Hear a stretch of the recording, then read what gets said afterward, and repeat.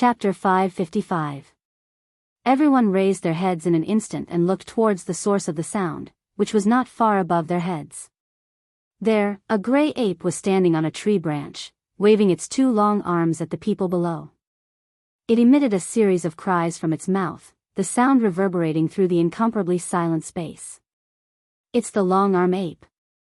When the long-arm ape's cries were heard, a series of cries came from the opposite direction in response to the long-arm ape's cries. Along with the cries came the sound of wind flying through the air, approaching the group. We've been discovered. Wu Yan's face sank. His wine-red eyes stared at the long-arm ape that was still crying out loudly. With a wave of his hand, a lightning spear shot towards the long-arm ape at an extremely fast speed. The long-arm ape's cries came to an abrupt end. Just as the lightning spear was about to hit the long-arm ape, a golden afterimage broke through the air and appeared in front of the long-arm ape before the lightning spear could hit the long-arm ape. With a bang, the afterimage and the lightning spear collided. The lightning spear was immediately scattered and the afterimage was sent flying. It nimbly turned in a circle in the air and stood on a tree branch, facing the group below. The afterimage was the long-arm ape. Moreover, it was the strongest and highest-level long-arm ape. The level 79 long-arm ape.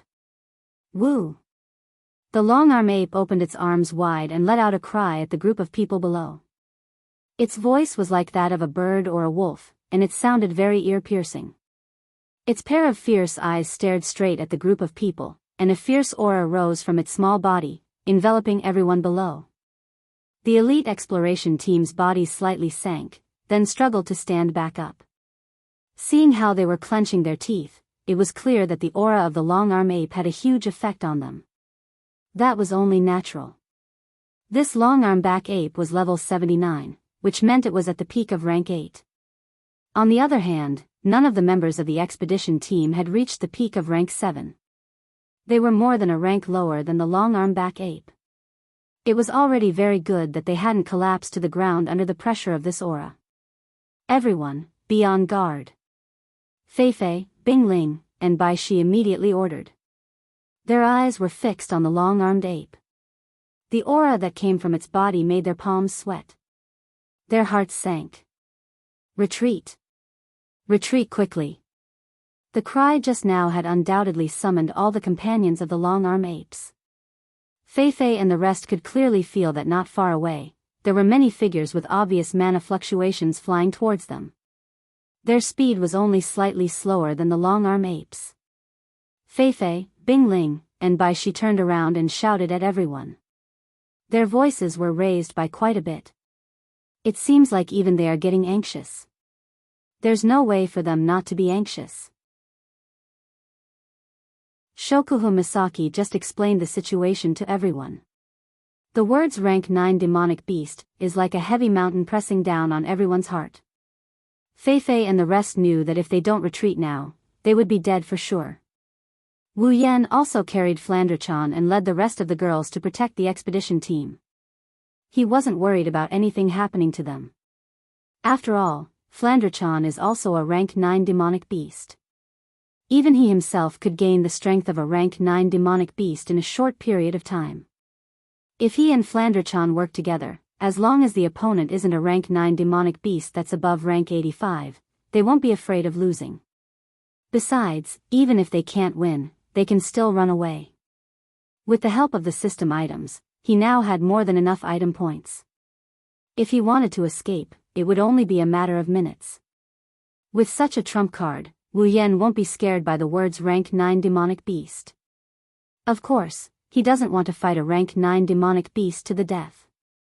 That's why he's in favor of retreating.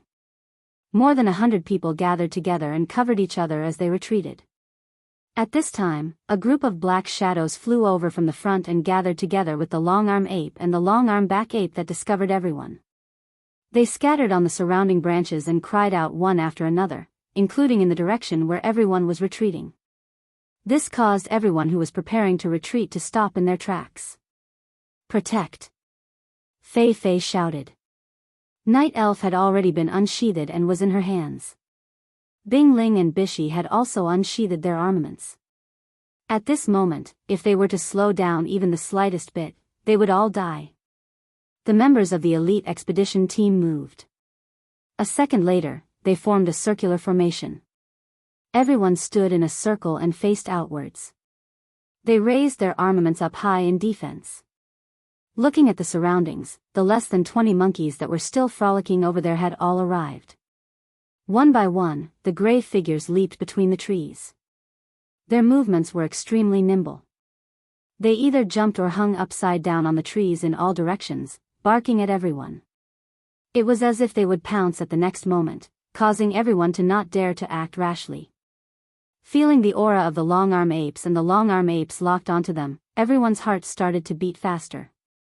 Their eyes were filled with panic. Wu Yan glanced at the apes hanging on the trees. When he saw the faces of all the apes, he sighed in relief. Everyone who heard his sigh of relief was confused. The current situation is extremely bad. Why is he sighing in relief? Seeing everyone's confused look, Wu Yan explained. There are only long-arm apes and long-arm apes here. There's no Class 9 demonic beast that took over the territory. Hearing this, everyone came to a sudden realization. Their nervous faces relaxed a little. At the very least, under such circumstances, this could be considered good news among bad news. Shokuho Misaki closed her eyes and used her ability to sense the surroundings. After confirming that there's no other psychic fluctuation, she nodded and said, "There are no other demonic beasts around. The Class 9 demonic beast doesn't seem to be in the territory." Hearing Shokuho Misaki's words, Fei Fei and the others who were planning to fight to the death suddenly had a glimmer of hope. "Everyone! Fight with all your might." Fei Fei's body emitted a dense do-chi ripple, wrapping around her perfect body. "While the Class 9 demonic beast isn't here, kill these demonic beasts as fast as you can and leave this place." "Yes." A resounding response echoed in everyone's ears. At the same time, combat aura and mana fluctuations surged out from the members of the elite expedition team. At this moment, everyone's strength was on full display. Then, Wu Yan looked at the 6 long-arm apes. "Our opponents are them, right?" Like Wu Yan, Chuju, Mikoto, Shokuho Misaki, Ikaros, Astria, Flandrachan, Kinohada Sai, Frenda, Takitsubo Riku, and Sylph were also looking at the long-arm apes. They all knew that if no one dealt with these long-arm apes, the entire expedition team would probably be wiped out. An icy blue aura erupted from Sylph's body. It carried a majestic mana and swept towards the surroundings. A golden staff appeared in her hand. It was the gold armament Sylph won from the auction. Sylph leaped into the air and charged towards a long-arm ape. The long-arm ape let out an angry roar and leaped down from the tree towards Sylph. In the next moment, the two figures collided with each other. Maybe it's because of Sylph's choice, the long-arm ape she charged towards is the same level as her. They're both level 72. Wu Yan smiled when he saw this. His wine-red eyes flashed with a thick golden light. His blood-red aura soared to the sky. "Finally, I can have fun." Chapter 556. 5 long-arm apes, huh? Mikoto licked her lips in excitement. She looked at one of the long-arm apes. "Leave that level 75 long-arm ape to me. Its level is the same as mine." Mikoto didn't wait for Wu Yan's reply. She fired a taser gun at the long-arm ape. The long-arm ape squealed and jumped away. It landed on the ground and charged at Mikoto. What greeted it was an even more powerful taser gun. "Same level." Astria nodded thoughtfully. Her crimson eyes flashed with the unique glow of system perception. She scanned the long-arm apes above her and paused. "Then I will be the level 77 long-arm ape." Astria's clothes faded away in a second and a blue light armor covered her body. A pair of pure white wings unfurled and white feathers fluttered down. Astria flew towards the level 77 long-arm ape with a wave of her wings. Ikaros seemed to have understood what everyone was saying. She turned her gaze towards the strongest long-arm ape, the level 79 one. Her indigo pupils spun and an illusory frame appeared. The color of the frame turned crimson. Clearly, Ikaros had chosen this one as her opponent. Sky Queen mode. On. A burst of light flashed from Ikaros' body. Not long after, the light dimmed and Ikaros in her white light armor was exposed to the air.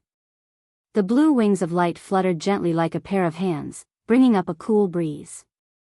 Under the influence of the cool breeze, Ikaros disappeared from the spot and reappeared in the air above her target. Target locked.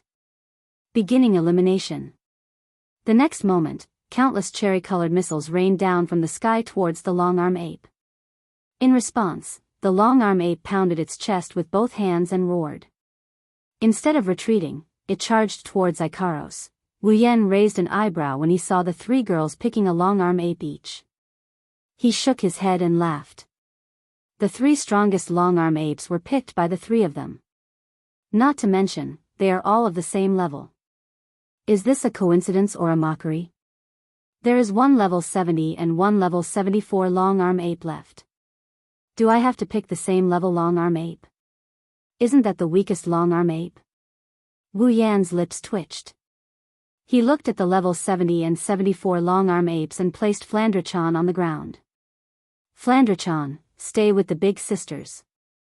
I'll be back soon, huh? Flandrachan pursed her lips in dissatisfaction. She picked up an oil bottle and twisted her body in dissatisfaction. But Flandrachan wants to play too. Wu Yan's expression became conflicted when he heard the word play.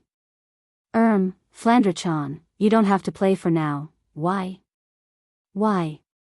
Because. Wu Yan chuckled. There might be something more fun to play with Flandrachan later. Something more fun? Flandrachan's eyes lit up and she nodded. Looks like she's looking forward to that, something more fun. Hold on. Shokuhu Misaki suddenly spoke.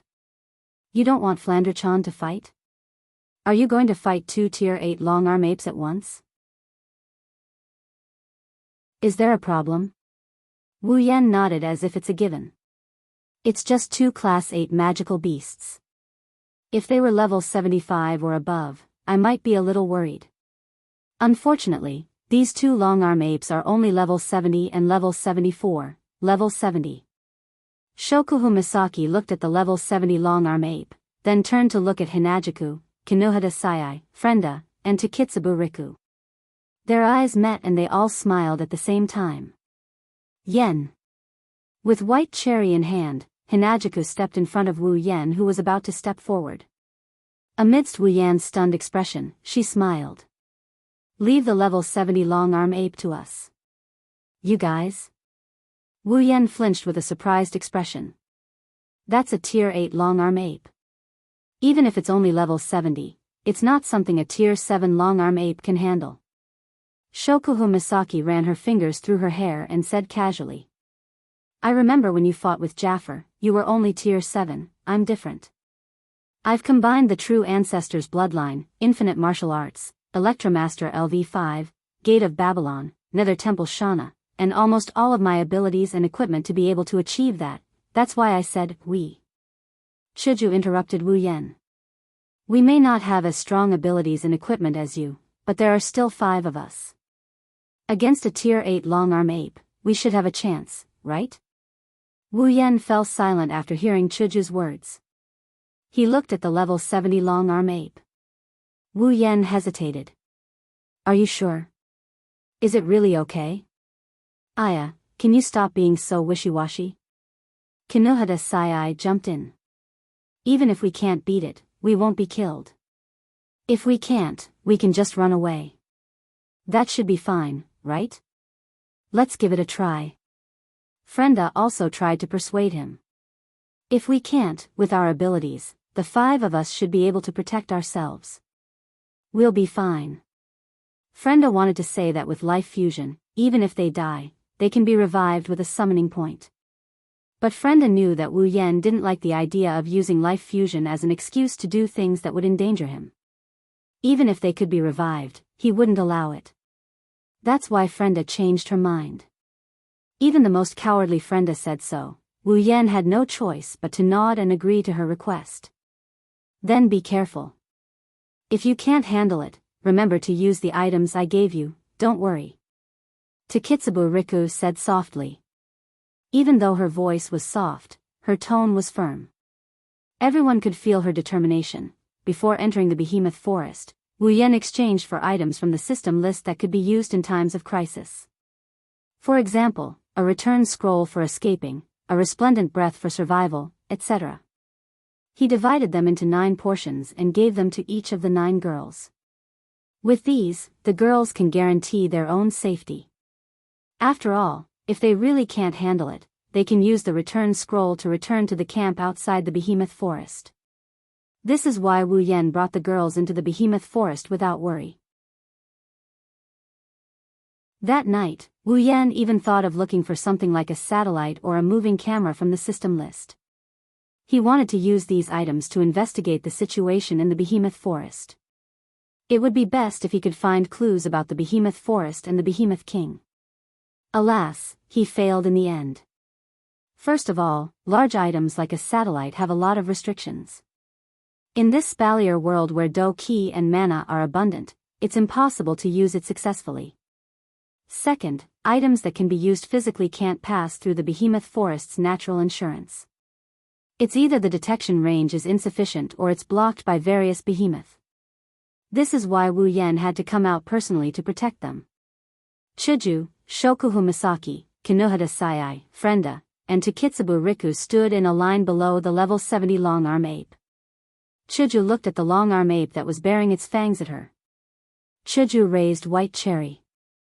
Hey, Shokuhu, your ability hasn't reached the point where you can control a tier 8 behemoth, right?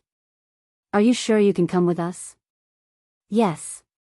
If you want to control it, a tier 8 behemoth is a bit too much. Shokuhu Misaki tilted her head and smiled. But, if you want to influence it, it shouldn't be a problem. With Takitsubo's help, that's good. Perhaps it was dissatisfied with the 5 girls boasting in front of it. The long-arm ape swung its 2 long arms and dashed towards Hinajuku and the other girls.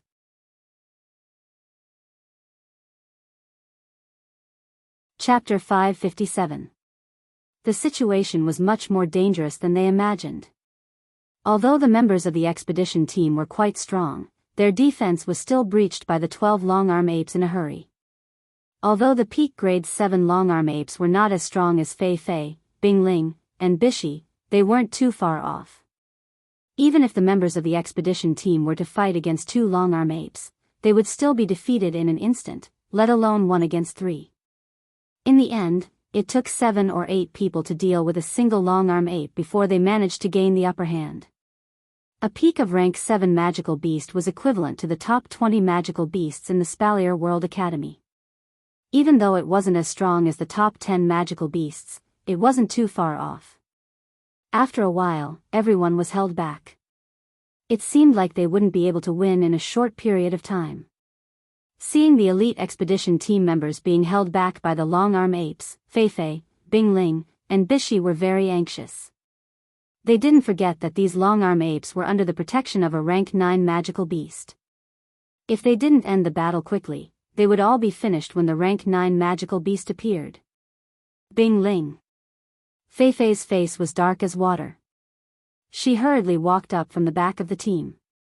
Use your ice Do-Chi to restrict the speed of those long-arm apes. Okay. With Fei Fei's reminder, Bingling finally woke up from his daze. He quickly raised the daggers in his hands. Instantly, a wave of icy blue Do-Chi that contained a chill surged out from Bingling's body. The Do-Chi lingered around his body. The icy blue Do-Chi turned into cold currents that left his body and floated into the air, forming numerous blue flowing lights. A special oppressive feeling was emitted from these flowing lights and enveloped the area below. Under the sudden pressure, the nimble long-handed apes that were jumping around and toying with the members of the expedition team suddenly staggered and slowed down. Some of them even had a few wounds on their bodies because they were caught off guard. When Bingling had used this move to deal with Wu Yan back at the academy, she had used quite a bit of time to accumulate energy. But this time, Bingling had only used a few breaths of time to use the special skill of Ice Do-Chi. From this, it could be seen that Bing Ling's control of her own ice do chi had obviously improved. Under the effect of the ice do chi, the long-handed apes were all restricted and slowed down. In the eyes of the elite exploration team, this was a very good opportunity to strike. They all ignited their do chi, grabbed their armaments, and rushed forward while shouting, beating the long-handed apes until they were forced to retreat. The situation was completely reversed. Woo! Woo! Woo! Woo! Woo! The long-arm apes that were fighting against the elite expedition team were suppressed by this pressure. Their movements became sluggish, and they fell into a very passive situation. Seizing this opportunity, Bishi rushed into the group of monkeys with his knight's sword in hand. He injured several long-arm apes in a row, and many of them cried out in pain. Bing Ling didn't stop using her ice do chi. She pushed her own do chi to control the flowing light in the sky above the arena. She stood at the back of everyone. It wasn't that he didn't want to participate in the battle, but if he didn't control it carefully, his ice do chi would not be able to recognize people. When that time comes, not only the long-handed apes would be restricted, but everyone. Bing Ling had to control his own ice do chi to avoid his companions who were fighting. This was a skill that required skill. After all, they were constantly moving around, so Bing Ling had to constantly control his ice do chi. Luckily, although it was a little strenuous and Bing Ling couldn't participate in the battle, the effect was very good. Of course, Bing Ling couldn't participate in the battle, but that didn't mean that Fei Fei couldn't participate in the battle. Whoosh! A bright silver sword suddenly slashed through the group of monkeys. It was extremely fast. Under the guidance of a slender shadow, the sword slashed towards the long-handed apes. The long-handed apes were hit by the sword and they retreated as if they were hit by something. They cried out in pain and there were traces of blood. Fei Fei rushed towards the retreating monkeys like a wolf in a flock of sheep. She didn't care about her own defense at all. The night elf's do chi quickly grew stronger. In the blink of an eye, the night elf's do chi had increased to the point where the night elf's do chi covered the entire blade. Fei Fei swung her do chi and a thick do chi light turned into do chi.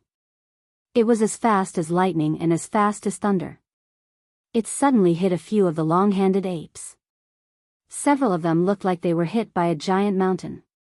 Blood splattered everywhere and they were sent flying. Nice! Seeing how Fei Fei took care of several long-handed apes in a blink of an eye, Bishi couldn't help but shout out loud. He didn't want to admit defeat, so he chased after Fei Fei and slashed at the long-handed apes with his knight's sword. While the two of them were attacking the long-handed apes with all their might, the other members of the expedition party also rushed towards the group of monkeys at full speed. They didn't hesitate to add insult to injury. Not long after that, a few of the long-arm apes that Fei Fei, Bishi, and the other members of the expedition team had taken care of were finally unable to hold on any longer. Their bodies were covered in blood, and their gray fur was dyed red. Their attacks had also begun to fade, and they began to defend themselves. It was obvious that they were no longer able to fight. Seeing this, Fei Fei and Bishi's eyes lit up. They both appeared beside the long-handed apes at the same time. Then, they swung their long swords and knight's swords at the same time. Their do chi and battle techniques were used to attack the long-handed apes while they cried out in pain. Bang! When the shockwaves from the battle technique spread out, the long-handed apes that were attacked by Fei Fei and Bishi flew out from the dust cloud and fell to the ground not far away.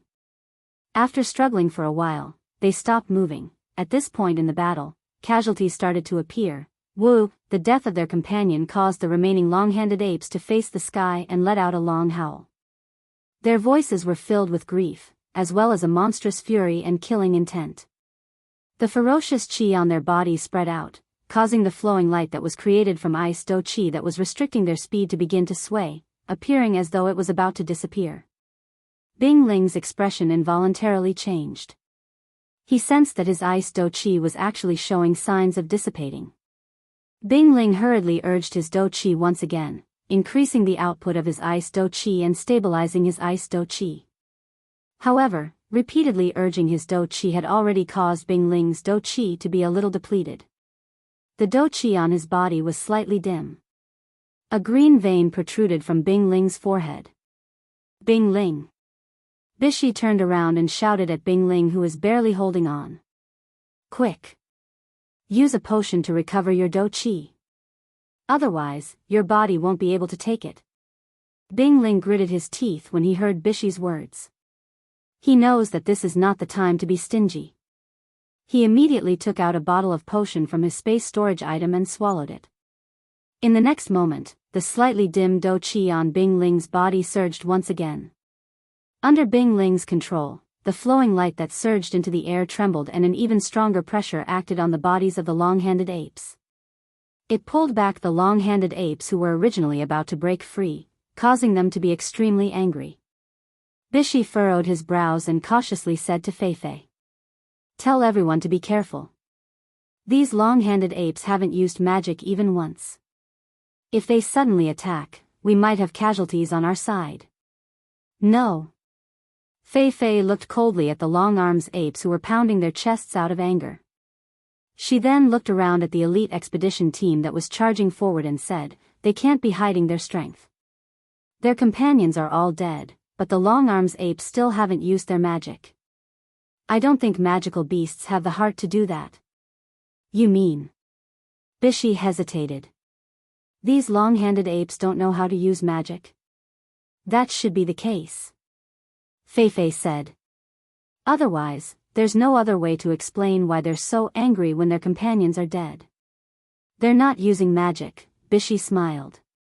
"Looks like the situation is still in our favor."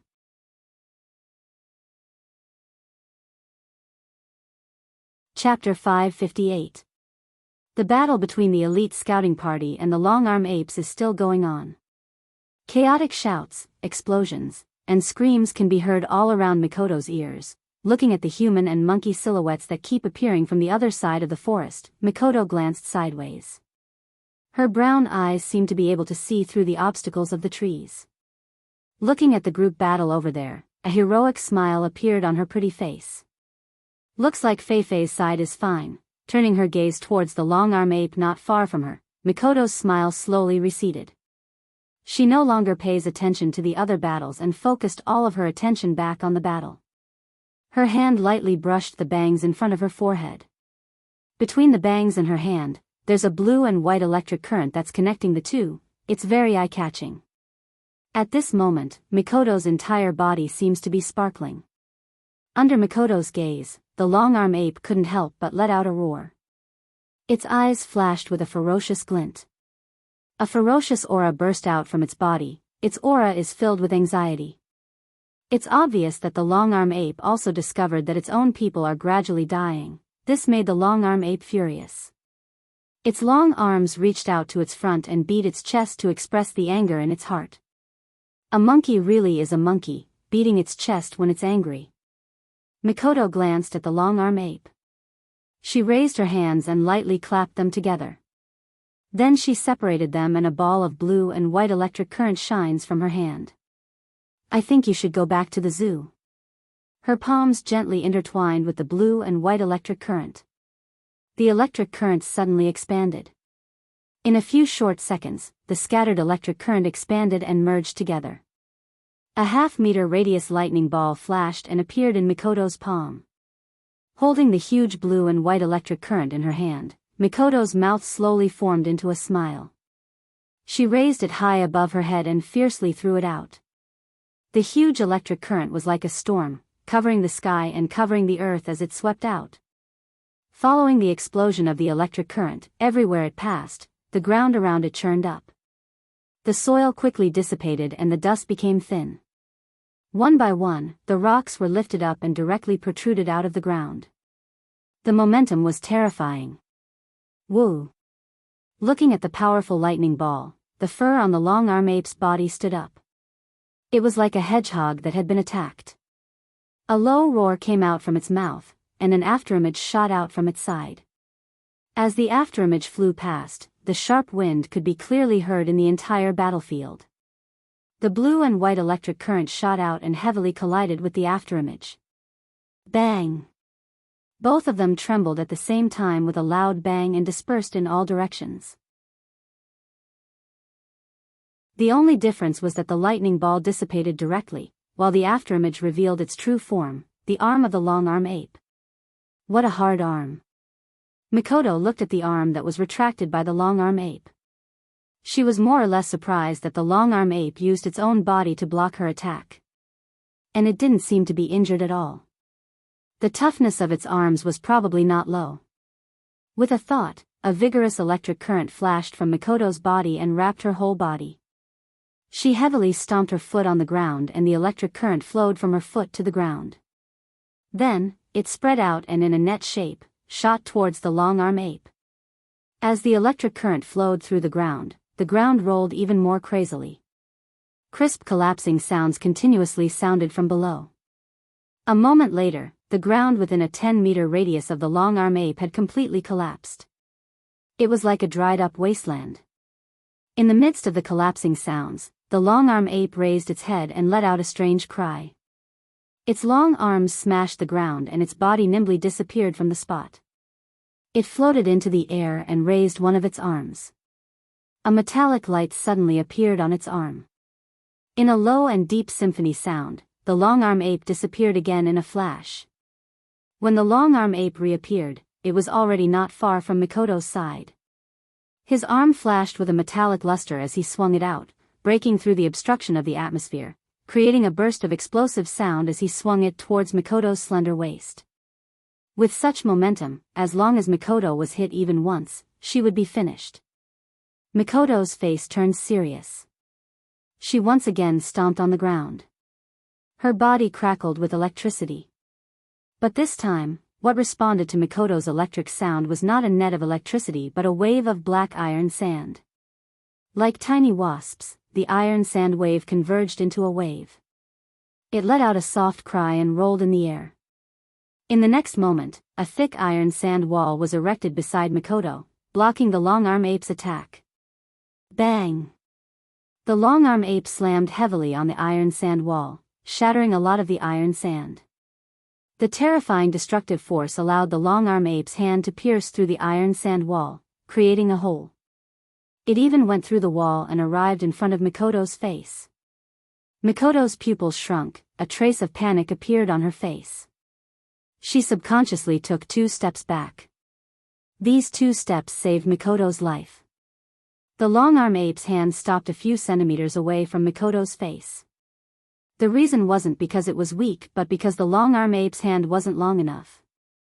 The long-arm ape's entire hand went through the iron sand wall and stabbed towards Mikoto. But because its hand wasn't long enough, the long-arm ape's armpit hit the iron sand wall and couldn't go any further. This allowed Mikoto to escape death, but also caused this hilarious scene. If the long-arm ape's intelligence had matured, it would have wanted to cry but no tears came out. Because this was the first time in its life that its hand wasn't long enough to reach, looking at the long-arm ape in front of her, a drop of cold sweat dripped down Mikoto's forehead. Her pretty face looked very stiff. The wind brought by the long-arm ape's attack made Mikoto feel waves of coldness. That hit was so close to hitting Mikoto's face, she slowly turned her head and realized what kind of situation she was in. She looked at the long-arm ape and her face turned angry. "You dare hit my face?" With a smile on her face, Mikoto took out a coin. Electricity crackled around her body and the long-arm ape's ears. The long-arm ape's body shook as if it sensed danger. It pulled back its hand and quickly retreated. However, just as it pulled out its hand, before it could retreat, an orange beam of light pierced through the iron sand barrier, widening the hole created by the long-armed ape. The distance was too close, and the long-armed ape had no time to dodge. It only had time to raise its hand in front of its body to protect itself, and the orange beam of light hit it. Bang! The railgun exploded on the long-arm ape's body. The terrifying force caused the long-arm ape to cry out in pain and fly into the air. But with the long-arm ape's defense, even though the long-arm ape was injured, it wasn't serious. It quickly adjusted its body in the air. When the long-arm ape was about to give chase, the scene it saw with its eyes made it cry out in pain. It saw Mikoto standing on the ground. Above her palm, a thick electric light was spinning at high speed. As the electric light spun, even the surrounding air seemed to be sucked in. While it was spinning at high speed, a terrifyingly high temperature appeared on the surface of the electric light. In an instant, the blue and white electric light exploded and was shot out by Mikoto. It hit the long-arm ape, who couldn't dodge in time. Whoa! The violent electric current acted on the long-arm ape's body. The long-arm ape didn't have time to react, and all of its hair was burnt to a crisp. Then, the high temperature from the spinning electric light also took effect. In an extremely short period of time, the long-arm ape was wrapped up in the heat. Then, an even more mournful cry sounded in the air. The high temperature lasted for almost half a minute before it gradually disappeared. The long-arm ape turned into a piece of charcoal and fell to the ground. Mikoto versus long-arm ape. Victory.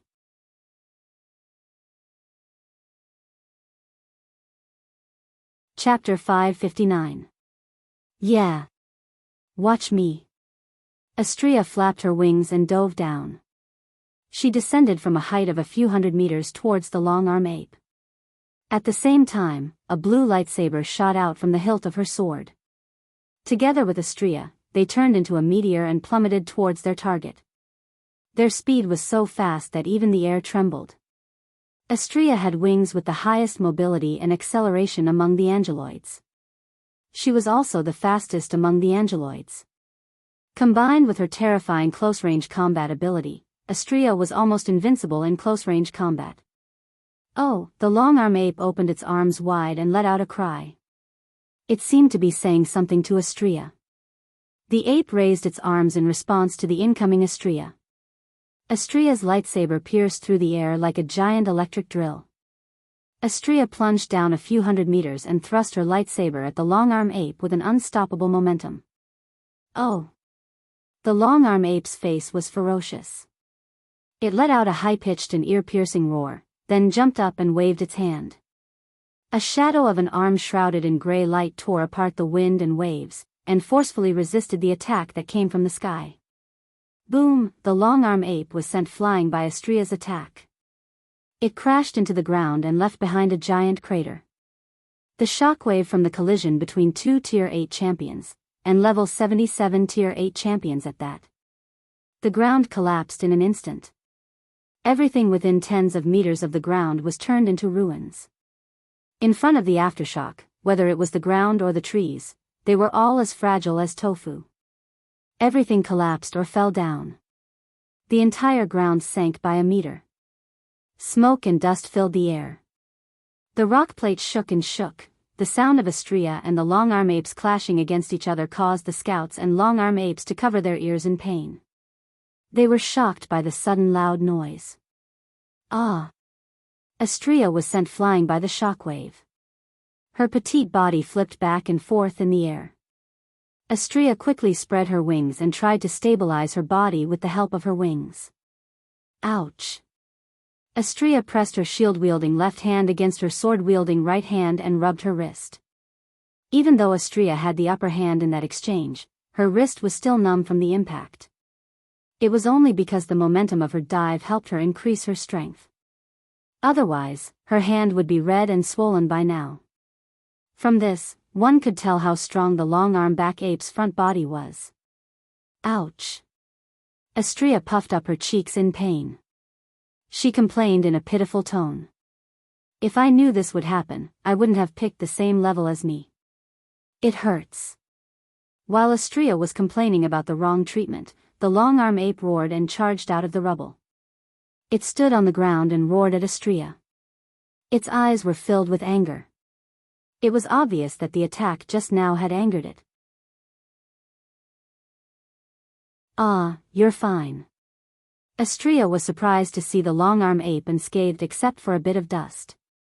She might be dumb, but she's not brainless. The collision just now caused the ground to crumble, but the long-arm ape was unscathed. Astrea was surprised to see the long-arm ape unscathed. Fine, let's do it again. Astrea shouted in dissatisfaction. She placed her lightsaber behind her back and flapped her wings. She swooped down again. She was just complaining about picking the wrong opponent, but now she wants to do it again. I have to admit, she really is an idiot. You. The long-arm ape's voice was still echoing in the air. It turned into a shadow and floated away. Astrea thought it was going to attack again, but the long-arm ape turned around and floated away. Astrea was stunned when she saw the long-arm ape flying away.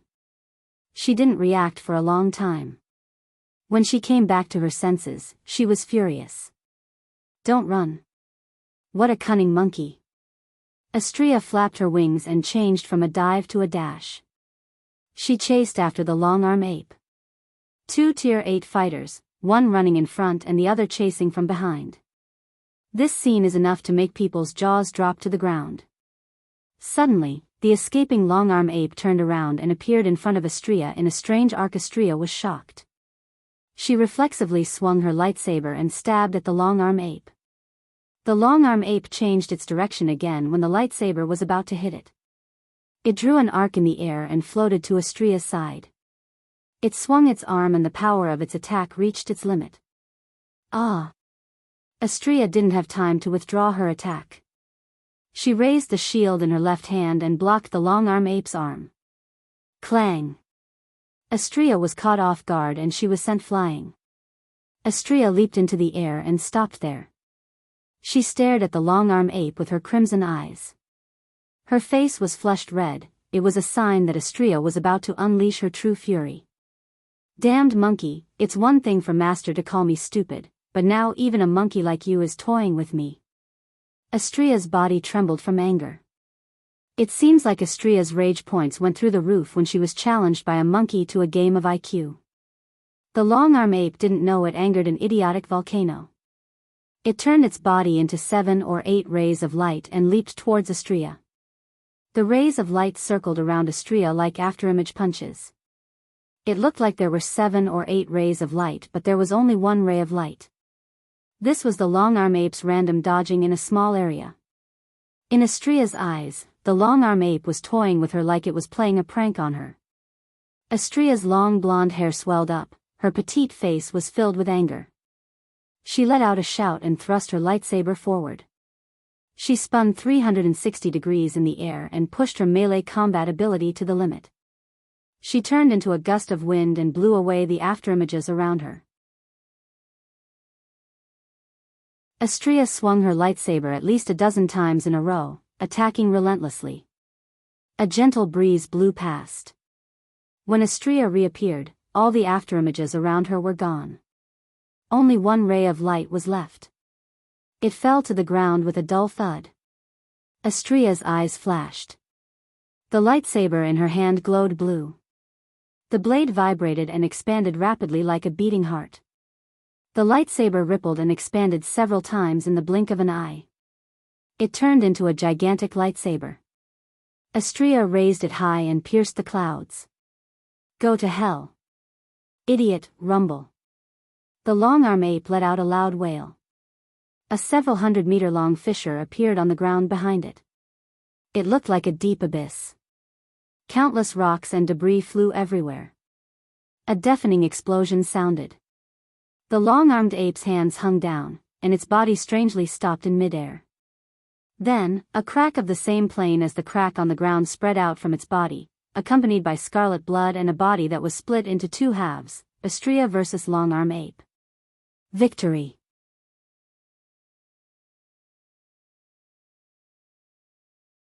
Chapter 560.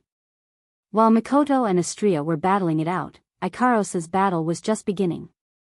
Unlike Mikoto and Astrea, Ikaros's abilities are focused on group battles and destructive power. Once she gets involved in a fight, it's hard for her to control her strength. Even Apollo has to use his absolute defense circle to defend himself. If she's not careful enough, she might accidentally injure her companions. Therefore, the moment the battle started, Ikaros was like a bolt of lightning that pierced through space and appeared in front of the long-arm ape. She didn't start the battle right away. Instead, she used the wings of light on her back to slap her opponent away from the battlefield. The moment Ikaros moved, the long-arm ape moved as well. Its speed isn't slow either, but it's still slower than the winged Ikaros. Unable to react in time, the long-arm ape only had time to get into a defensive stance before it was sent flying by the wings of light. In the process of flying backward, the long-armed ape broke many trees, and in the end, it even smashed into the ground, creating a long horizontal ditch. After that, it flipped over and stabilized its body. Feeling the searing pain on its back, the long-armed ape's face scrunched up. It opened its mouth wide and let out a series of soft cries. If it were any other long-armed ape, they would have most likely flown into a rage. However, this long-armed ape was level 79. It was only a step away from reaching tier 9. Naturally, its intellect was the most mature among the long-armed apes. At its level, it already knows what to do in order to make sense, and what to do is meaningless. That's why it didn't get angry. It stood up and looked up at the sky. There, an angel with a pair of blue wings of light is floating in the sky. Artemis. Icaros's eyes flashed, the wings of light behind her back flapped and countless pink light beams shot out. Cherry-colored missiles with meteor-like long tails were launched towards the long-armed ape. The long-armed ape thumped its chest and raised one of its arms. A series of bone-cracking sounds came from its arm. When the sound came, the ape's arms started to twist as if there's something expanding inside. Then, its arms suddenly grew several times bigger. Before the cherry-colored missile arrived, the long-armed ape put its swollen hands together in front of its body to protect itself. The missile also took advantage of the momentum to bombard the long-armed ape's huge hands. Boom, boom, boom, the sound of the explosion was loud and clear. All the missiles hit the hands of the long-armed ape, rolling up a cloud of thick smoke. In an instant, the long-armed ape's body was covered in the smoke. Icaros looked down, the sci-fi-like frame in her dark red pupils rotated slightly as if she could see through the situation inside. Artemis, permanent homing missile, struck again and blasted into the thick smoke. The entire sky was filled with a sea of pink light. It's incredibly fast. In the blink of an eye, explosions came from the smoke and the dust on the ground got even thicker. Right now, Icaros seemed to have transformed into the most violent of cannons. Her eyes stared straight at the ground. Artemis, permanent homing missiles, on her luminous wings continued to fire without pause. The sky shone brightly as pinkish meteors poured down from the sky, creating sonic booms that sounded like landslides and tsunamis as they smashed into the thick smoke one after another. The number of Artemis seemed to be endless, causing the entire sky to be filled with the sound of explosions. Under the attack of the Artemis, the ground was already unable to bear the heavy burden. The rock slab broke inch by inch, and the ground slowly cracked open. In just a short while, the surroundings with the thick smoke as the center were already filled with cracks and potholes. Whoa! At some point, the long-armed ape's unique cry finally rang out from within the thick smoke. The sound was filled with impatience and ferocity. Clearly, under Icaros' relentless attacks, the long-armed ape couldn't hold on any longer. Suddenly, there was a slight protrusion on top of the smoke. Then, a black shadow darted out from the protrusion. Its speed was even faster than the Artemis firing speed. It nimbly evaded the projectiles and arrived in front of Icaros in an instant. Woo! The long-armed ape let out a long cry. It raised its giant arms and clasped them together. Then, it turned around and smashed down on Icaros. A crisp sound rang out. In front of Icaros, a crystal-like defensive barrier was erected and blocked the ape's attack. The long-armed ape was stunned. Taking advantage of this opportunity, Icaros's eyes flashed. The wings of light turned into a palm and slapped the ape. For the second time, the ape was sent flying and smashed into the ground. After being sent flying twice, even though the long-armed back ape's intelligence was more mature than other long-armed back apes, it couldn't help but feel a little angry. Lying on the ground, the long-armed back ape didn't get up and directly threw out one of its giant hands. In the next moment, the long-armed ape's hand expanded and lengthened again. Like a cannonball, the giant hand swelled up and extended for more than 10 meters before landing a punch on Icaros' body. Icaros didn't expect the long-armed ape's arm to have such a function. After all, the other apes didn't use it. For the first time, a trace of surprise appeared on her emotionless face. Then, the punch landed on her body. Icaros groaned in pain. Her delicate face flushed red, but it quickly disappeared.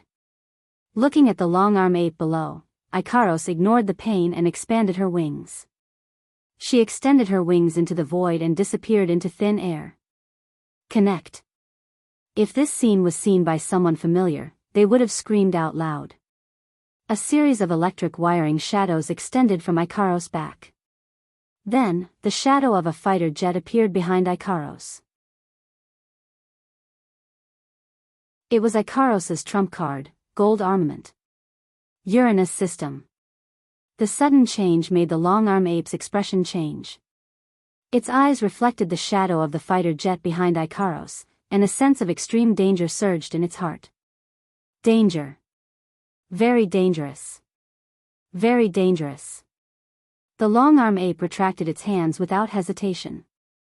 In an instant, the pair of swollen and elongated arms returned to their original size. The long-arm ape leaped up and roared as it reached out with both hands. Once again, the pair of arms that had returned to their original size shot out and blasted towards Ikaros. Without the gigantification, the long-arm ape's speed increased by a notch. Even though its power was reduced, its speed was increased. Almost at the same time the Uranus system appeared, its arms reached its target. The Uranus system slowly emerged from the void and revealed its full appearance. On top of it, one of the cannon muzzles transformed into a claw. With a twist, it appeared in front of Ikaros and slammed into the arm of the long-arm ape, knocking it aside. Series, rear-end missiles, a cold voice came out from Ikaros' throat, causing the long-arm ape to shiver. In an instant, a rain of cherry-colored missiles shot out from the Uranus system and hit the long-arm ape's body. Explosions sounded, followed by a mournful cry. Just as the cry sounded, a huge beam of light passed through the place where the cry came from and crushed it. Ikaros versus long-arm ape. Victory.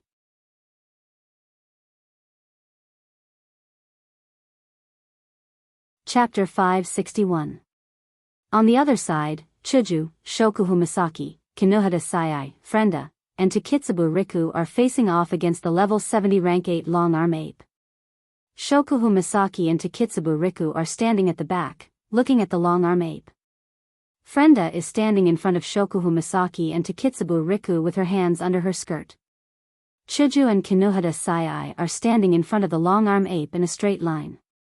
The LV-74 longback ape didn't seem to have much patience. Seeing that the LV-70 longback ape was being targeted and was stuck in a stalemate, the LV-70 longback ape moved its feet and was about to launch an attack. However, before it could move, a heavy sense of pressure and danger descended upon it without any warning, causing it to freeze in place. The level 74 long-arm ape gently turned its head and looked at the source of the pressure and danger. Then, the long-arm ape saw it. Wu Yan is holding Flandrachan's hand, standing there silently. His wine-red eyes are emotionless as he stared at the long-arm ape. He didn't do anything else, but his calm demeanor made the level 74 long-arm ape freeze in place. The long-arm ape can faintly see a gigantic beast standing in the middle of the sea of blood staring at it. The beast's ferocious mouth is facing it. It's as if the gigantic beast will devour it in the next moment. The level 74 long-arm ape's golden fur stood on end. Its intellect may not be as high as a human's, but its instincts are very strong. Its instincts are telling it that if it dares to charge at the girls, it will receive a fatal blow. The level 74 long-arm ape froze in place. Seeing that, Wu Yan didn't move either. He looked at it calmly, guarding against the possibility of it harming Chuju and the others. His mind drifted towards the girls, observing their battle. Wu Yan's side is in a stalemate with the level 74 long-arm ape. Chuju, Shokuhu Misaki, Kinohara Sayai, Frenda, and Takitsubu Riku are also in a stalemate with the level 70 long-arm ape. However, unlike Wu Yan who wants to keep an eye on Flandrachan, the girls here really want to fight. That's why the stalemate didn't last long. Finally, Kinohara Sayai couldn't hold on any longer. She raised her hand and clenched it into a fist. Instantly, everyone's attention was drawn to her fist. When Kinohara Sayai opened her eyes, a powerful air current and a sharp aura surrounded her fist and turned into an invisible air ring. Kinohada Sai punched the air and the air ring flew towards the level 70 long-arm ape. The long-arm ape that has been observing the 5 girls also moved. It was like a venomous snake, silent and fast as lightning. The stalemate was broken in an instant by Kinohada Sai and the long-arm ape. The long-arm back ape struck forward with one of its long arms, dispersing Kinohada Sai's attack in the most violent way possible. Following that, it launched its counterattack against her. Seeing the long-arm ape pouncing towards her, Takitsubo Riku quickly reacted. Her eyes trembled and she used her cheat-like ability on her companion. Kinohada Sai seemed to have sensed something and her lips curled up. Facing the long-arm ape's attack, Kinohada Sai chose to retreat. She took a step forward and a circle of aura appeared around her feet and brought her a few meters away. At the same time, Chuju, who was standing beside Kinohada Sai, was like a flash of pink lightning. She held her crystal sword and pierced towards the long-arm ape. The long-arm ape let out a cry of surprise, and with a grin, it changed its attack without hesitation. Its hands turned into a blur, and collided with Hinajiku's white cherry. Clang! When the tip of the sword clashed with the shadow of the long-arm ape, the sound of weapons clashing could be heard. Chuju could only feel a terrifying force passing from white cherry to her hand. Her hand went numb and her body was pushed back. Her face was filled with shock. She didn't expect the long-arm ape's physical strength to be so strong. It used its body to clash with a sharp weapon and was unharmed. It even forced her to retreat. No wonder it couldn't use magic despite being a magical beast. Its ability to use emotional magic has developed into its body. However, even though Hinajiku was surprised by long-arm ape's physical strength, and her plan to fight it head-on was ruined, she didn't panic. She straightened her body, and with a swish, the sword in her hand flashed again, and this time, it was the long-arm ape's turn to retreat in midair, unable to change its position. Of course, the long-arm ape wasn't easy to deal with. After all, it was still a rank 8 magical beast. Even if its true strength wasn't comparable to a rank 8 human, it was still stronger than a rank 7 human. It retreated and clapped its hands. Its hands that were longer than its body swung towards Chuju. Chuju's eyes flashed. She watched as the long-arm ape's arms came towards her. She couldn't stabilize her body. Plus, she was forced to use her sword when she was pushed back. In a flash, the long-arm ape's arms came towards her. At this critical moment, a strange sound of "pie" was heard. Everyone heard it clearly. At the same time, the long-arm ape that was swinging its arms to attack Chuju was stunned. Its mind went blank. The long-arm ape's hands that were originally going to attack Chuju also missed its target. It hit the ground in front of Chuju and sank deep into the ground. Of course, it was Shokuhu Misaki's doing. By the time the ape reacted, it was already too late. The fist wind that had been accumulating power for a long time suddenly exploded when it got close to the ape's body. Ah! Kinohada Sai roared and punched out with her nitrogen armor. The punch landed on the stomach of the long-arm back ape, who couldn't retract his arms and couldn't advance or retreat. The long-arm back ape howled miserably as blood spurted out from its mouth. However, it had successfully pulled its arms out of the ground. But at this time, Hinajiku also steadied her body. Her eyes flashed, and her white cherry flashed like lightning, changing from a stab to a slap. The crystal longsword's tough blade fiercely slapped the ape's body. The ape that was already injured was sent flying, smashing into the trunk of a big tree and sliding to the ground. Along with it, a strange-looking doll slid down from the tree and fell into the long-arm ape's arms. The long-arm ape caught the doll instinctively and at the same time, the doll's stomach started to swell. The long-arm ape felt a sense of extreme danger. The ape yelled and raised its hand, intending to throw the doll away. However, as soon as it raised its hand, it heard a "pie" sound again. The ape's hand trembled, and it changed its action from throwing to hugging. Boom! A huge explosion resounded. The flames engulfed the long-handed back ape that was holding the dolls. At the same time, many dolls also rushed into the flames, causing a series of continuous explosions. Amidst the explosions, everyone could vaguely hear the long-handed back ape's final howl. When the fire dissipated, there was only a dead long-armed dorsal ape left on the ground. Its body was charred black, and smoke was coming out of its body. The cooperation of 5 people. It was flawless. With the cooperation of 5 people, the rank 8 long-arm ape died faster than Wu Yan did with the black water octopus. Yay! We won! Kinohara Sai and Frenda cheered. Chuju, Shokuhu Misaki, and Takitsubu Riku looked at each other and laughed. You sisters are amazing. Flandre-chan also cheered and ran towards Chuju and the rest. To be praised by Flandre-chan as amazing, one can only imagine how amazing the battle was. Seeing how happy Chuju, Shokuhu Misaki, Kinohara Sai, Frenda, and Takitsubu Riku, Wu Yan smiled. Not bad.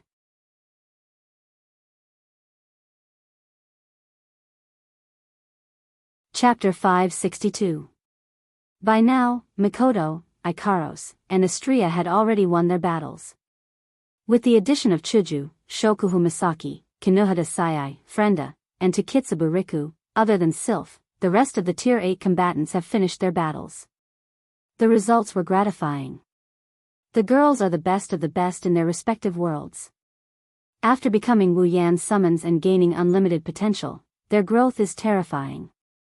Even if they have different fighting styles, the results didn't change because of that.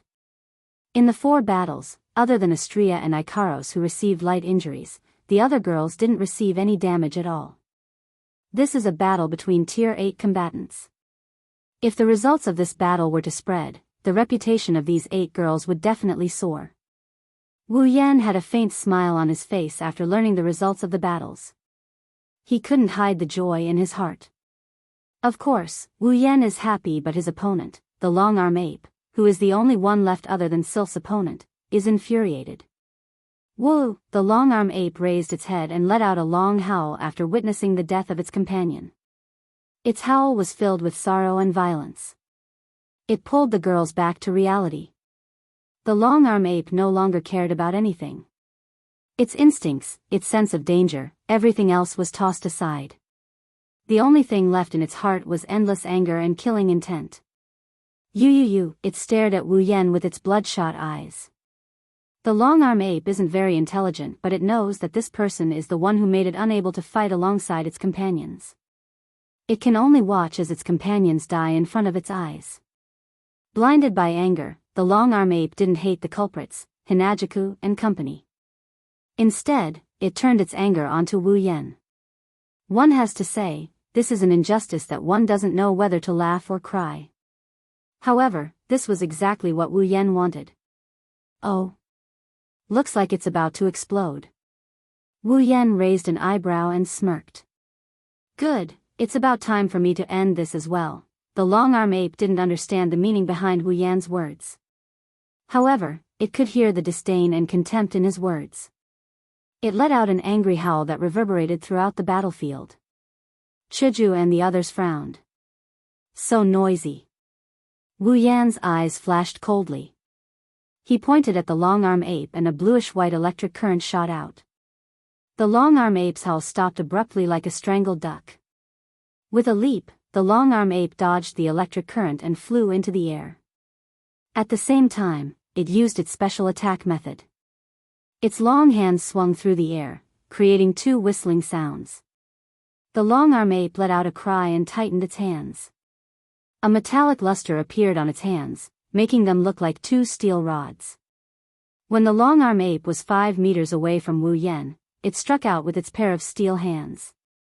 The long-arm ape's hands were less than 2 meters long. However, at this moment, the long-arm ape used some unknown method. The 2-meter-long hands actually reached in front of Wu Yan, who was 5 meters away. It was as if it had broken through the restraints of space. Wu Yan's pupils constricted.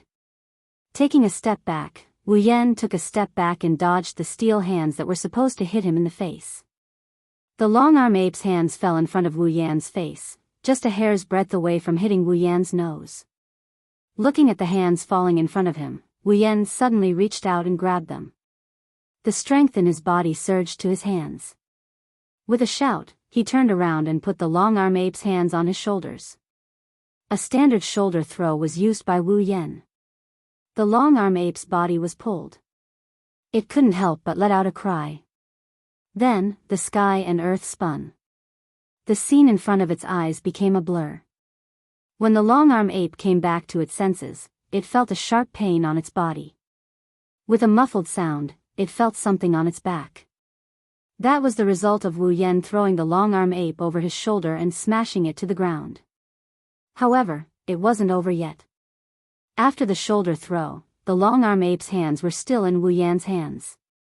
Therefore, Wu Yan immediately pulled the long-arm ape up again. He turned around, threw it over his shoulder, and smashed it down. His movements were smooth. Another shoulder throw. Peng peng peng peng, holding the long-arm ape's hands tightly, Wu Yan continued to use the most violent method to throw the long-arm ape to the ground. One shoulder throw after another was used. The long-arm ape was smashed until it was dizzy and had difficulty breathing. It didn't recover for a long time until it resisted the dizziness and screamed. Only then was Wu Yan satisfied. He pulled its body, spun it in the air, and threw it out. Pung! The long-arm ape landed heavily on the ground. Cracks appeared on the ground around its body, showing the strength of the blow. Looking at the long-arm ape struggling to get up, Chuju and Shokuhu Misaki looked at each other and smiled bitterly. This method of fighting is too violent. Is that long-arm ape really a rank 8 monster? Is there a mistake? How could it be injured like this after a few shoulder throws? Sometimes, the simplest method is the most effective. This is the best example. However, the long-arm ape still managed to stand up. This surprised Wu Yan. Shoulder throw may be simple and violent, but it was done with the help of his true ancestor body. Even a rank 8 monster would have injuries all over its body. Yet, the long-arm ape still managed to stand up. Its injuries don't seem to be that serious. As expected of a monster with a strong body. It doesn't even know magic, it's a monster that specializes in physical training. Wu Yan sighed and smiled. That's fine. Let me try out the effect of this ability. Rubbing his chest, Wu Yan slowly closed his eyes. He sank his consciousness into his body and started moving towards his chest. Underneath his clothes, on his chest, there are 3 red Magatama engravings. They don't give off the slightest hint of strangeness, they look like ordinary tattoos, plain and unremarkable. However, when Wu Yan's consciousness touched one of the engravings, it suddenly lit up. First red jade. Activate. Under his clothes, there were 3 neatly arranged jade hooks. The leftmost jade hooks rotated slightly. Streaks of blood-red light shone from it. The jade hooks that looked like a tattoo a moment ago came to life at this moment. Red jade mode. Activate. Suddenly, the jade engravings that came to life flashed and slowly sank into Wu Yan's body. At the same time, an indescribable power came out of the jade engravings and merged with Wu Yan's body. Under the watchful eyes of the crowd, red runes appeared on Wu Yan's black clothes. The red runes spread on his black clothes, and in just a few moments, Wu Yan's clothes turned into a black and red trench coat. Feeling that he has entered the red jade mode, Wu Yan gently opened his eyes. A red light flashed in his wine-red pupils. Then, Wu Yan's left eye fluctuated and turned golden. There's a clock inside. This left eye is exactly the same as Tokasaki Kurumi's golden eye clock.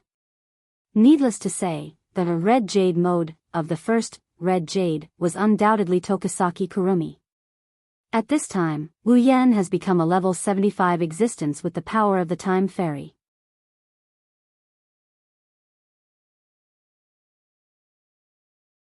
Chapter 563.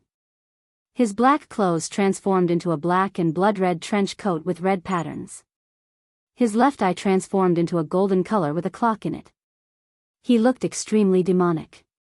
Along with the changes in his appearance, his level and ability also changed. Wu Yan sensed the change in his body. His gold and red eyes rippled and a smile appeared on his face. Chuju, Shokuhu Misaki, Flandre-chan, Kinohada Sayai, Frenda, and Takitsubu Riku were stunned by Wu Yan's transformation. Oniai-chan. Oniai-chan transformed. Flandre-chan muttered. Her mouth opened wide as she looked at Wu Yan. Flandre-chan was shocked by Wu Yan's transformation. What's going on? Kinohada Sayai pointed at Wu Yan and she exclaimed in shock. That guy, how did he turn into this super appearance? And his level increased by so much.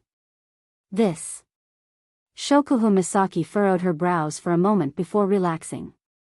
This should be the bloodline ability that Xiao Yan mentioned before. Bloodline ability? Hinajuku regained her senses, as if recalling something, she hesitated. You mean the ability called Red Jade? That should be it. Shokuhu Misaki nodded and praised.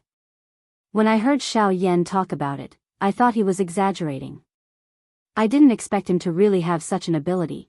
Takitsubu Riku stared at Wu Yan for a while and said. I feel like something changed in him, I feel the same way. Hinajuku nodded and said to the girls in an ethereal tone, I feel like Yan's existence has undergone a fundamental change. Shokuhu Misaki nodded. She felt the same way. No, it should be said that all the girls who are familiar with Wu Yan felt it. Chuju and the others didn't know that this feeling was accurate. Wu Yan's existence has undergone a fundamental change because he's not only a true ancestor, he's also an elf. This is a spiritual equipment? Touching the strange windbreaker he is wearing, Wu Yan's expression is filled with surprise. He is surprised by the appearance of the spiritual equipment he is wearing, but more importantly, he is happy. This is to be expected. If the spirit equipment displayed in the Red Jade mode were the same as their original owners, Wu Yan wouldn't be able to use the Red Jades of the elves even if he was beaten to death. In the first Red Jade mode, which is Kurumi's Red Jade mode, Wu Yan could clearly feel a mysterious energy swimming around his body. This mysterious energy is the power of the elves, which is also known as spiritual energy. Narrowing his eyes, the information about Kurumi's ability started circulating in his sea of consciousness. His mind digested the information and at the same time, it also told him how to use her power. Wu Yan was a little absent-minded as he mobilized the power of the elves in his body. He raised one hand and released the power of the elves. A black lightning bolt came down from the sky and struck Wu Yan's back. It twisted and spun in a circular pattern. When the black lightning dissipated, a gigantic clock that was twice as tall as Wu Yan and had illusory wheels revolving around it appeared in front of Wu Yan. Angel. Zafkiel. A long rifle and a short pistol appeared in Wu Yan's hands the moment the Zafkiel arrived. The cold sensation woke Wu Yan up from his stupor. Now that Kurumi is in her strongest state, Wu Yan finally got a taste of Kurumi's power. She's so strong. With the ability to manipulate time and a level 75 player, no one in Silveria other than a tier 9 player would be able to do anything to her. If it weren't for the fact that there were many elves with strange abilities in the date battle, Kurumi wouldn't have lost to any elves below tier 9. The power of time was too overpowered. If Kurumi came to Silveria, she would be able to put up a good fight against any elves below tier 9 no matter what tier they were. Back then, he was able to fight Kwang San to that extent. In a sense, if he didn't have the body of a true ancestor, he would have died countless times. Holding the two guns tightly, Wu Yan raised his head and looked at the long-arm ape. The corner of his mouth slowly rose.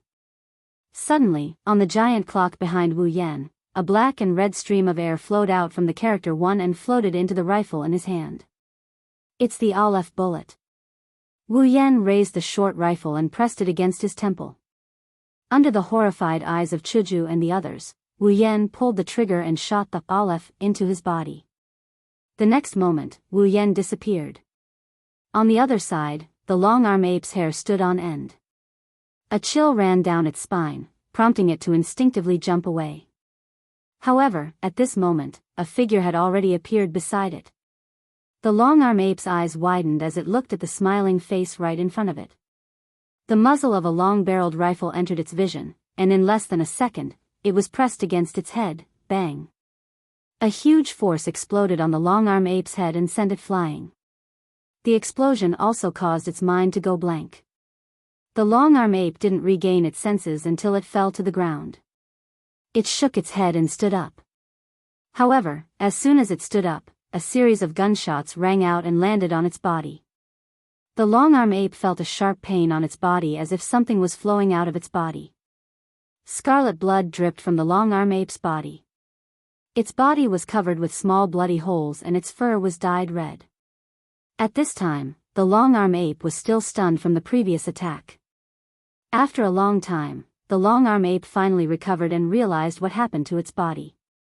However, it was already too late. The long-arm ape felt something pressing against its forehead again. It raised its head and saw Wu Yan's familiar figure.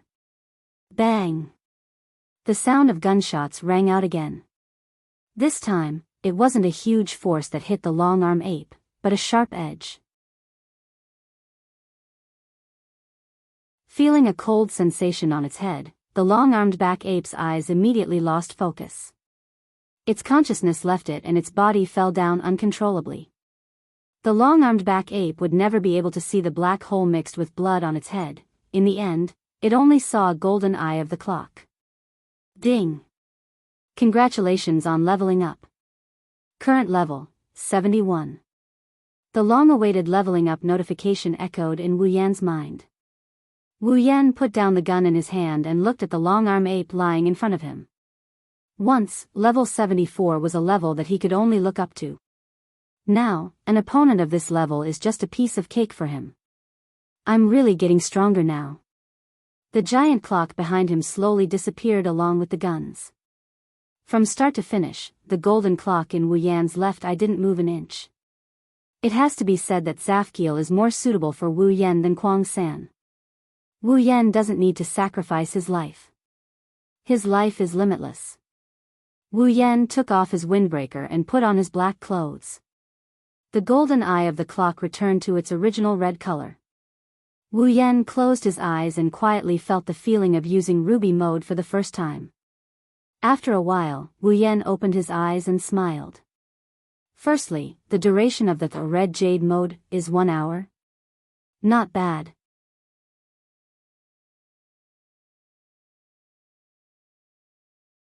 Chapter 564. The duration of the red jade mode was related to the level difference between the user and the red jade owner. The closer the user's level was to the red jade owner's level, the longer the duration of the red jade mode would be. On the other hand, the higher the level difference between the two, the shorter the duration of the red jade mode would be. Wu Yan was currently level 71, while the owner of the red jade mode, Kurumi, was level 75. There was only a 4-level gap between the two, so the duration of Kurumi's red jade mode was 1 hour. That was a good result. After exiting the red jade mode, Wu Yan received another message. If he exited the red jade mode before the duration of the red jade mode was up, Wu Yan could continue to use the red jade mode for the rest of the day until the duration was up. Wu Yan was pleasantly surprised by this information. There are a lot of restrictions when using the 3 red jade modes. Not only is there a time limit, but after using it, you can't use it a second time within 24 hours. But now, as long as Wu Yan didn't use up the duration of the red jade mode, he could continue to use the red jade mode for the rest of the day until the duration was up. For example, if Kurumi's red jade mode lasted for an hour, and Wu Yan only used it for 10 minutes, then Wu Yan could continue to use the red jade mode for the rest of the day until the remaining 50 minutes were up. Only then would he have to wait for 24 hours to use it again. Of course, if Wu Yan only used the red jade mode for 10 minutes within 24 hours, then the remaining 50 minutes would return to the original duration of the red jade mode after 24 hours. Wu Yan's eyebrows twitched when he received this message. Why does it feel like I'm playing a game where I have to wait for my skills to return to full cooldown? Shaking his head, Wu Yan looked at the long-arm ape on the ground and the one that was killed by Chuju's group. He waved his hand and the 2 long-arm apes were given to the system in exchange for some item points and ability points before he turned around. As soon as he turned around, he saw Hinajiku, Shokuhu Misaki, Kinohada Sayai, Frenda, and Takitsubu Riku all glaring at him angrily. Even Flandre-chan was the same, which gave him quite a shock. What are you doing? Wu Yen took a step back and looked at them. He didn't offend them, did he? Why did they all look so angry? What? Chuju's lips curled into an angry grin. You still have the nerve to say what? Do you know that we were almost scared to death by you? Scared to death? Wu Yen couldn't help but roll his eyes.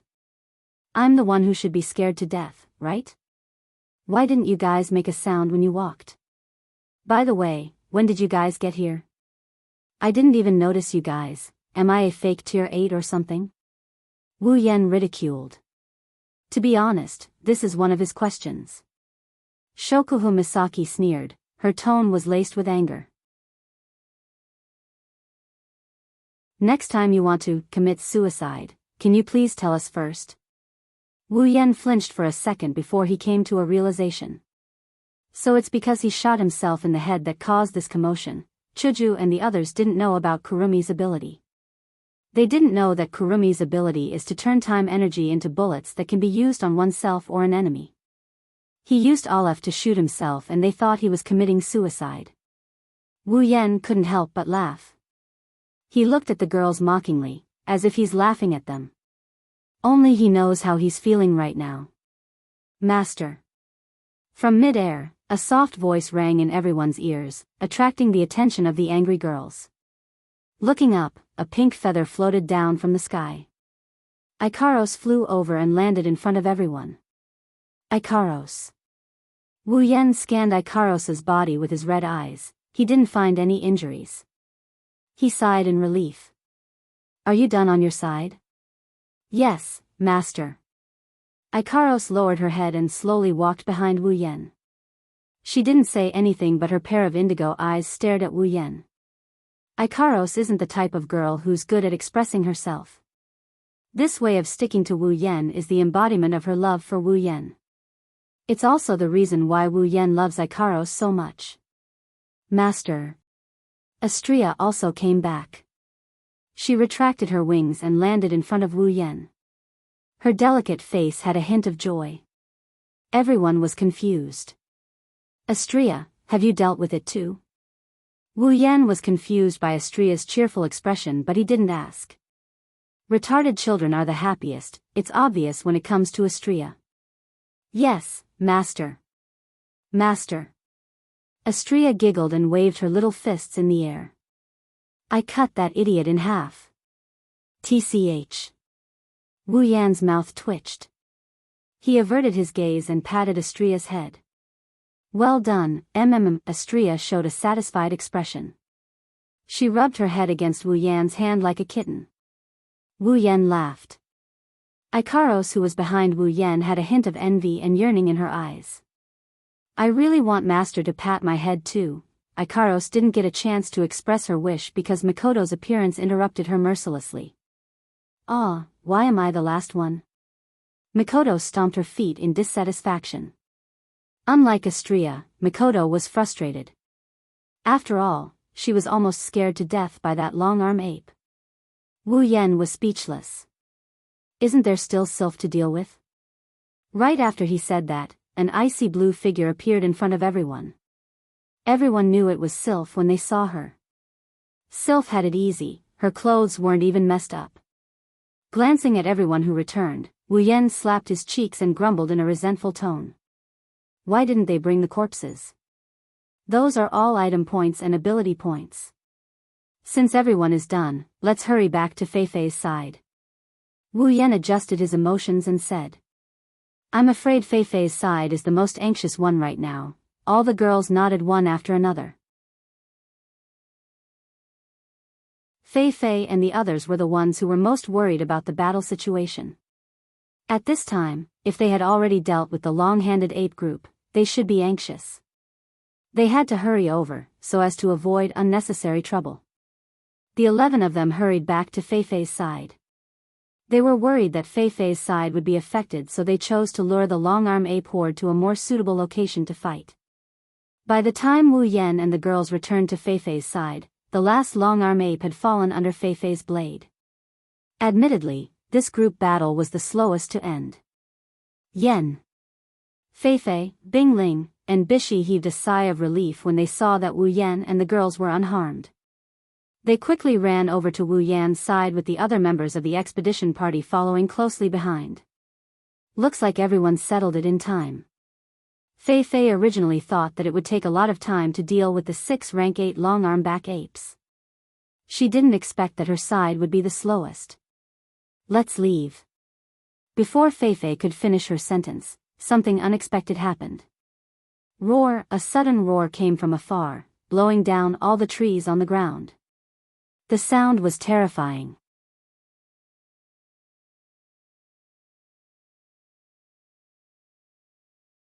Chapter 565. Roar! A roar filled with madness and fury resounded from the far end of the forest. The formless sound waves rippled violently and expanded at lightning speed. The calm sea of trees seemed to have been hit by a bomb. Huge trees that were 7 to 8 meters tall were blown up and collapsed with a loud bang due to the sound waves. The leaves and sound waves enveloped the entire forest. Like an angry thunderclap exploding from the dark clouds, the sound waves rolled and swept over. All the sounds in the world were covered by this tiger-like roar. Wherever the sound waves passed, all the magical beasts within a 10-kilometer radius, regardless of whether they were at the peak of the 7th or 8th level, all fell limp to the ground. Even some of the stronger magical beasts that were about to advance to the 9th level trembled because of this angry roar. Some of the weaker magical beasts that were slightly closer were directly knocked unconscious by this angry thunderclap like sound waves. Everyone who was originally planning to leave was stunned on the spot by this violent roar that seemed to have directly exploded in their minds. They could no longer move, and their faces were as white as paper. Their hearts and minds had been blasted to the point where they lost consciousness in an instant by this violent roar. Wu Yan's group and Sylph's group stared blankly at the fallen trees in front of them. They tried their best to hold on under the thunderous roar, but they couldn't move their bodies. As for the expedition members, some of them were so scared that they fell to the ground. With just a roar, he was able to intimidate everyone present to such an extent.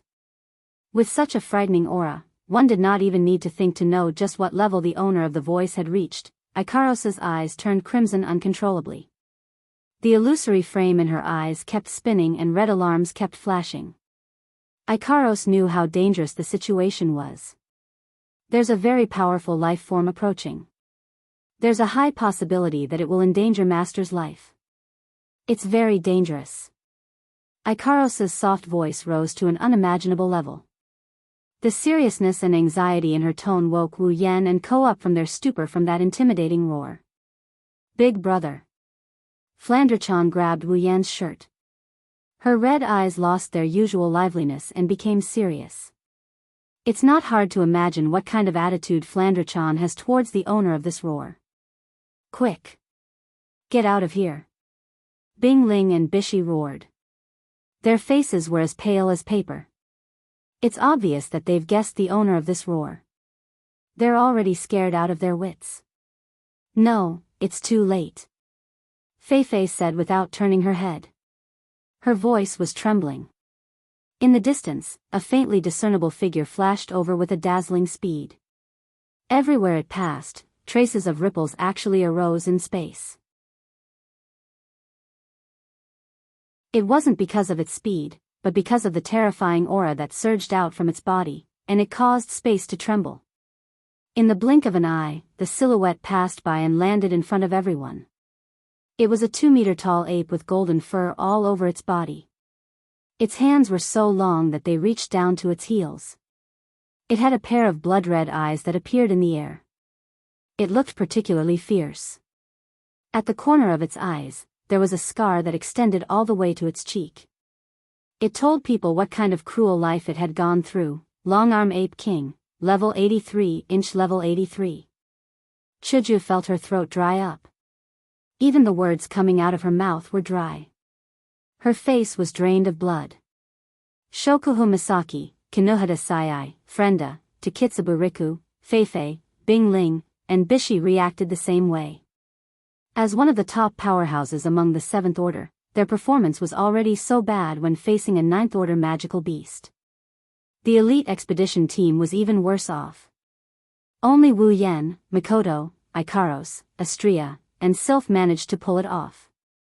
They're all Tier 8 fighters after all. It's impossible for them to be intimidated by a Tier 9 demonic beast. However, the difference between Tier 9 and Tier 8 is like the difference between heaven and earth. Even if the Long-Arm Ape King can't intimidate Wu Yan and the others, it's enough to intimidate them. Wu Yan's group of 5 tensed up. All of their attention was focused on the Long-Arm Ape King. Wu Yan and the others shuddered when they sensed the Long-Arm Ape King's aura. The Long-Arm Ape King gave them a feeling of power. It's too strong.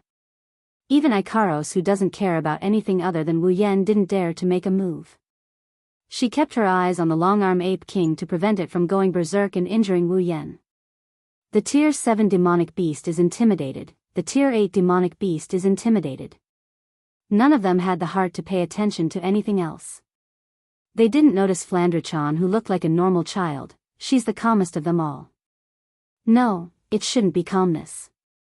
Flandre-chan looked at the Long-Arm Ape King with a playful expression. It's as if she's looking at something. It was like an oversized toy. The Long-Arm Ape King stared coldly at the humans in front of it. Its irritable eyes were filled with indifference. It's like it's looking at a bunch of ants. It didn't even look them in the eye. However, this cold and indifferent expression completely changed when it saw the corpses of the Long-Arm apes on the ground. Its blood-colored beast pupils shrunk and slowly shrunk to the size of a needle. Immediately after, a boundless berserk and vicious aura filled its entire eye sockets. Roar! The Long-Arm Ape King let out a roar that's several times more violent than before. The ground around the Long-Arm Ape King was shattered and the trees around it were blown away. The roar hit everyone in front of it. The sound waves seemed to have turned into a tornado, blowing everything in the surroundings. In just a few seconds, everything was blown away, including the rock plate, leaving only an empty space. Everyone was blown away by the wind, and even their bodies were emitting waves of screams. Like a volcanic eruption, the aura of the long-handed Ape King burst out from its body, enveloping the entire arena. After this roar, the long-handed Ape King seemed to have vented its anger, and returned to its cold and indifferent state. However, its pair of bloodshot eyes and the murderous aura that pervaded the entire space mercilessly expressed its current state of mind. Wu Yan's face changed. He shouted at everyone.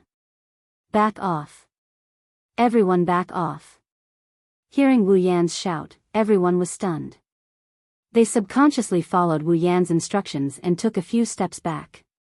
In the next moment, a figure fell from the sky and smashed into the ground where everyone was standing, creating a deep pit. The ground crumbled, and rubble flew in all directions. The messy rubble whistled through the air and hit the elite expedition team members, causing them to spit out blood and fall to the ground, moaning in pain. Looking at the culprit, the long-handed Ape King, their eyes were filled with fear.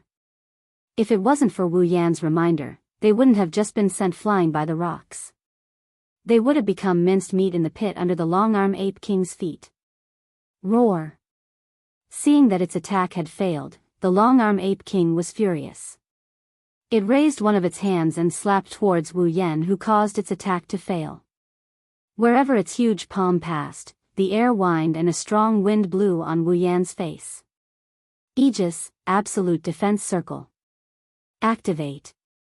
Ikaros instantly entered her Sky Queen mode. Flapping her blue wings, she immediately appeared in front of Wu Yan and activated her Aegis, Absolute Defense Circle, to block the Long-Arm Ape King's attack. Bang!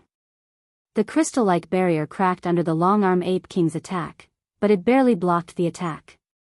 This made the Long-Arm Ape King even angrier. Battle. It's on the verge of erupting.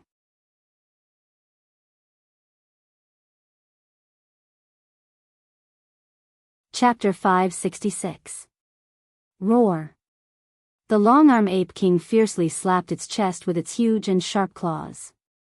Then, it opened its bloody mouth and let out an ear-piercing roar that could shatter a huge rock.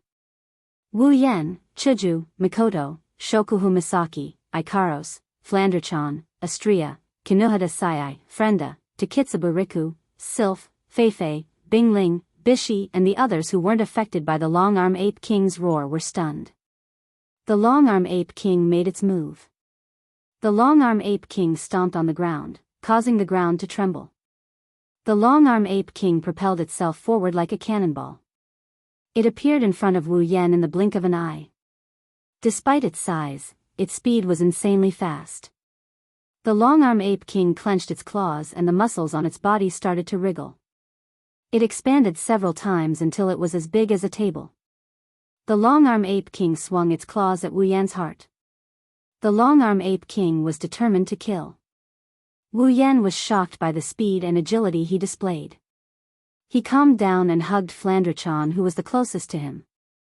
Then, he retreated in a flash.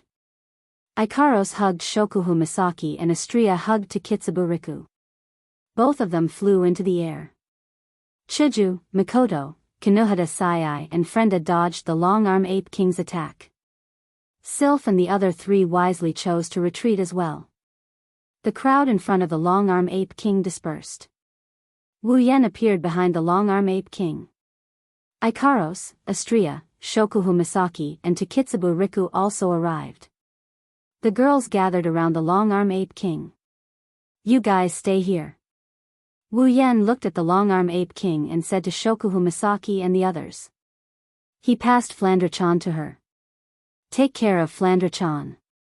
Wu Yan's wine-red eyes turned golden as he charged forward.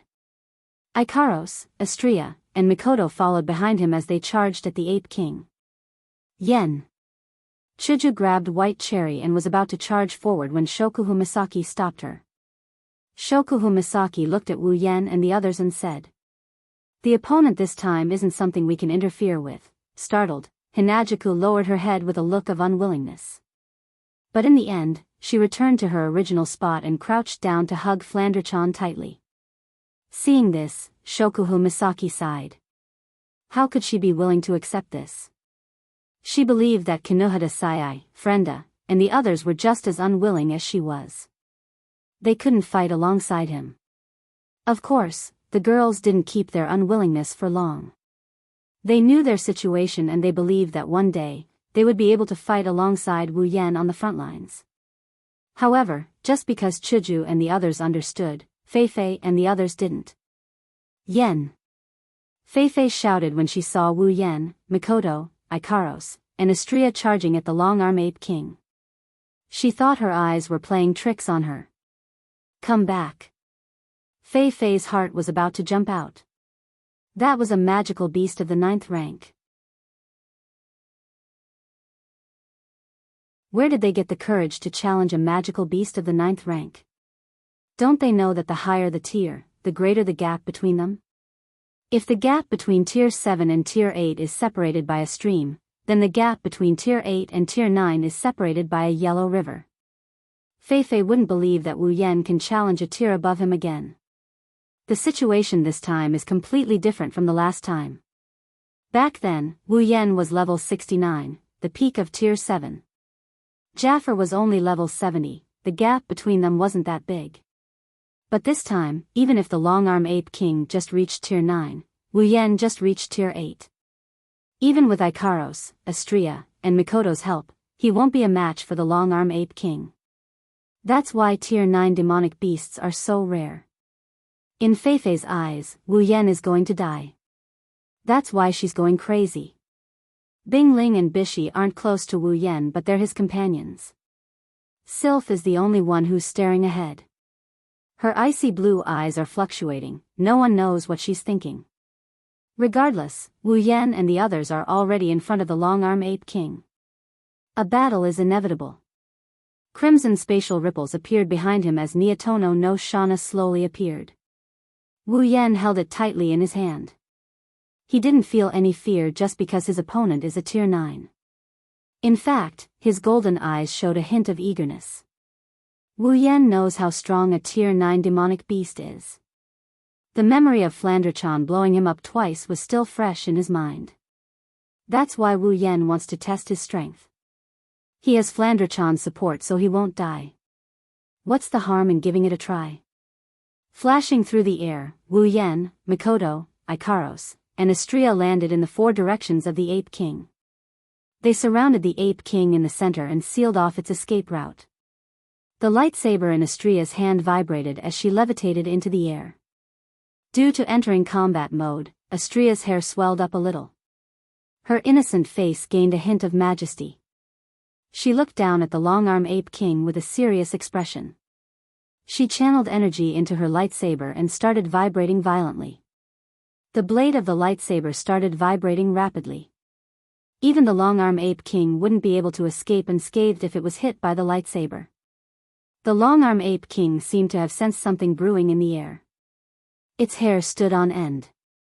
It roared with a ferocious expression. It stomped on the ground and its gigantic body soared into the sky. It appeared in front of Astria in an instant. Its blood-red eyes were filled with murderous intent. It swiped its sharp claws at Astria's head. Even if Astria was an angel, she would at least be stained with blood if she gets hit. Astria flapped her wings and shot out. She flapped her wings again and dodged the long-arm Ape King's attack. She rose a little higher. The lightsaber in her hand vibrated violently. The lightsaber let out a crisp sound of abrasion. Ha! Astria shouted coldly. Everyone felt the wind in the forest solidifying. Then, a strong gust of wind gathered in the air. It tore through the air. The sharp sound of wind breaking echoed in everyone's ears. Astria brought out her full strength. The lightsaber arrived in front of the long-arm Ape King. Unlike Astria, the long-arm Ape King didn't have the ability to fly. It could only use its palm to block the lightsaber. The light sword and the palm violently collided. The sky rumbled and the long-handed Ape King immediately fell. The moment it landed, the long-handed Ape King adjusted its body. Just like at the beginning, it stomped on the ground like a cannonball, creating a huge hole. Numerous arm-thick cracks spread out in all directions and finally extended into the forest. In mid-air, Astria was sent flying by the collision with the long-arm Ape King. She managed to stabilize herself, but her delicate face was pale. It was a stark contrast to the lively long-arm Ape King on the ground. It was obvious that Astria was at a disadvantage even though she used all of her strength in that clash. Astria was still in the air while the long-arm Ape King was flying. The long-arm Ape King's attack was weakened. If it wasn't for that, Astria would have suffered greater damage.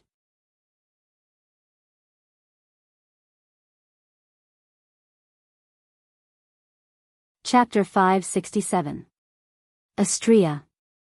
Wu Yen and Mikoto gasped when they saw Astria in midair. They glared at the Ape King and lightning crackled around them. Two blue and white lightning bolts shot towards the Ape King. The Ape King didn't have enough time to react due to the fact that it just landed on the ground and got caught in the middle of the lightning bolts. Roar! The electric current hit the Ape King's body, charring its golden fur a little, but it didn't cause any damage to the Ape King at all. However, the Ape King seemed to be very angry that it was hit by this attack that didn't hurt it at all. It immediately roared and pushed its hands, breaking the electric light on its body. Turning into a ray of golden light, the long-arm Ape King shot towards Wu Yen. Due to the speed of the long-arm Ape King, the ground beneath its feet was left with a deep trench.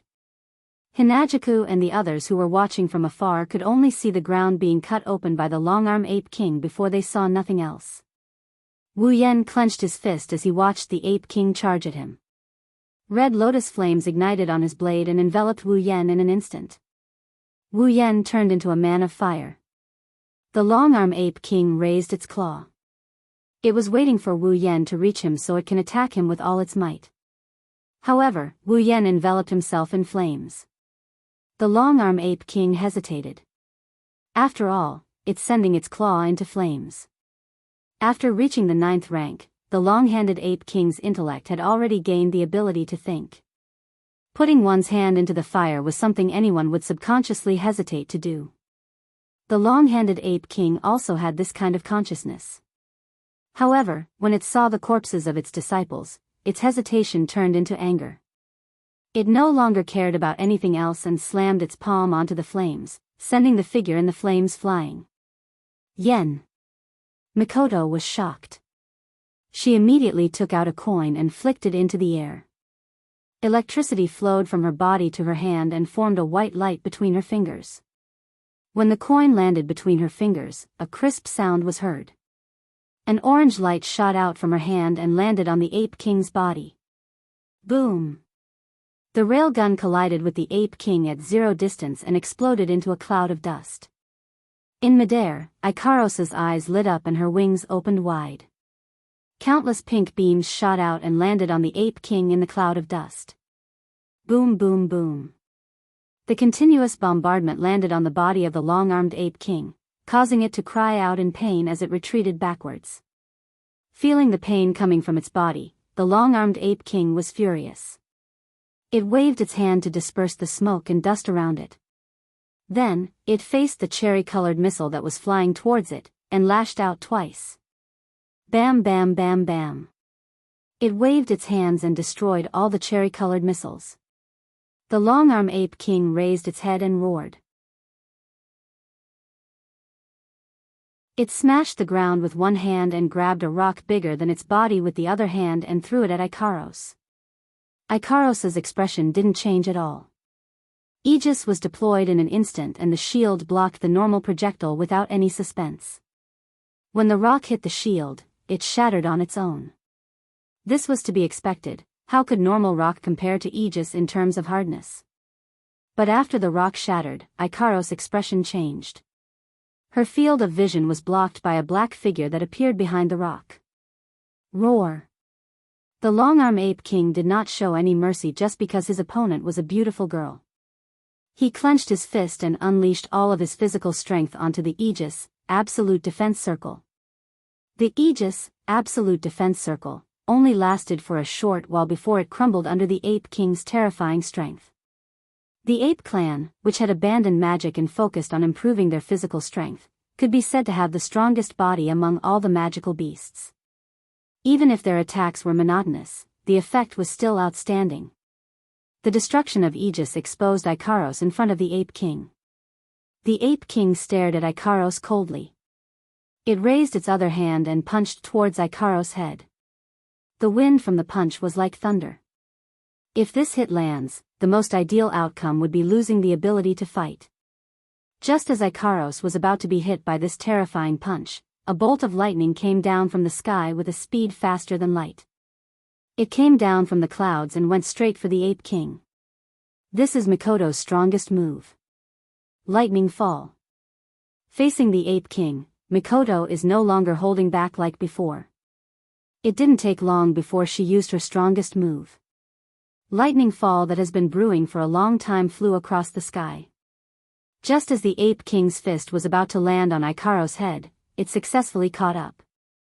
At the same time, on the ground, a fiery red beam of fire shot towards the Ape King in the air at a speed not inferior to the falling thunder. It formed a pincer attack with the falling thunder, attacking the Ape King from above and below. Extreme Impact, Small Flame. Lightning Strike and Extreme Impact, Small Flame simultaneously hit the Ape King's body. The Ape King didn't seem to have expected this result. It was blown away, and fell to the ground with a cloud of smoke. What fell with it was the cherry blossom-colored missiles that covered the sky and the earth. Artemis, boom boom boom boom boom. One cherry-colored missile after another ferociously bombarded the body of the Ape King before it could even land on the ground. The force of the bombardment pushed the Ape King down. The barrage of attacks made Wu Yen, Mikoto, Ikaros, and Astrea gasp for air. However, they didn't stop there. Even Astrea, who is the least intelligent of the lot, felt that the barrage of attacks just now wasn't enough to injure the Ape King, let alone Wu Yen and company abandoning magic and focusing on physical prowess. The Ape King's physical prowess can only be described as terrifying. Wu Yen and Co. had the advantage of teamwork and coordination. They took advantage of the Ape King's weakness of not being able to fly or use ranged attacks. However, if they want to take down the Ape King with this amount of strength, it's a pipe dream. The next moment, crimson spatial ripples erupted behind Wu Yan as countless iron sand cannons appeared. Lightning flashed within the cannons as they emitted a terrifying light. Ikaros took out a ferocious-looking black longbow, and with a pull of her slender hand, an arrow burning with dark purple flames appeared in her hand. Astria's lightsaber increased in size until it became a gigantic sword that reached the sky. Mikoto's body flashed with lightning that never wavered.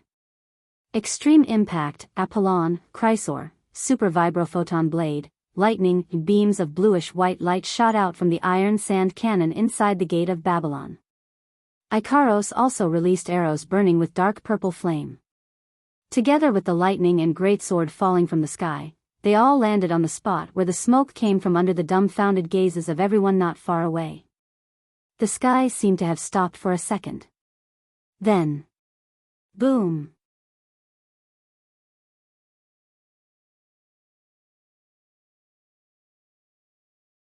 Chapter 568. Extreme Impact, Apollo, Super Vibrophoton Blade, and Thunderfall. Just one of these 4 attacks was enough to cause the world to collapse, but at this moment, they all smashed into the ground at the same time. The unparalleled destructive power directly turned the surrounding terrain upside down, and the frenzied shockwave spread in all directions. Together with the roar that resounded through the sky, everything in the area was leveled. The shockwave couldn't be avoided as it swept towards Hanajuku and the rest. The shockwave of the shockwave swept towards them like a tidal wave. Everyone was shocked, as their backs were drenched in sweat. "What are you all waiting for?" Feifei couldn't help but scold. "Magi, set up the defense." Upon hearing that, the expedition party finally realized that it was not the time to be afraid. The magicians took out their armaments and started chanting. Even Sylph took out her gold armament and joined in the defense. Sylph and the other magicians managed to make it in time.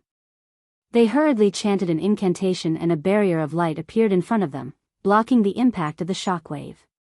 Crack, crack, crack. When the shockwaves hit the light curtain actually lasted for less than 10 seconds before shattering like glass. Cracks spread on the light curtain, causing the members of the elite exploration team to be terrified.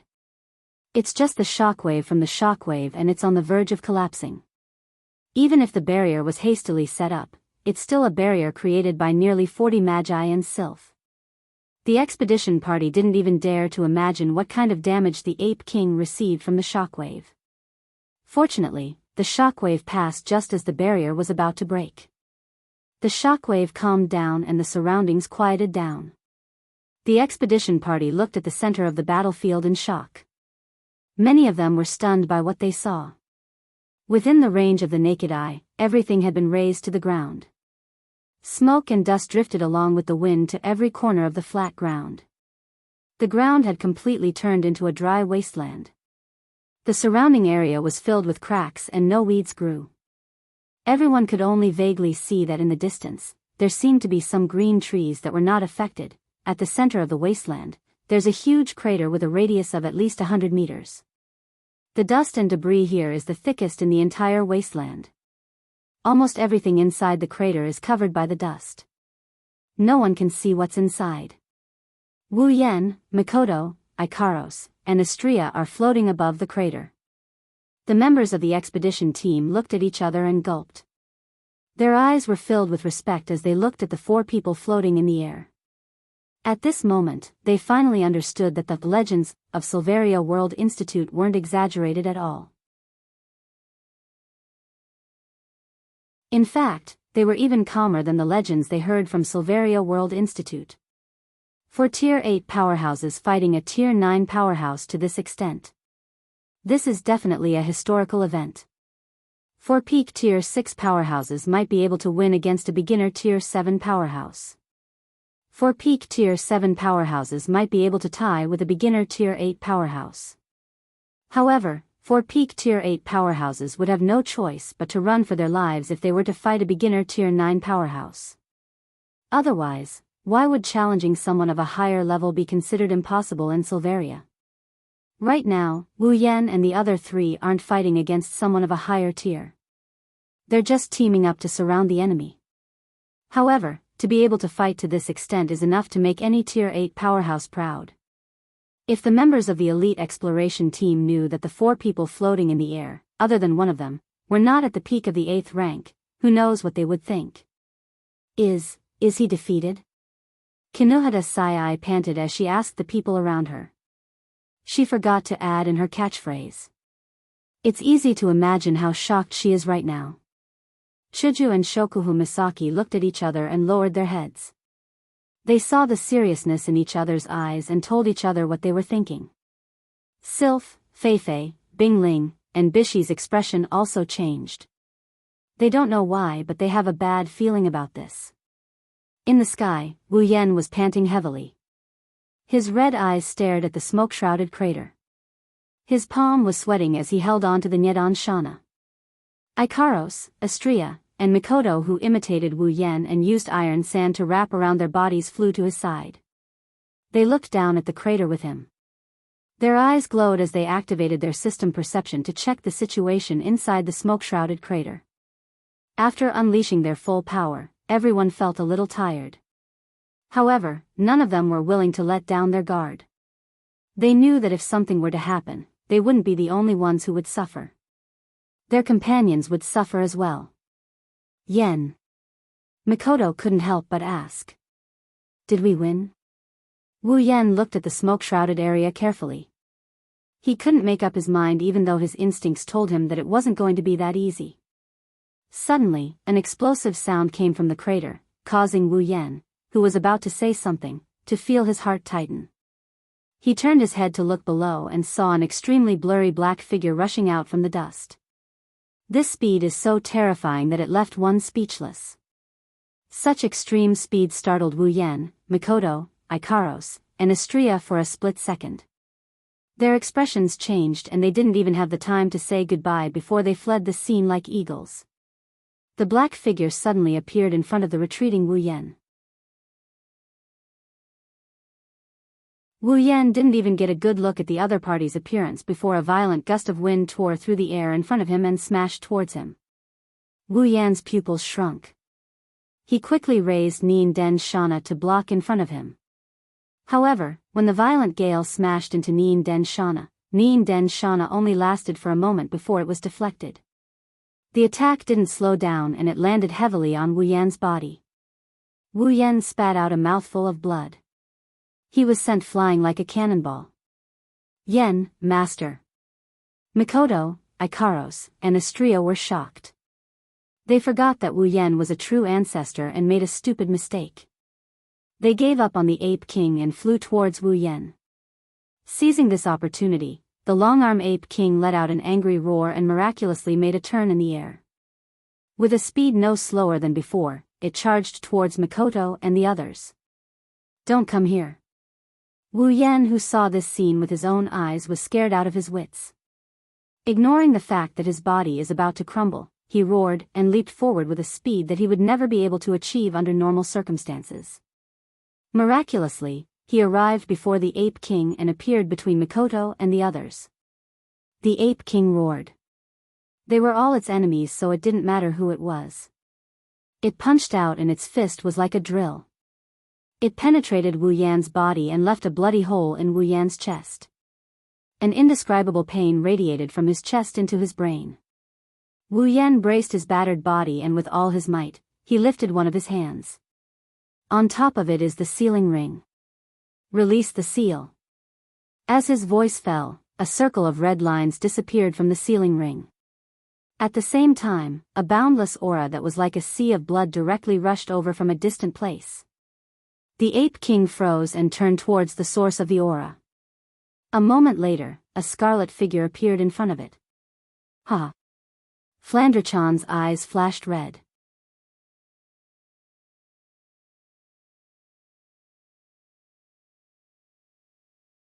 Chapter 569. Flandrachan's petite figure floated in the air as if she's not affected by gravity.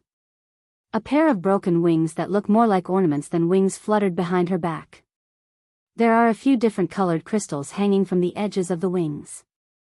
They look like a large necklace that accentuates Flandrachan's luster. However, with Flandrachan's appearance, there's only one color left in the sky. That's blood red. Flander-chan is finally making her move. Chuju, Shokuhu Misaki, Frenda, and Takitsubu Riku, who turned pale when they saw Flander-chan appear in front of the Ape King. They all let out a sigh of relief when they saw Flander-chan appear in front of the Ape King. They're familiar with Flander-chan's true strength. If there's no suspense, the battle should be over soon. Even if Flander-chan's opponent is a demonic beast of a higher level than her, unlike Chuju and the others, Fei-Fei and the others had an interesting expression when they saw Flander-chan appear in front of the Ape King. Everyone except Hinajiku and the rest were stunned when they sensed the boundless blood aura coming from the petite figure. Even Sylph, who was always calm and collected, was stunned. She. Bing Ling and Bishi's lips trembled as if they had seen a ghost. They couldn't even speak properly. They pointed at Flander-chan, who was flying in the sky, and their hearts were in turmoil. Chuju and Shokuhu Misaki looked at Fei-Fei and the others and smiled. They looked up at the pierced Wu Yan in the sky. They didn't look worried at all. It's obvious that they have full confidence in Flander-chan. Watch carefully, Shokuhu Misaki said. The real battle is about to begin. A real battle. Fei-Fei's face was gloomy. She looked at the sky with an indescribable emotion. From Shokuhu Misaki's words, Fei-Fei had a feeling that she couldn't believe.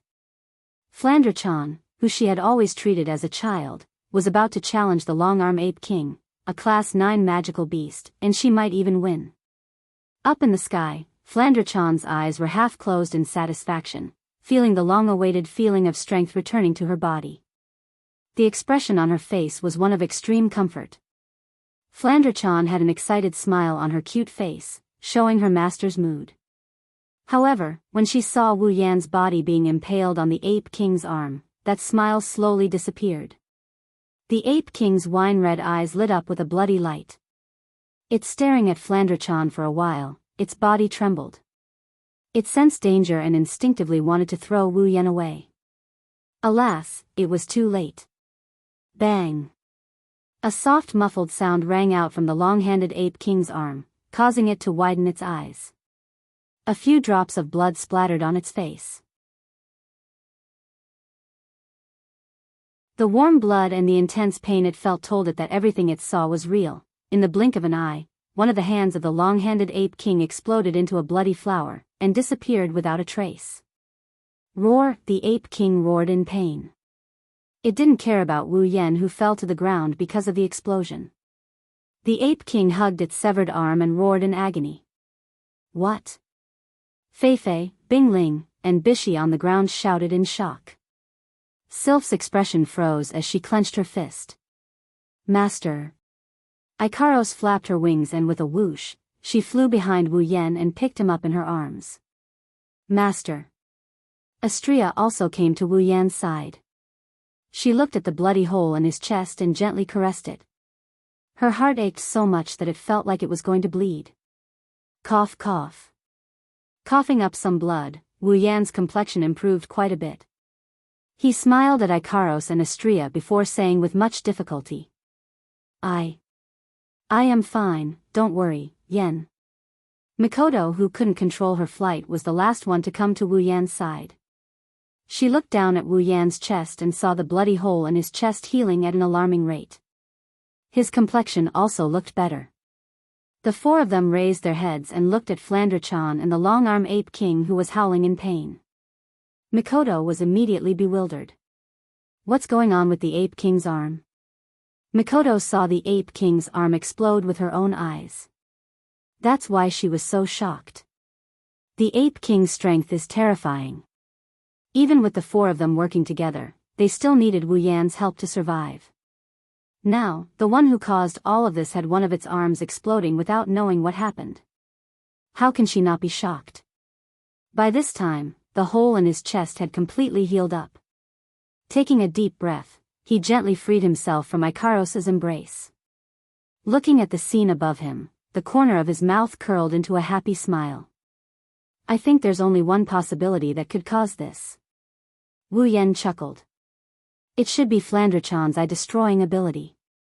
An ability to destroy eyes? Mikoto turned her head in surprise. You mean the ability that can destroy everything? That's right. Wu Yan nodded heavily, his eyes started shining. Looks like Flandre-chan's mental state has stabilized after being sealed for so long. Now that the seal is broken, Flandre-chan's ability won't go out of control like before. Look! Wu Yan pointed at the Ape King's severed arm. That severed arm is the proof. If it was the old Flandre-chan, she wouldn't choose to detonate a part of her opponent's body. She would detonate her opponent's entire body. So you're saying? Mikoto's jaw dropped. Flandre-chan, she can control her ability freely now? Wu Yan laughed out loud, his laughter was filled with joy. There's no need for an answer. Now, Flandre-chan is truly the strongest. She has full control over her mental state. Although her level hasn't changed, her strength has at least doubled. I'm afraid that even a Tier 9 pinnacle being would die in front of Flandre-chan if they don't have something up their sleeves. Hearing this, Mikoto's expression changed. After a long while, she slowly exhaled. The ability to destroy everything. That's too scary, this ability, Wu Yan nodded in agreement. Flandre-chan's ability is terrifying. Before Flandre-chan learned how to use this ability, she was already able to strike fear into the hearts of 90% of the beings in Fantasy Village. Now, if Flandre-chan returns to Fantasy Village, she would be invincible except for those who are at the pinnacle of their strength. Wu Yan's heart started pounding. He has an urge to enter Flandre-chan's ruby mode right now to experience this super powerful ability. As a matter of fact, Wu Yan's guess wasn't wrong. Flandre-chan tilted her head and blinked her eyes. Those eyes that were everywhere in the past have all disappeared. It's not that Flandre-chan can't see, it's just that when she doesn't want to see them, those eyes that she doesn't need to use will disappear on their own. Flandre-chan doesn't know what's going on, but she feels great. Nah. Flandre-chan smiled innocently. Play with Flandre-chan.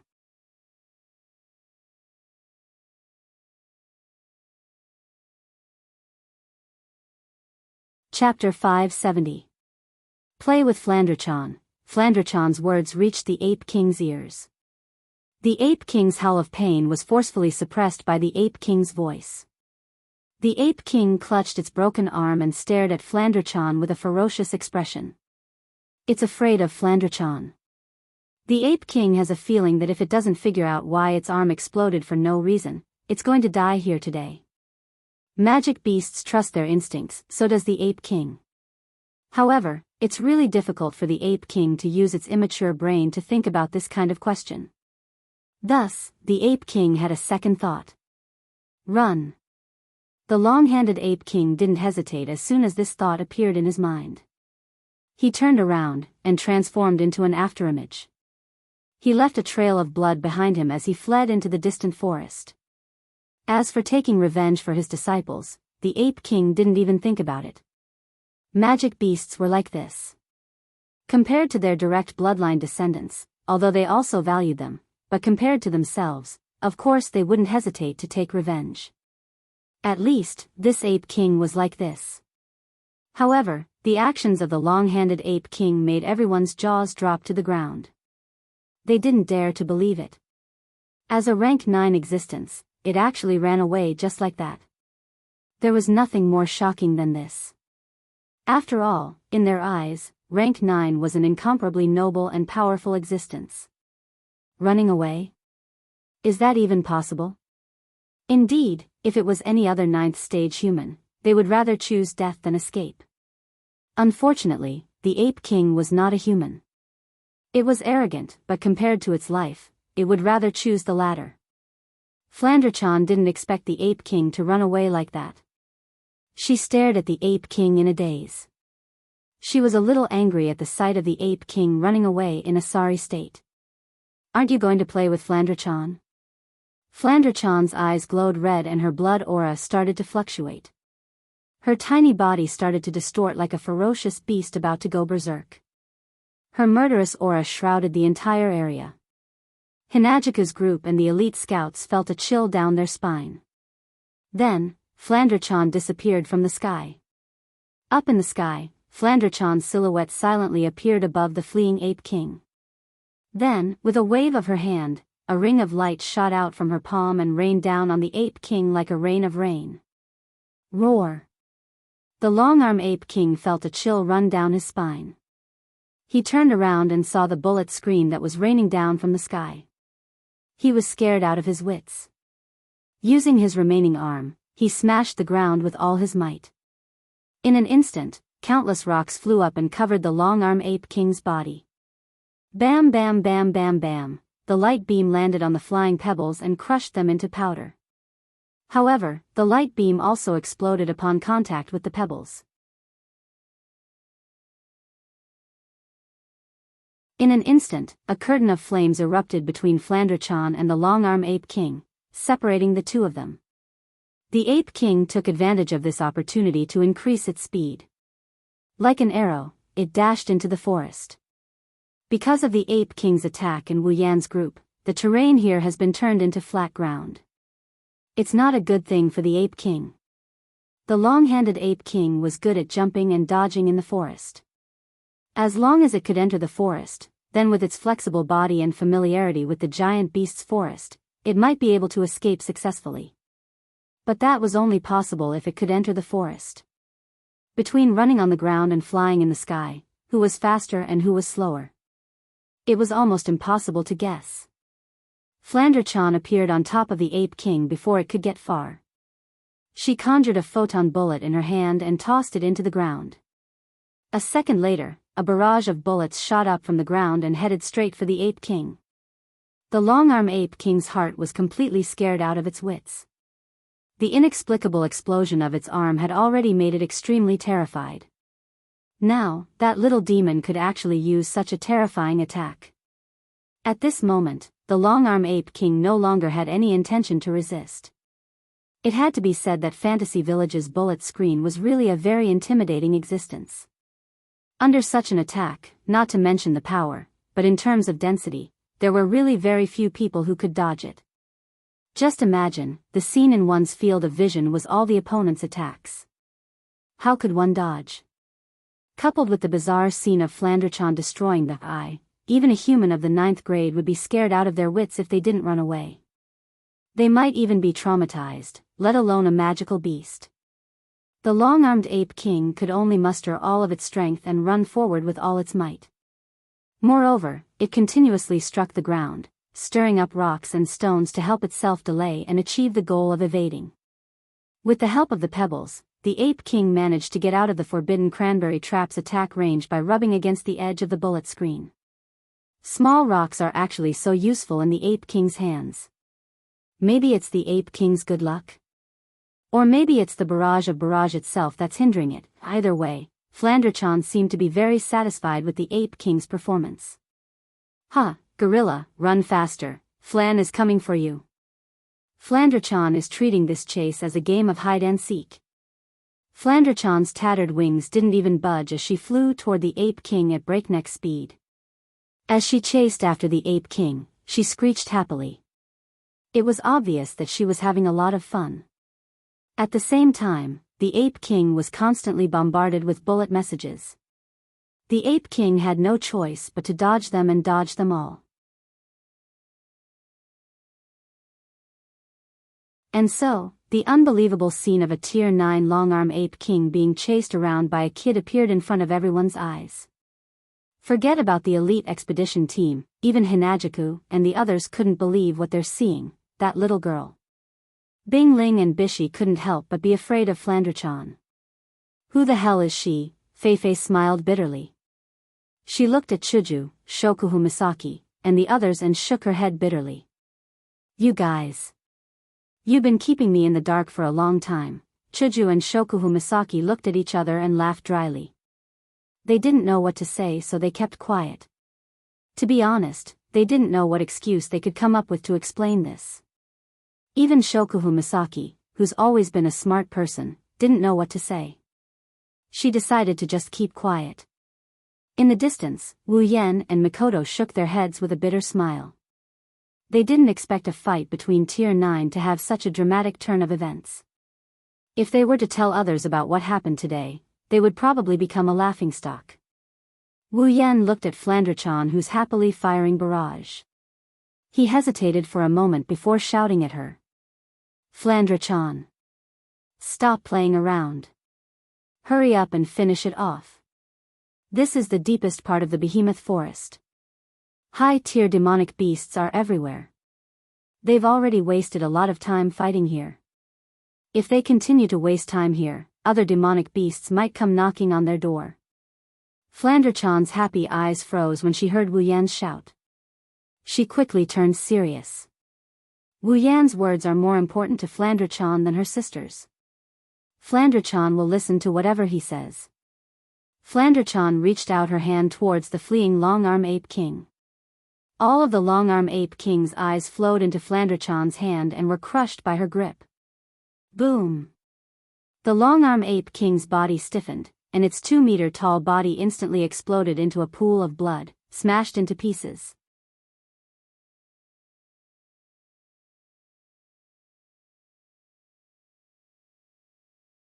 Chapter 571. The scene of the long-handed Ape King exploding was played in slow motion in front of everyone's eyes. Blood splashed everywhere and dripped onto the ground. Their hearts violently pounded when they heard the sound of the long-handed Ape King's body exploding. It was as if a heavy hammer had directly hit their hearts. They were afraid that this scene would be engraved in the deepest part of their hearts for the rest of their lives. Of course, that includes Feifei, Sylph, Bingling, and Bishi.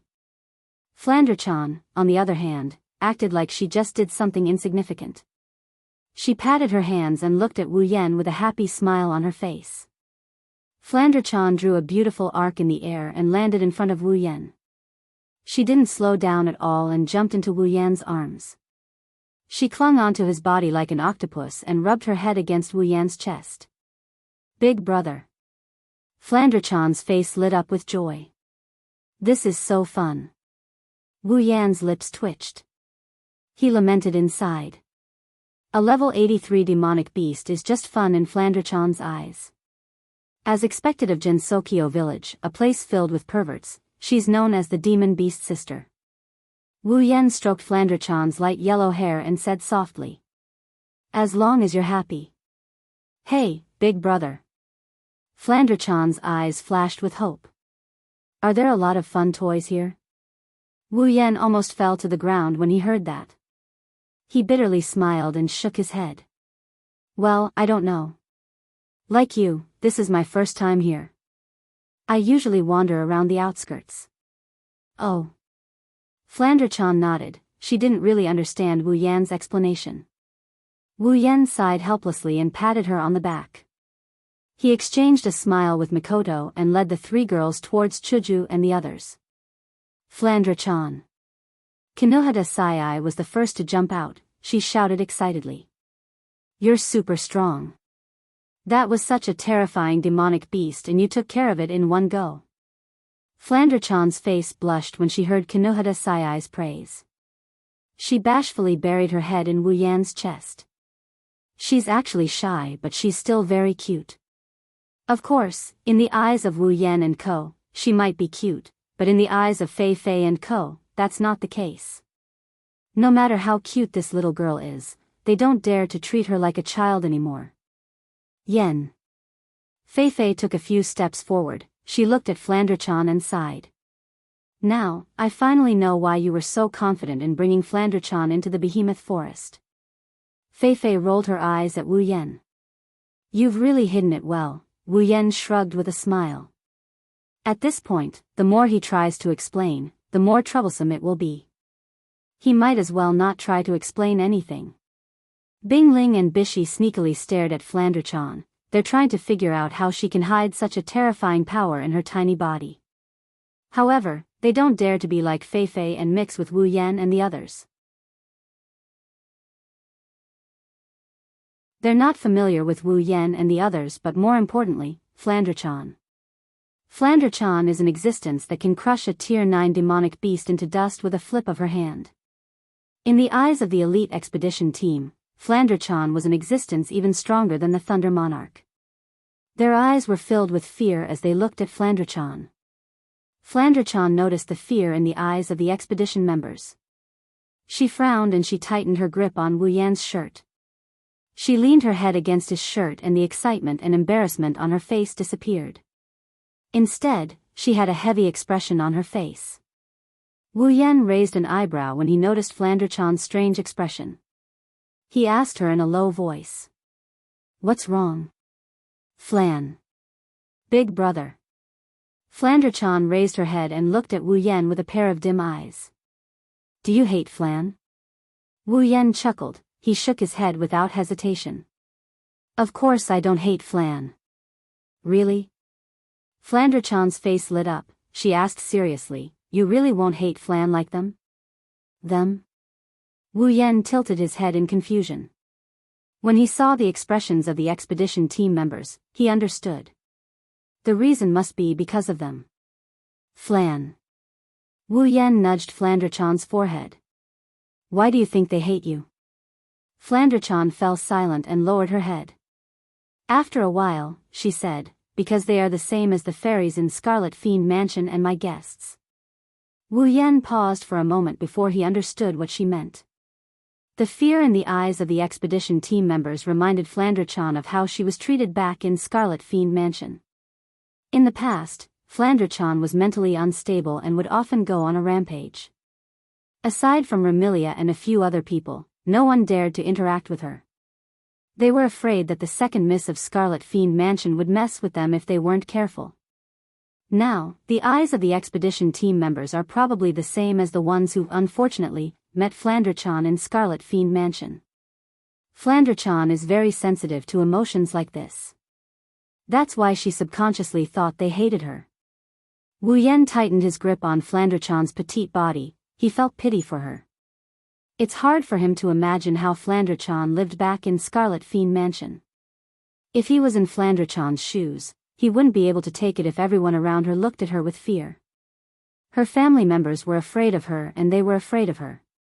He might not be able to handle it, let alone the immature Flandrachan back then. No, it's more accurate to say that Flandrachan was able to survive hundreds of years in that dark basement due to her immature mind. Hinajaku and the others who had been listening to Flandrachan's speech all came over.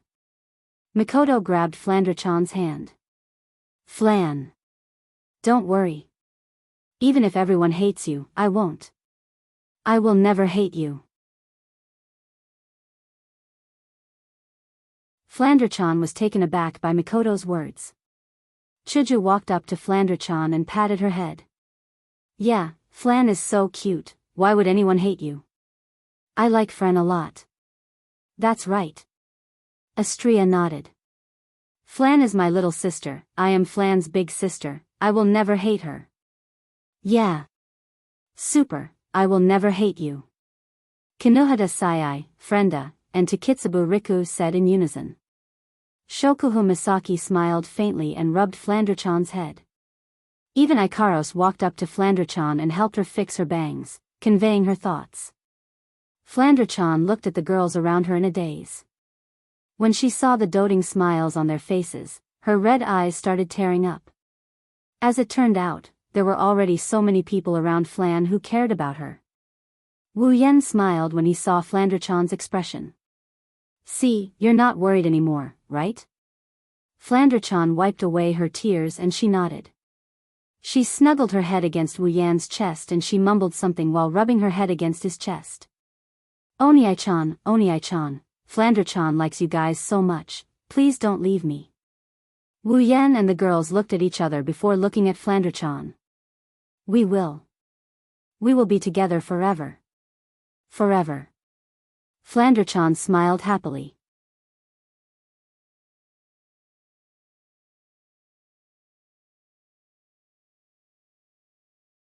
Chapter 572. In a certain corner of the behemoth forest, there's an area that's completely flat. There aren't any trees or weeds in sight, there's only a wide rocky plain. A gentle breeze blew through the area, stirring up some dust. No one would have thought that this place used to be filled with trees and greenery.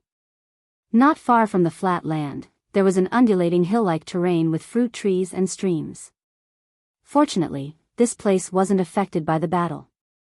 It wasn't razed to the ground like the terrain not far from here.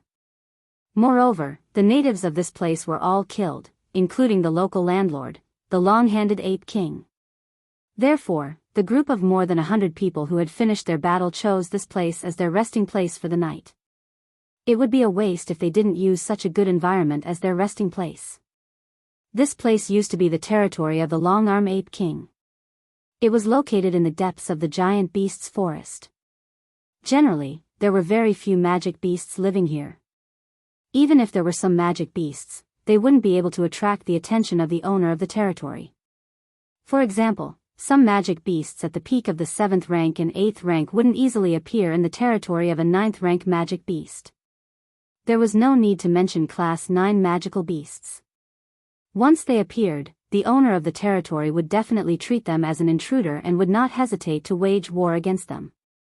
As a result, it was very unlikely for other Class 9 magical beasts to appear in a territory other than the owner of the territory, unless they wanted to fight for the territory. That's why Wu Yan's group of 10 and the 100-plus members of the elite scouting party didn't hesitate to occupy this advantageous terrain. They don't care if any rank 9 demonic beasts noticed that something happened to the lord of the area and came to fight for the territory. They're only staying here for one night anyway. Due to the presence of the fruit trees, this place isn't suitable for everyone to set up their tents together like the previous hill. The elite scouting party can only set up their tents in a circle. Then, they set up the tents of Feifei, Sylph, Bingling, Bishi, and Wu Yan's group in the middle of the circle. They're not too far away from each other, so if something happens during the night, they can take care of it in time. Now, Wu Yan's group is enjoying the same treatment as Feifei's group. The elite scouting party no longer has any objections. It can be said that if it weren't for Wu Yan's group's performance today, they wouldn't have been able to deal with the long-handed apes even if they could handle the rank 7 and 8 demonic beasts along the way. Moreover, there are 4 rank 8 demonic beasts among the 10 of them. In terms of strength, they're definitely stronger than the elite scouting party. It's all thanks to these people that they were able to avoid a calamity today. If they want to complete the mission successfully, Wu Yan's group's strength is indispensable. Of course, the most important thing is that there's one more person among the 10 that they can't ignore no matter what. A rank 9 powerhouse. No, to be more precise, it's a super powerhouse that can kill a rank 9 demonic beast with a wave of her hand. It would be strange if such a powerful group didn't receive such treatment. Moreover, the other 5 are also powerful individuals of different levels. At the very least, they're much stronger than the 100 of them. They're not much weaker than the 3 peak rank 7 demonic beasts. Each of them has their own unique abilities. They'll play a huge role in this expedition. Thinking back on today's experience, the elite scouting party members couldn't help but sigh in their hearts. If they were the only ones who came to the behemoth forest to investigate, they wouldn't have ended up well. They don't know about this.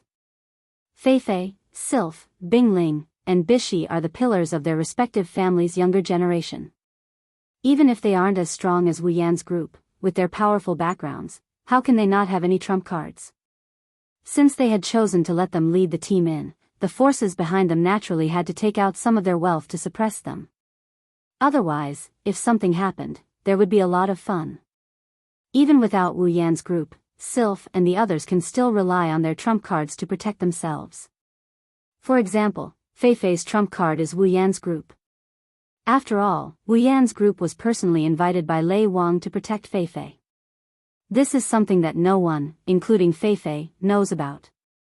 Of course, Feifei and the others can rely on their trump cards to protect themselves. The same can't be said for the other members of the scouting party. It's not like they're wrong. They're at a loss. It's only been a day since they entered the behemoth forest and they already encountered a rank 9 magical beast. What about tomorrow? When they thought of this, they could not help but feel at a loss. However, when they remembered that they still had a team of 4 8th level and 1 9th level expert on their side, they no longer felt at a loss. Instead, they felt slightly at ease. How ironic, the members of the scouting party don't know that 4 rank 8 magical beasts and 1 rank 9 magical beast are already a thing of the past. During their one-day trip into the behemoth forest, they encountered countless peak rank 7 magical beasts and even rank 8 magical beasts. Including the Longarm Ape clan, the peak rank 7 Longarm Apes were all killed by the scouting party. 1 rank 8 Longarm Ape was killed by Sylph and the other 5 were killed by Wu Yan's group. These are all experience points. With so many magical beasts, peak rank 7 and even rank 8 magical beasts, the amount of experience points Wu Yan's group gained is unimaginable. On top of that, there's the rank 9 Longarm Ape King as well. Right now, the level of the 10 members of the scouting party has undergone a drastic change. Wu Yan, level 73, Chuju, level 70, Mikoto, level 78, Flandrachan, level 83, Ikaros, level 80, Astria, level 79, Shokuhu Misaki, level 70, Kinohada Sayai, level 70, Frenda, level 70, Takitsubu Riku, level 70. In just one day, Wu Yan leveled up 3 times, Mikoto leveled up 3 times, Astria leveled up 2 times, and even Flandrachan leveled up 1 time. As for Hinajaku, Shokuhu Misaki, Kinohada Sayai, Frenda, and Takitsubu Riku, they had all broken through to the Type 8 realm. Their current strength was definitely above Fei Fei, Bai Shi, and Bing Ling. However, this isn't the most shocking thing. The most shocking thing is that Ikaros has leveled up to rank 9 after killing the Longarm Ape King. She's now the second strongest person in Wu Yan's group. Now, Wu Yan's group is no longer 4 rank 8 and 1 rank 9 like the scouting party thought. Instead, they have 8 rank 8 and 2 rank 9. A group of 10 is more than enough to do whatever they want in the Spalier world. They don't even need to give face to the Empire and the 3 great houses. Hinajaku, Shokuhu Misaki, Kinohada Sayai, Frenda, and Takitsubu Riku were the happiest about their breakthroughs. Today, they finally realized how weak they were, and in the blink of an eye, their strength increased by so much. It was needless to say how excited they were. Wu Yan, Mikoto, Flandrachan, and Astria are happy about their leveling up. Leveling up isn't as big as leveling up, but at their level, it's not a small matter. That's why they're happy about it. However, this also means that it won't be easy for them to level up in the future. The higher the level, the slower the leveling up. Once they reach rank 9, they'll probably be crawling like a tortoise. What's strange is, while everyone is immersed in the joy of getting stronger, Ikaros, on the other hand, is a little gloomy.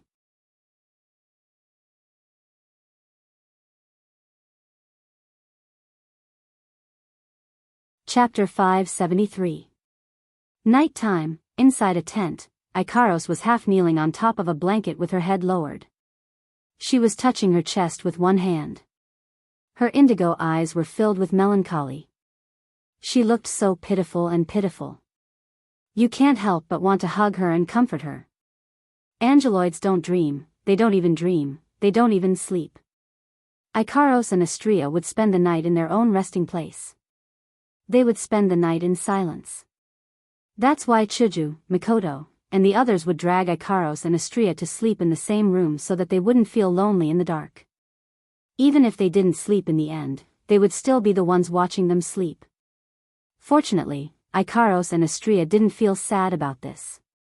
They might have felt a little sad in the past, but now, whenever they feel sad at night, they would sneak over to Wu Yan's side and watch him sleep until dawn. This kind of thing might be boring, but Ikaros and Astria are very satisfied with it. To them, being able to watch the most important person in their lives sleep for countless nights is a kind of happiness that is hard to come by. He doesn't know if this is the reason why Hinajaku, Mikoto, and the others would force the 2 girls to sleep together every night. Maybe they're jealous, who knows. Unfortunately, after Chuju, Mikoto, and the others fall asleep, Ikaros and Astria would still sneak to Wu Yan's side and watch him sleep. That is, unless they notice Wu Yan doing something that's forbidden to children. For example, last night when Wu Yan was with Shokuhu Misaki, the 2 angeloids blushed and didn't dare to enter. Because even they knew that if they went in, they would definitely be forced to play with them. The sky outside is getting dark. As usual, Chuju, Mikoto, and the others would drag Ikaros and Astria out for a chat until they went to bed. However, Astria went with them as usual. Ikaros, on the other hand, rejected Chuju, Mikoto, and the others' invitation for the first time. This is something that has never happened before. So when Ikaros rejected Hinajuku and Mikoto's request, the two girls realized that Ikaros must have something on her mind. Ikaros is a girl who doesn't know how to hide her thoughts. In the dim tent, if one were to look closely, they would notice a faint light flickering under Ikaros's hand that's clutching her chest, full body scan detecting abnormalities.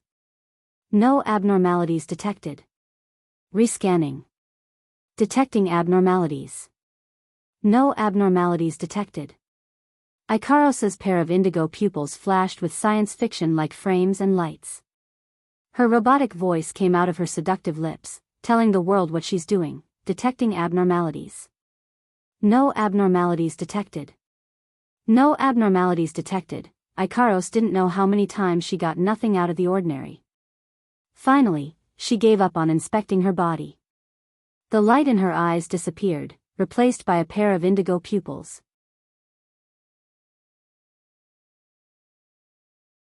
Looking at her chest that was still glowing faintly, Ikaros couldn't help but clench her fists. This strange phenomenon has been going on since the day before.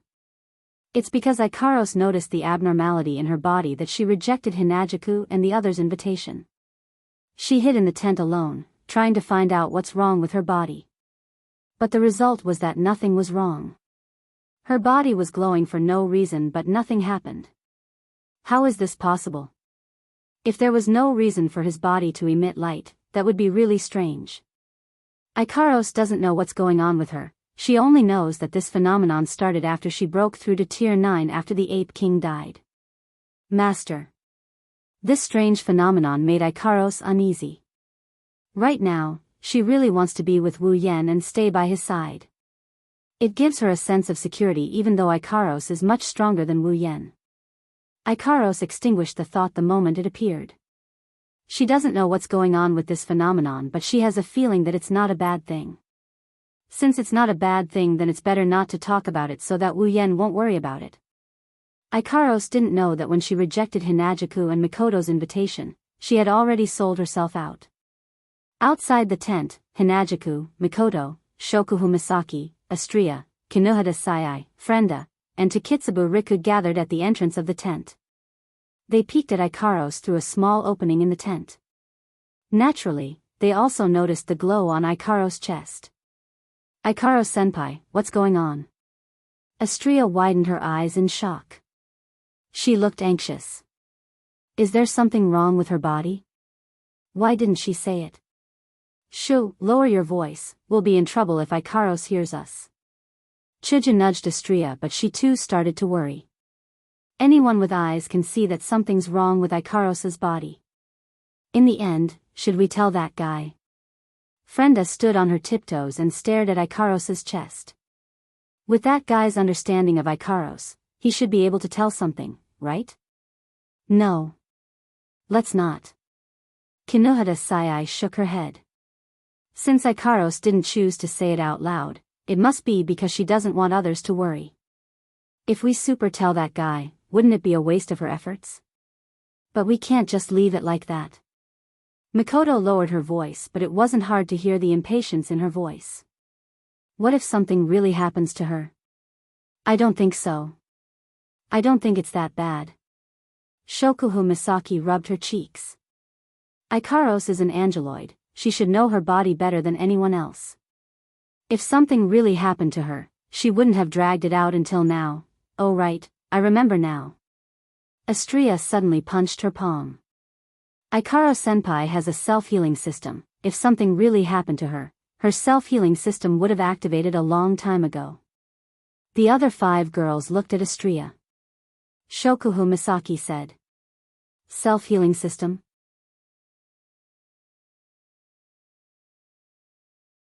I think Yen mentioned it before. Ikaros's self-healing system will check her body and eliminate any abnormalities. Astria nodded repeatedly. Ikaros-senpai's self-healing system didn't activate on its own, that means she's fine. Astria got a little excited when she said this. She subconsciously wanted to cheer. The other girls jumped in fright and covered Astria's mouth with their hands. You super idiot. Be careful not to get super exposed. Kinuhada Sai grumbled. Astria, are you sure the self-healing system won't malfunction as well? Shokuhu Misaki turned to Astria and asked.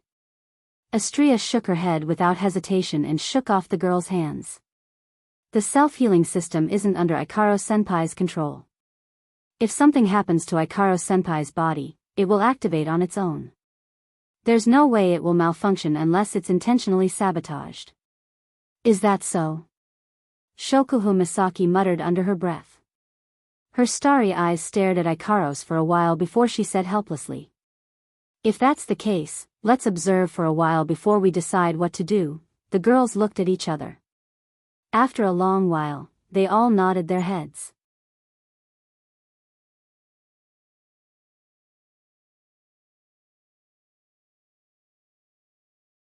Chapter 574.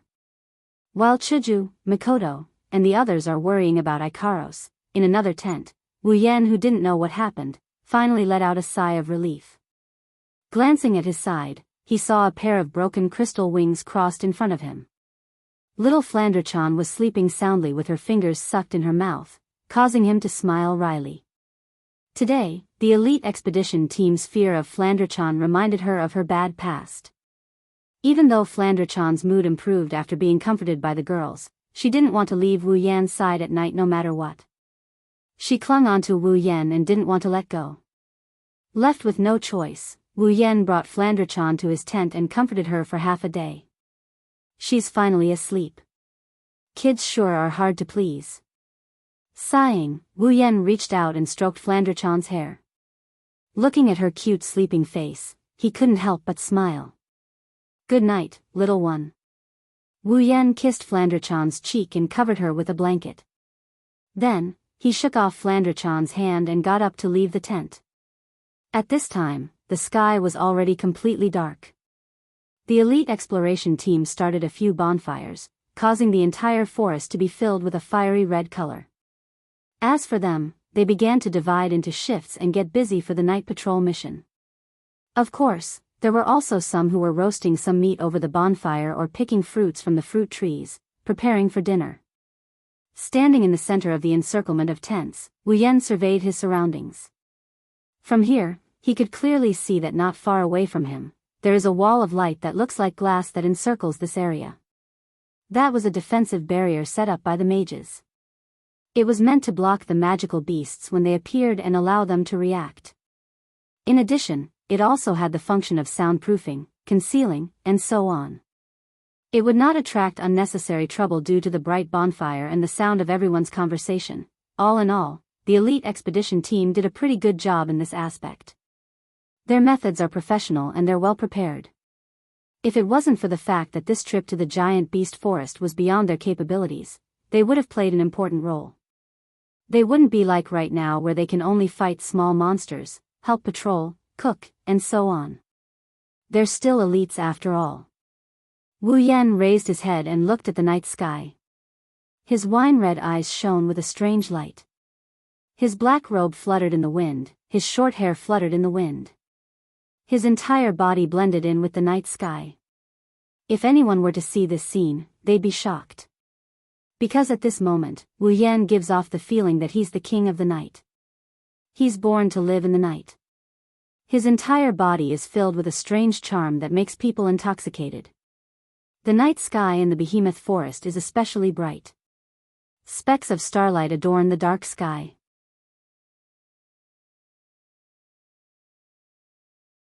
Between the twinkling and blinking, it moves the hearts of those who watch.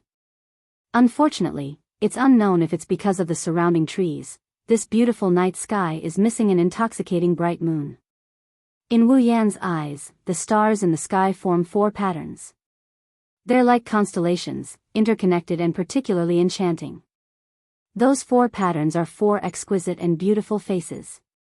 Kotori, Kurumi, Toka, Yoshino, looking at those 4 beautiful faces, the longing in his heart seemed to have a reaction. It moved along with the stars in the sky, constantly tugging at Wu Yan's heart. When he woke up, Wu Yan couldn't help but laugh mockingly. He's really a fickle person.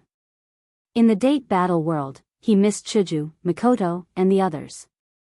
Now that he's back in the Spalier world, he's starting to miss other girls. It's not until now that he realized how many ties he has tied himself down. Speaking of which, he would always have this kind of discovery every time he wakes up in the dead of night. Is this what they call loneliness and emptiness? Thinking of this, Wu Yan immediately shook his head. He cursed in his heart. Lonely and emptiness? I have so many beautiful and cute wives around me, what's there to be lonely and empty about? Or is this the so-called eating from the bowl and looking at the pot? No. Impossible. I'm so devoted, how can I eat from the bowl and look at the pot? That's what he's thinking, but Wu Yan's expression is getting more and more guilty. His shameful self-consolation is mercilessly broken. He sighed and looked up at the night sky. No matter what, it's a fact that he misses Kotori and the others. As the longing in his heart burst forth, Wu Yan's eyes started to flicker with hesitation. He has an urge to summon Kotori and the others. But when Wu Yan really wants to summon them, he's troubled.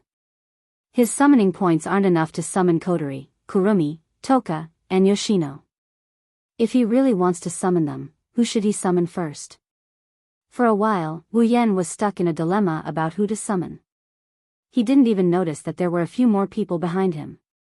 Chuju, Mikoto, and Shokuhu Misaki looked at each other. They saw Wu Yan's troubled expression, he didn't notice them at all.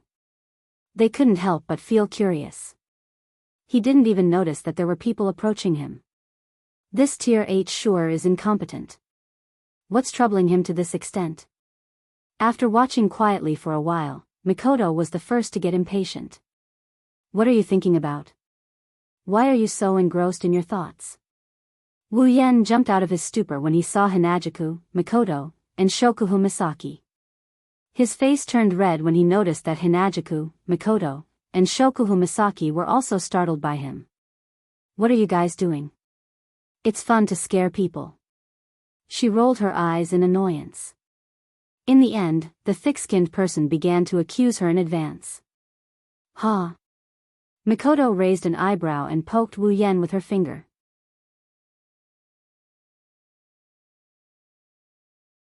You're the one who's scaring yourself. We've been standing here for a long time and you didn't even notice us. How dare you accuse us of scaring you? We've been standing here for a long time? Wu Yan scratched his head. Have you been standing here for a long time? I really didn't notice. So, what are you thinking about? Why are you so engrossed? Chuju crossed her arms in front of her chest and looked at Wu Yan suspiciously. This made Wu Yan recall the reason why he was in such a dilemma. His expression turned unnatural. I wasn't thinking about anything. I was just casually thinking about it. His eyes drifted and shifted away. This made him look even more suspicious. I was just casually thinking about it. Hanajuku and Mikoto narrowed their eyes as they stared at Wu Yan's face. Wu Yan smiled sheepishly with an embarrassed expression. Shokuhu Misaki, who has been observing Wu Yan's expression, suddenly realized something and spoke.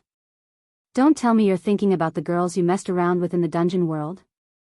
Chuju, Mikoto, and Shokuhu Misaki heard a loud thud coming from Wu Yan's chest. The three of them understood what was going on. Shokuhu Misaki's lips curled up. Little Yen, you were so engrossed in your thoughts just now. If I'm not wrong, you were probably thinking about whether or not to summon those girls, right? Thud, thump thump thump thump thump sounds kept coming out from his chest. In the silence of the night, the sound was very clear.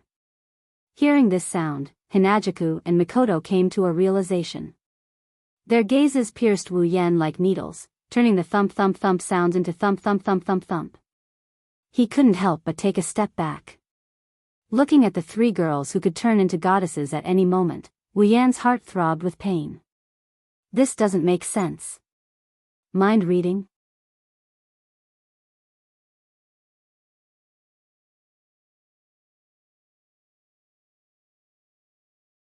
Chapter 575. Hinajaku and Mikoto instantly turned black when they saw Wu Yan's expression that was basically admitting to it. It seems like you have a good relationship with them. Chuju closed her eyes and said expressionlessly. Actually, it's not that good. Wu Yan forced a smile and raised his hand weakly. It's best to avoid Kaishu-sama's sharp edge for now. You missed them so much that you didn't even notice us approaching you. How can you say you don't have a good relationship? Mikoto chuckled coldly. Tell me, what do those girls look like that you're so engrossed in your thoughts? They must be prettier than us. Actually, they're not that pretty. Wu Yan wanted to wipe his forehead to see how much sweat he's sweating. He's sure that his back is completely soaked. They're not pretty. Shokuhu Misaki looked at Wu Yan with a smile that doesn't look like a smile. Tell me, which of the girls you've taken a fancy to are slightly ugly? Actually, they're not just slightly ugly. What did you say? Chuju, Mikoto, and Shokuhu Misaki were furious. They yelled at Wu Yan to wake him up from his stupor. Wu Yan is sure that his face is completely soaked in sweat. Wu Yan backed away with cold sweat on his forehead. He's crying on the inside. All he did was think about the girls and he ended up in such a state. If he really did summon them, wouldn't his backyard be on fire? Calm down, calm down. Wu Yan pushed his hands forward. He forced a smile on his face but his heart was bleeding. Every inch of his backyard is an inch of blood. This is the first time he's experiencing this feeling. Wu Yan pursed his lips and looked at Shokuhu Misaki with hatred. It's all because of this damned Queen Sama. It seems like she didn't learn enough from last night's lesson. Shokuhu Misaki felt her head go numb. She instantly remembered how the man in front of her played with her last night. Like a bucket of cold water, she poured it all over Shokuhu Misaki's body. The anger in her heart was extinguished, and all that was left was fear and trepidation. He won't come looking for her again tonight, will he? Shokuhu Misaki's heart started pounding when she thought of this. Last night, Wu Yan put her in all sorts of positions and taught her a lesson. She can still remember that scene. If she were to go through it again, Shokuhu Misaki shuddered. The more she thought about it, the more she felt that it's possible. Shokuhu Misaki rolled her eyes and pretended to be cold. She snorted and said in a mysterious tone. Forget it. Since it's already happened, there's no point in talking about it. Think about how you're going to deal with this. Hinajaku and Mikoto looked at Shokuhu Misaki strangely. Since when did this woman become so kind and easy to talk to? But after thinking about it, the two girls felt that Shokuhu Misaki's words made sense. Since it's already happened, there's no point in talking about it.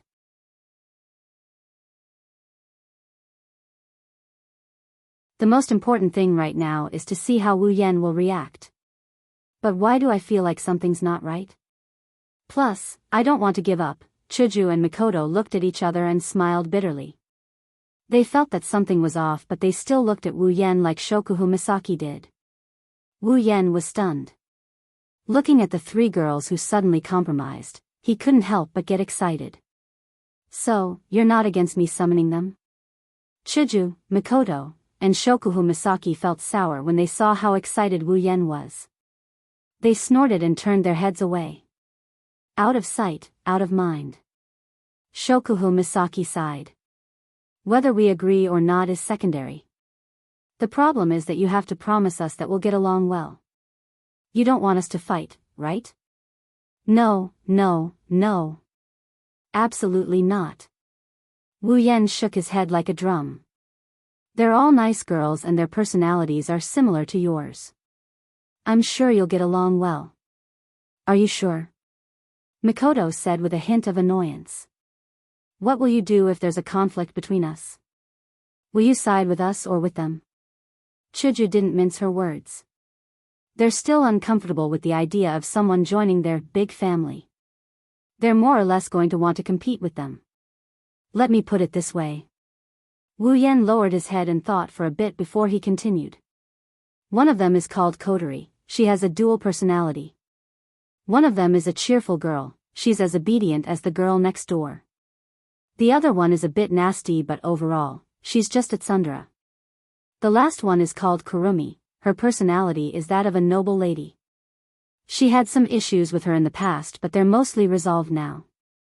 As for the remaining two, one is a little girl around 11 or 12 years old, and the other, you can treat her as the second Estrella. Do you understand now? Tsundere. Tsundere. Lowly. Foodie. Mikoto chuckled coldly. You're such a philanthropist. Wu Yan dryly laughed before continuing. Mikoto, these words coming out of your mouth don't just sound out of place. Chuju frowned, but she nodded reluctantly. If it's as you say, then she's not that hard to get along with, isn't that right? Isn't that right? Wu Yan said with a smile. He didn't even try to hide the fact that he's about to howl at the sky. Things seem to be going well for him. Noble lady? Shokuhu Misaki diverted her attention to something else. She had an amused smile on her face. She is the only one who is 100% well-mannered among the girls. She seems to be very interested in this noble lady that Wu Yan referred to as a noble lady. Kurumi? Well, I'm looking forward to it. I'm looking forward to it too. Chuju and Mikoto said at the same time as they clenched their fists. We have to let them know who's the real boss here. Wu Yan's eyebrows twitched as he listened to the three women's words. His mouth twitched as his mind flipped 1,000 times.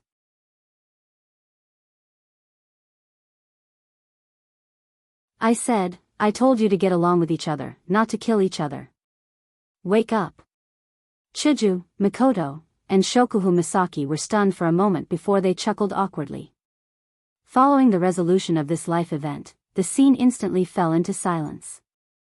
The four of them looked at each other, their big eyes staring at each other, causing the atmosphere to become rather strange. I said. Mikoto's mouth twitched. Hurry up. Faster. Wu Yan flinched and looked at Mikoto in a daze. Hurry up what? Hurry up. Did you bring your head or not? Mikoto screamed. Didn't we decide to get along with each other? Why don't you summon them? Wu Yan was relieved to hear Mikoto's words, but he quickly smiled bitterly. Well, I have a problem that is neither too big nor too small. You still have a problem at this point? Hinajaku wanted nothing more than to bite this bastard to death. Are you going to tell me that there's more than 4 of them? No, no. Wu Yan quickly shook his head and explained. I don't have enough summoning points to summon all 4 of them. I was troubled by this problem and didn't know who to summon first. Ha! Chuju, Mikoto, and Shokuhu Misaki were speechless. You've been troubled by this for so long? Wu Yan nodded without hesitation. The moment he nodded, the 3 of them looked at him like he was an idiot. Wu Yan laughed dryly.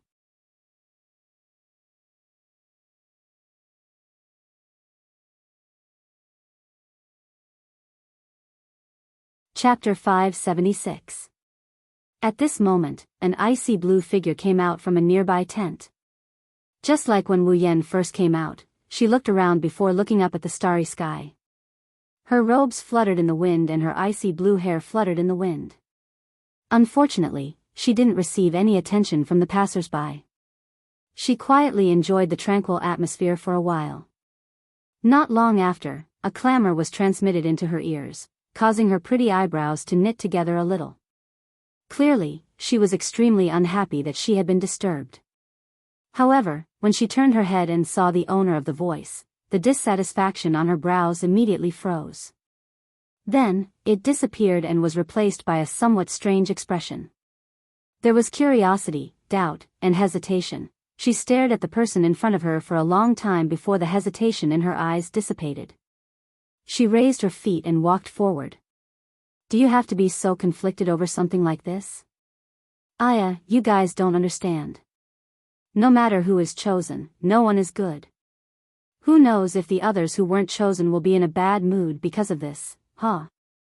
I say, aren't you thinking too much? How could anyone care about such a small matter? Are you sure? What if it was you? Would you be upset if I didn't pick you? Yes. Of course not. Can you please look into my eyes when you speak?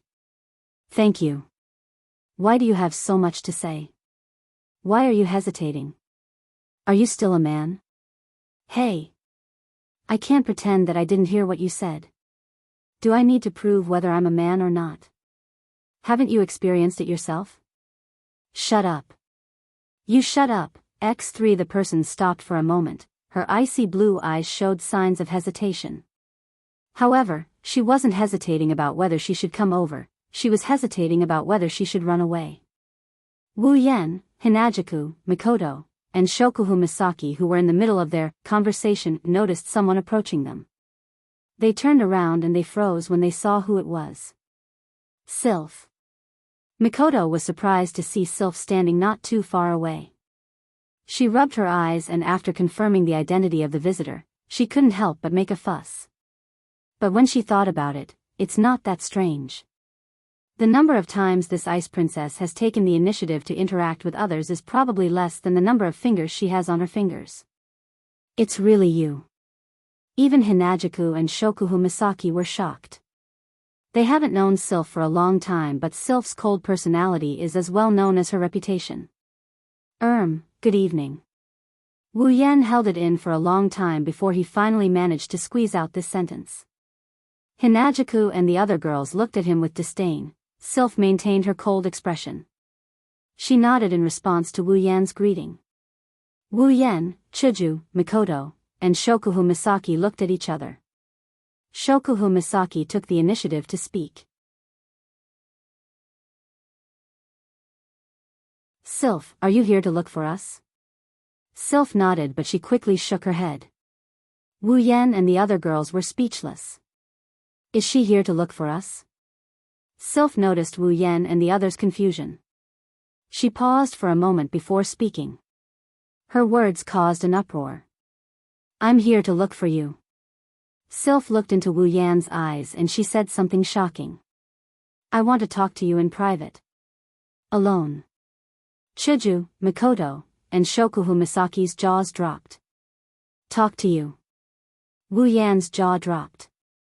Wu Yan and the others were shocked when they saw Sylph acting as if she was asking them if they had dinner yet. Is this the same Princess Sylph who doesn't like to interact with people? Could it be an imposter? The four of them had the same thought at the same time. Of course, this thought only lasted for a moment before it was tossed aside by the four of them. They turned their attention to the main point. Talk to him. Chuju, Mikoto, and Shokuhu Misaki looked at Wu Yan with murderous intent. Talk to him alone? The murderous intent enveloped Wu Yan. Wu Yan shuddered. Wu Yan instinctively took a few meters away from Sylph and shook his head at Chuju and the others to express his innocence. The three harem masters have just acknowledged the existence of Kotori and the other girls. If he were to get entangled with Sylph now, he would definitely die a miserable death. After all, the three girls would definitely be a little unhappy about it. A wise man submits to circumstances and cleans up his ties with them. Plus, there was nothing between them to begin with. Sylph stood there without saying a word. She seemed to be waiting for Hinajaku and the others to leave. Wu Yan almost fell to the ground when he saw how calm and confident she is. I say, why don't you give me an explanation? Chuju, Mikoto, and Shokuhu Misaki looked back and forth between Wu Yan and Sylph. For some reason, the murderous intent in their eyes disappeared. There's a 99% chance that the two of them have nothing to do with each other. That's what Chuju, Mikoto, and Shokuhu Misaki thought when they saw Sylph's cold expression. They would rather die than believe that Sylph would be interested in Wu Yan. All right. Shokuhu Misaki pursed her lips. Then the three of you can talk to each other in private. Shokuhu Misaki narrowed her eyes and glared at Wu Yan. As for the lost girls you abducted, it's not a good time for them to appear here. Let's talk about them after we leave the behemoth forest. Wu Yan nodded his head. As long as they don't object to his summoning or reject Kotori and the others, he will do whatever they want. Hinajaku and Mikoto didn't want to leave, but since Shokuhu Misaki said so, they didn't want to stay any longer. They glared at Wu Yan before leaving with Shokuhu Misaki. They returned to their own tents, leaving Wu Yan and Sylph alone. After the three women left, Wu Yan didn't know what to do. He smiled at Sylph and waited for her to speak. Sylph, on the other hand, was staring at the white ring on Wu Yan's finger. Just as Wu Yan couldn't take it anymore, Sylph finally spoke. "Your ring." Sylph looked at Wu Yan and spoke in a serious tone. "Where did you get it from?" "Huh? Ring?" Wu Yan flinched and he saw Sylph looking at his hand. He followed her gaze down to his hand. "You're saying..." Wu Yan frowned as he raised the pure white ring on his finger. "This ring?" Sylph nodded. Wu Yan's expression turned serious. He looked straight into Sylph's eyes. "Do you recognize this ring?"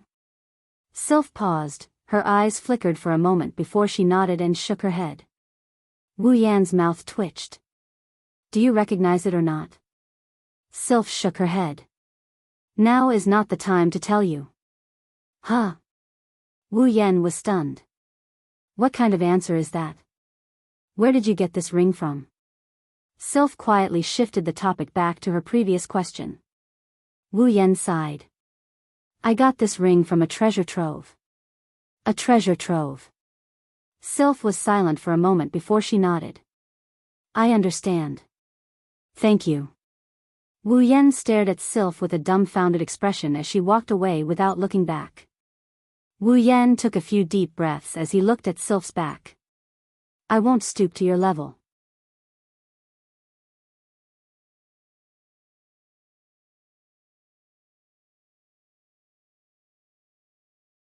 Chapter 577. Morning, deep in the behemoth forest. Wisps of refreshing air spread through the encirclement of tents. The cold temperature made the people who came out of the tents involuntarily tighten their clothes. Sunlight shone down from the sky above the forest, passing through the layers of green trees and finally converging on the ground, reflecting mottled light spots. Inside the bonfire, the crackling sound of the burning branches continued. However, because of the cold morning, even if one stood beside the bonfire, they could not feel any warmth. Fortunately, the bright and beautiful sunlight still gave the people who had rested in the forest for a night or patrolled for half the night a sense of warmth, so they did not feel so lazy. Of course, that's the feeling of a normal person. For those who are born abnormal, no matter how good the weather is in the morning, they'll always feel like they can't get enough sleep. After a while, Wu Yan finally got up from his bed with Flandrachon's help. He yawned as he carried Flandrachon out of his tent. That lazy look on his face would have infected anyone who saw it. "I say, can't you be a little more energetic in the morning?" Mikoto put her hands on her hips, her smooth thighs swayed back and forth a few times, sparkling under the sunlight. Seeing this, Wu Yan perked up a bit, his eyelids couldn't help but stare at those thighs for a bit before retracting them. "You guys don't understand. Sleeping in the morning is such a blissful thing. That's only possible when we're in a warm bed." Hinajuku pursed her lips in annoyance. "In the forest, in a tent, on a blanket, you can sleep so comfortably. Blissful isn't enough to describe it. You're just lazy." "No, you're wrong about me. No, you've been seen through by others for a long time. No one can blame you.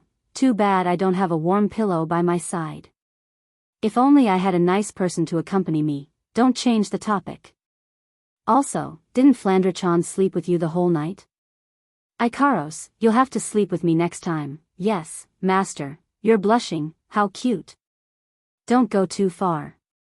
Don't ignore me." While Wu Yan and the girls were chatting away, the others had already finished their preparations and were just waiting to depart. As for breakfast, Wu Yan had already finished his breakfast. Even the girls had already eaten. The only one who hasn't eaten yet is Wu Yan. "Yan, are you guys ready?" Fei Fei, Sylph, Bing Ling, and Bishi walked up to Wu Yan's group. Fei Fei asked. If this was before, Fei Fei and the others would respect Wu Yan's opinion, but they wouldn't ask in front of their subordinates. After all, they are the leader and Wu Yan and the others are outsiders. Now, however, no one would ignore Wu Yan's opinion. Wu Yan also noticed this. He took a deep look at the expedition party behind Fei and nodded. All right, let's go, okay. Fei nodded. She exchanged glances with Sylph, Bingling, and Bishi before waving her hand. Let's go. After Fei and the others gave the order, the magicians quickly walked out of the group and removed the barrier that they had been working on for the entire night. The same forest once again appeared before everyone's eyes. The group of more than 100 people gathered together and carefully walked towards the center of the behemoth forest. After yesterday's lesson, everyone no longer dared to wander around the giant beast's forest brazenly. After walking a certain distance, Fei and the other three would stop and study the surrounding terrain with their subordinates to see if they had accidentally entered the territory of a Class 9 magical beast. They didn't want to experience yesterday's frightening battle again. Actually, it was quite easy to identify if he had barged into the territory of a Class 9 magical beast. That was because in the territory of a Class 9 magical beast, it was very difficult for other types of magical beasts to appear except for some of the magical beast's offspring. After all, it was its territory. How could it allow other magical beasts to enter? Even if there are, it's usually just a few unimportant monsters, like peak Class 7 monsters or Class 8 monsters. Therefore, as long as the appearance of magical beasts in a place became sparse, and the level of the magical beasts was not very high, and the same type of magical beast appeared frequently, then this place would most likely be the territory of a 9th grade magical beast. However, there are also cases like yesterday where the entire tribe gathered together because they found a good place to live. Yesterday, the reason why they didn't discover that it was the territory of the Ape King was because the Ape Kings were all living together, causing the species of magical beasts they encountered along the way to be very irregular. Although the level of the magical beasts was a bit low, the group didn't have much suspicion. In the end, tragedy, fortunately, Wu Yan's group came with them this time. Otherwise, aside from Fei, Sylph, Bingling, and Bishi who have some trump cards to protect themselves, no one else would have survived. They walked with extreme caution and got closer to the center of the behemoth forest. Strangely enough, they haven't encountered a single monster since morning. This situation is a little strange. Wu Yan even saw a Tier 8 demonic beast appear in their line of sight for less than a second before it ran away with its tail tucked between its legs, causing many people to stare at it so hard that their eyes almost popped out of their sockets. Fei, Sylph, Bingling, and Bishi didn't react to it at all. It's as if it's only natural. Wu Yan knew that the problem lies with them. After handing Flanderchan to Chuju, Wu Yan walked up to Fei and asked, "How did you do it?" Fei smiled faintly.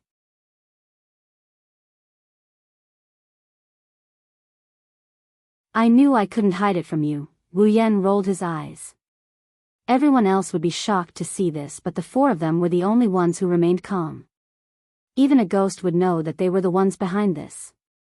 Fei took out a small pouch and waved it in front of Wu Yan. Wu Yan frowned and asked in surprise, "The problem lies with this?" "Yes." Fei nodded and straightened her back. "This pouch contains the blood of the long-armed Ape King from yesterday." "The blood of the long-armed Ape King?" Fei grinned. "You still don't understand? For normal magical beasts, a 9th rank magical beast is their natural enemy." Wu Yan blinked when he heard Fei's words. He looked at the pouch and had an idea. Could it be that those magical beasts can sense the presence inside? That's right. Fei mischievously weighed the small bag in her hand and smiled. "We put the blood of the long-handed Ape King inside the bag and carried it with us. Naturally, some of the long-handed Ape King's aura will appear on our bodies. Ordinary people won't be able to feel this aura, but magic beasts that have lived in the giant beast's forest for a long time will certainly be able to sense it. Those magical beasts didn't see the real person, but they sensed the presence. They will subconsciously think that a 9th rank magical beast is here, so they all ran away. We won't have as much trouble as before." "This." Wu Yan shook his head and laughed. "To think that you can think of such a method. Aren't you afraid of provoking trouble? If a Class 9 magical beast appeared nearby and sensed the aura of the long-handed Ape King, it wouldn't take the initiative to avoid it. Instead, it would directly come to its door. You don't have to worry about that, Fei said. Normally, 9th rank magical beasts won't leave their territory. Besides, don't we have you guys? Wu Yan was speechless.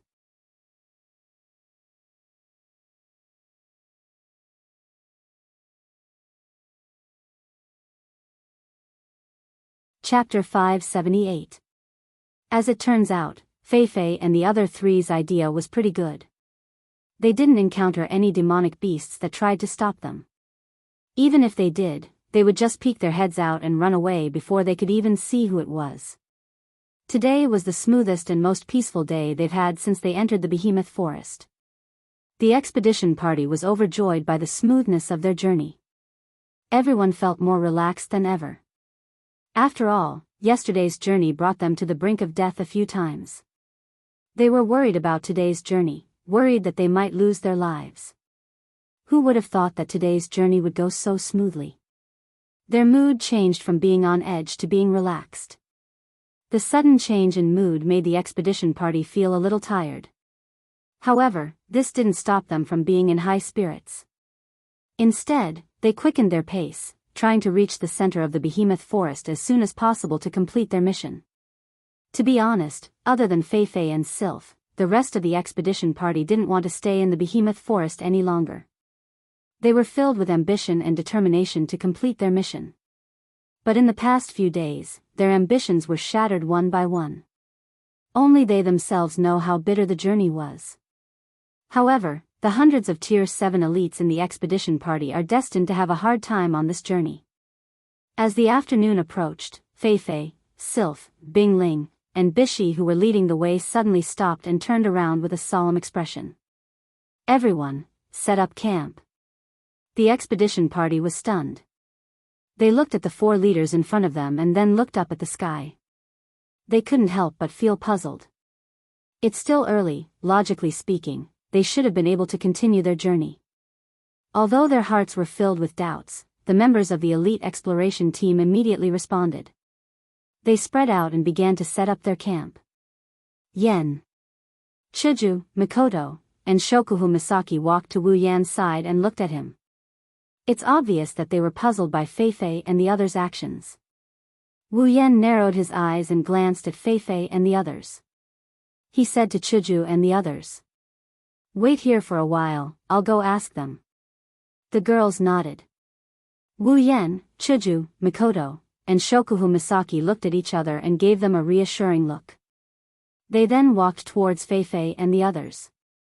"Why did you stop?" Wu Yan didn't beat around the bush when he arrived in front of Fei and the others. Fei looked at Sylph and the others before taking a step forward. "Even if you didn't come over to ask, we would have told you the reason later. After all, we can't do without your help." Fei lowered her head and paused for a moment. She turned around and whispered into Wu Yan's ears. However, the content of her words made Wu Yan perk up. His doubts were instantly dispelled. According to the map, we should be at the center of the behemoth forest. So, it's right in front. Wu Yan followed Fei's gaze and looked ahead. If Lei Wang and the other Tier 9 powerhouses are right and a demigod beast king is about to be born, they will have to face it soon. It has been almost a year since he came to the Spalier world, including the time he spent in the instance dungeons. In this 1 year, he went from a useless otaku to a powerhouse. He might not be at the peak, but he is more than capable of standing out in the Spalier world.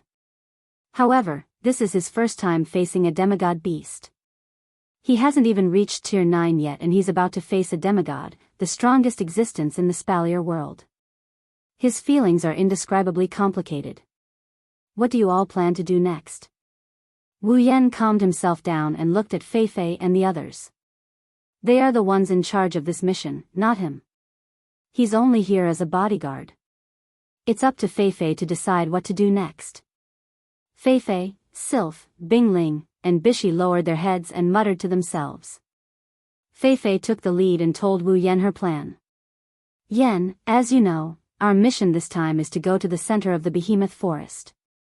We're going to investigate if the abnormal behavior of the demonic beasts is due to the birth of the Beast King. Now that the center of the behemoth forest is right in front of us, it's no longer suitable for our subordinates to follow us. Wu Yan nodded in understanding. Indeed, the demonic beasts that live in the center of the behemoth forest are the strongest in the entire behemoth forest. They are at least tier 9 existences. At this point, the use of the elite exploration team was almost non-existent. They couldn't help in the battle and might even expose their whereabouts due to the large number of people. Therefore, the use of the elite exploration team had more or less come to an end here. Speaking of which, the elite expedition team is quite pitiful. Originally, they were there to help Fei, Sylph, and the others deal with low-tier demonic beasts. When they encounter high-tier demonic beasts, they can use their numbers to stall for time. In the end, because of Wu Yan's group, the elite expedition team has been reduced to mere bystanders. Other than helping Wu Yan, Fei, and the others with odd jobs and cooking, they only played a small role in dealing with the long-arm apes. It's quite pitiful. But because of this, other than a few deaths due to carelessness in the beginning, the rest of the elite expedition team has been living in fear for their lives. If it wasn't for Wu Yan's group, they don't even know if 10 of them would be able to survive. Compared to their own lives, even if they knew about it, they would rather be a bystander and would not have much complaints, this time. Fei looked around and said, "The few of us will follow you into the heart of the behemoth forest to scout out the situation." 14 people?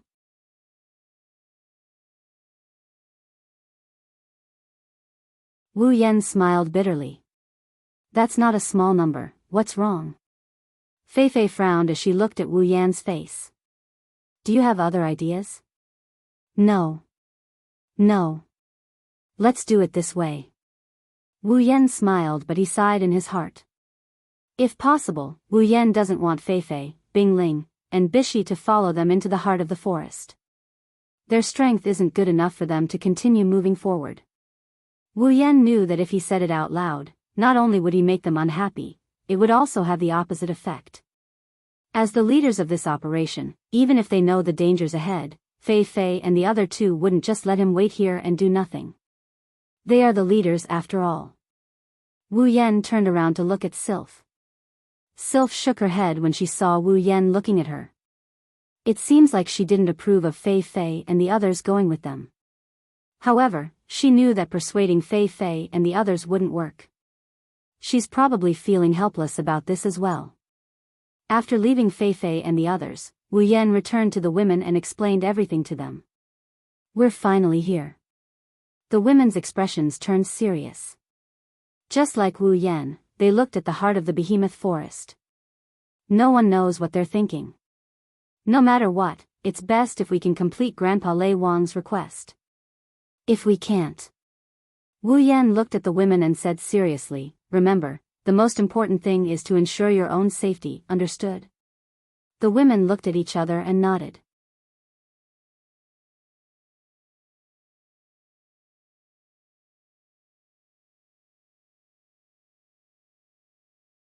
Chapter 579. The expedition party has been kept in the dark about their trip to the behemoth forest. All they know is that they are here to investigate a very important matter. However, they don't know what it is. Lei Wang only told them that this is a secret mission. That's why when Fei, Sylph, Bingling, and Bishi told them that their mission is to stay here and wait for them to return, the expedition party knew that the real mission is about to begin. Fei and the others are going to carry it out.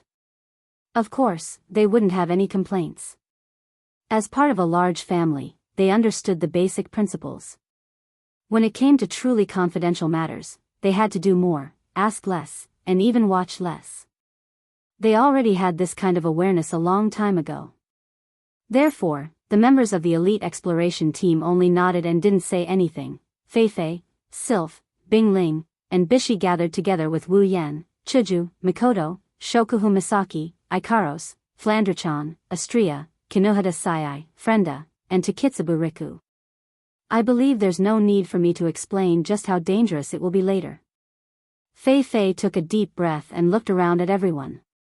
Everyone, let's hope that we can complete this mission successfully. Everyone smiled at each other and nodded at Fei. They looked at the camp behind them and walked into the heart of the behemoth forest.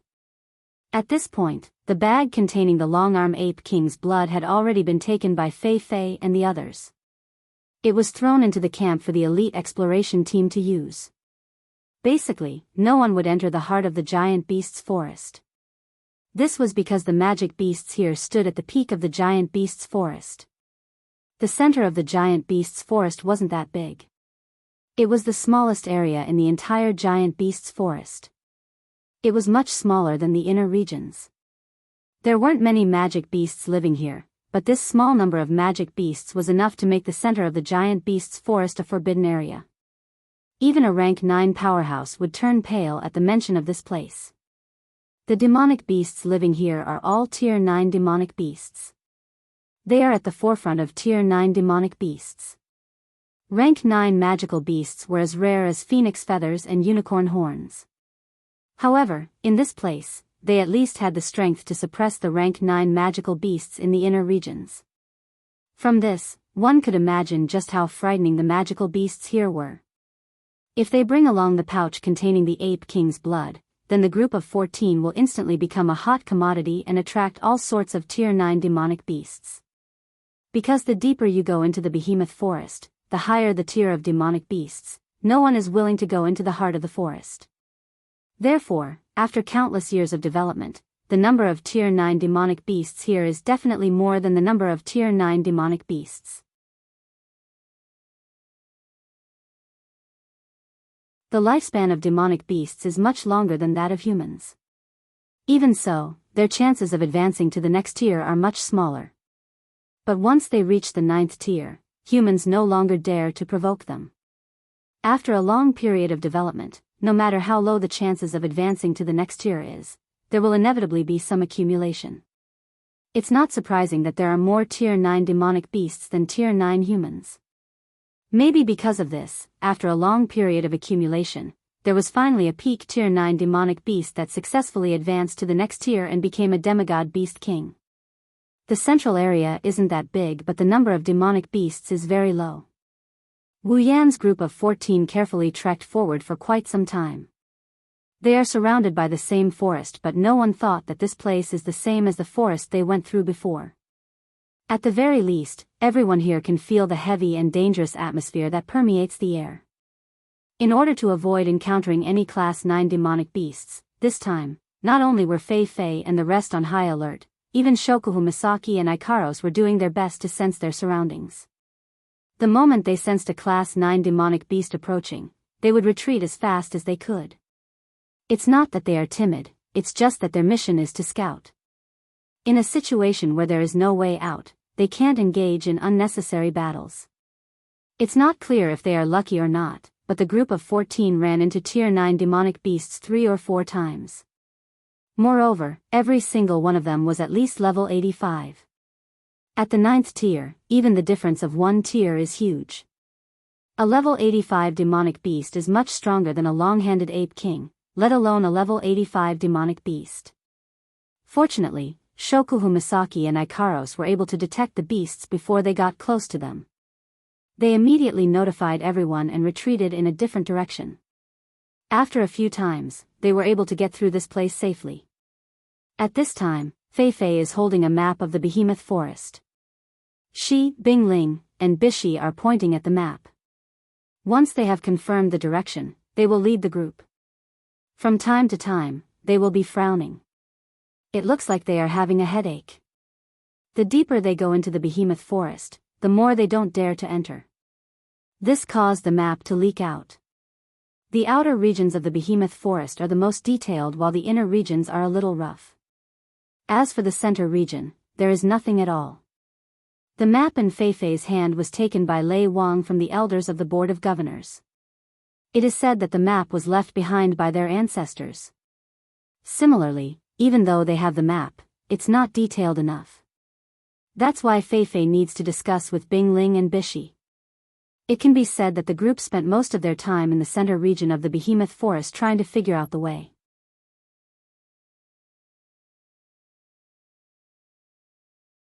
As Fei Fei and the rest led the way, Fei Fei finally let out a sigh of relief and smiled. All right. The center region of the behemoth forest is right in front of us. Everyone was shocked when they heard this.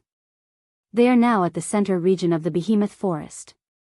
That means the Beast King is there as well. Wu Yan and the rest walked towards Feifei.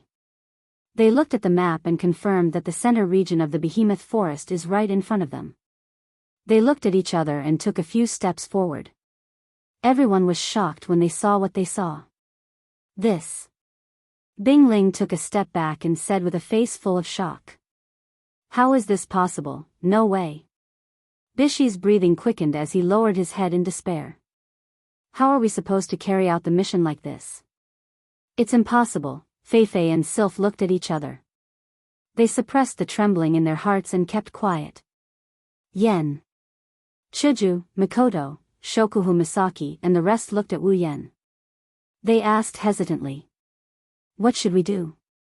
What should we do? Wu Yen bitterly laughed. He stared straight ahead with his wine-red eyes. There's an open space in front of them. It's about 500 meters in radius. It's wide and spacious.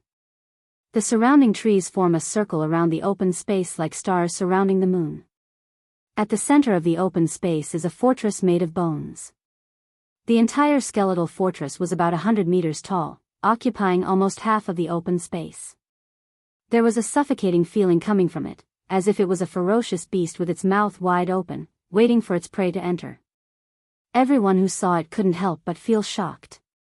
That's not the most important thing. The most important thing is the dozen or so demonic beasts at the entrance of the fortress. A dozen or so rank 9 demonic beasts. It's these dozen or so demonic beasts that caused everyone's expression to change to such an extent. Under everyone's attentive gazes, those magical beasts of the 9th rank walked back and forth in front of the skeletal fort's entrance. They were like patrolling guards, doing their best to protect the fort's safety. The aura emitted from these magical beasts was much stronger than the long-handed ape king, and even the magical beasts of the 9th rank that the group of people had almost encountered before. Looking at this unimaginable scene, the group of people looked at each other and lowered their heads at the same time.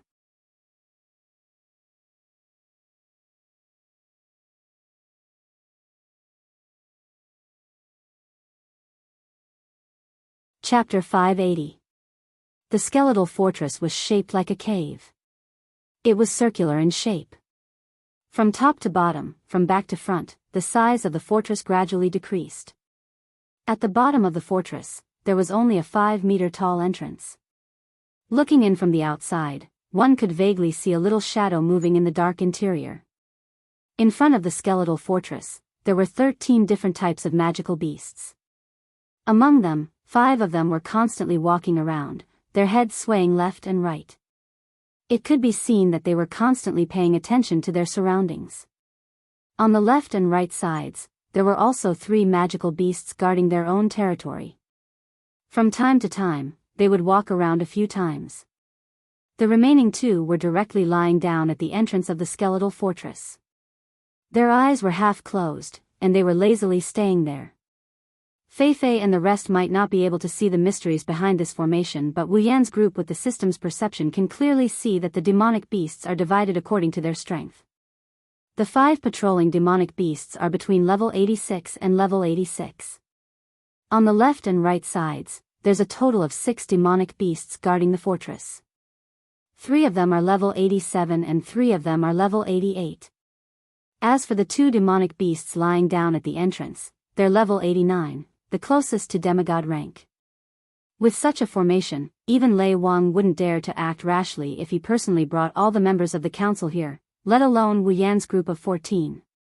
One side has 14 demonic beasts while the other side has 13. But in terms of strength, the difference is like heaven and earth. 3 peak rank 7, 9 rank 8, and 2 rank 9. Against 14 rank 9 demonic beasts, there's no need to say who's going to win and who's going to lose. What's more, the other side is at the peak of rank 9. On the other hand, even if Flanderchan's strength can't be measured by normal standards, there's no way she can fight against so many rank 9 demonic beasts. Plus, Ikaros just recently entered rank 9. Along the way, at the final juncture, Wu Yan's group finally encountered a situation that's giving them a headache. Yan, what do you think we should do? Even the usually smart Shokuhu Misaki doesn't know what to do at this moment. She could only look at Wu Yan. Everyone else also looked at Wu Yan. After carefully examining the skeletal fortress and the demonic beasts, Wu Yan frowned. Those demonic beasts, why are they gathering there? It was as if his words had woken everyone up from a dream. His words caused everyone to subconsciously want to deal with those magical beasts to freeze, and they changed the topic to the real crux of the matter. That's right. Mikoto was hiding behind a tree, her head was furiously scratching the ground.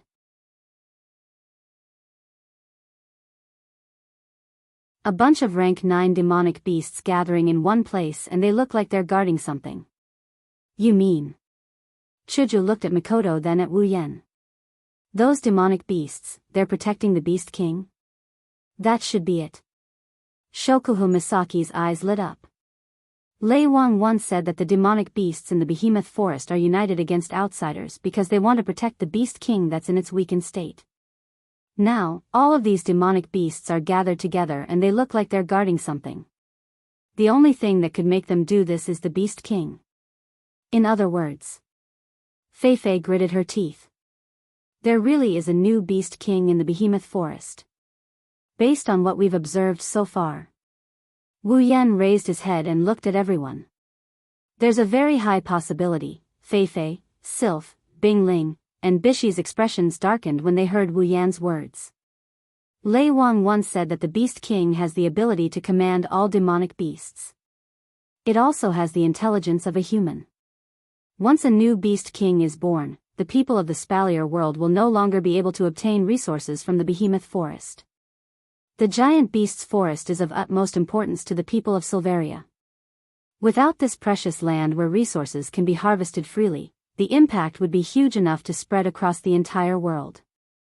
That's why the Board of Governors placed so much importance on this demonic beast anomaly and sent them here to investigate. Now, there's a high possibility that the birth of a new Beast King is real.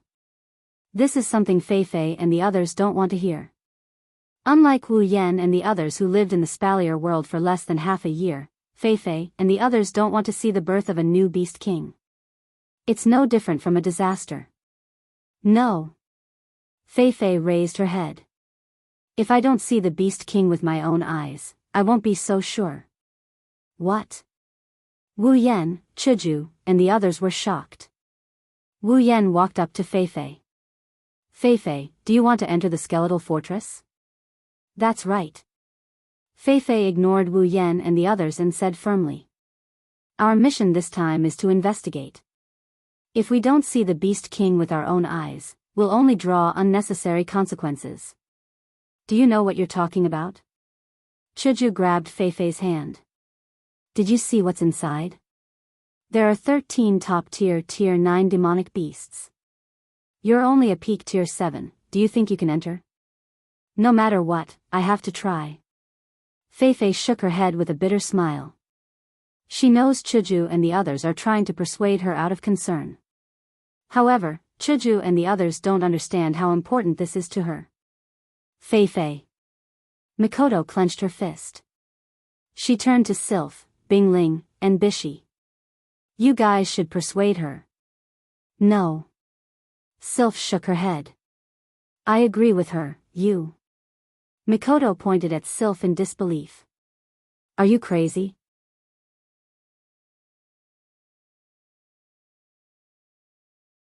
Bing Ling and Bishi stepped forward and said in unison. We agree as well. You.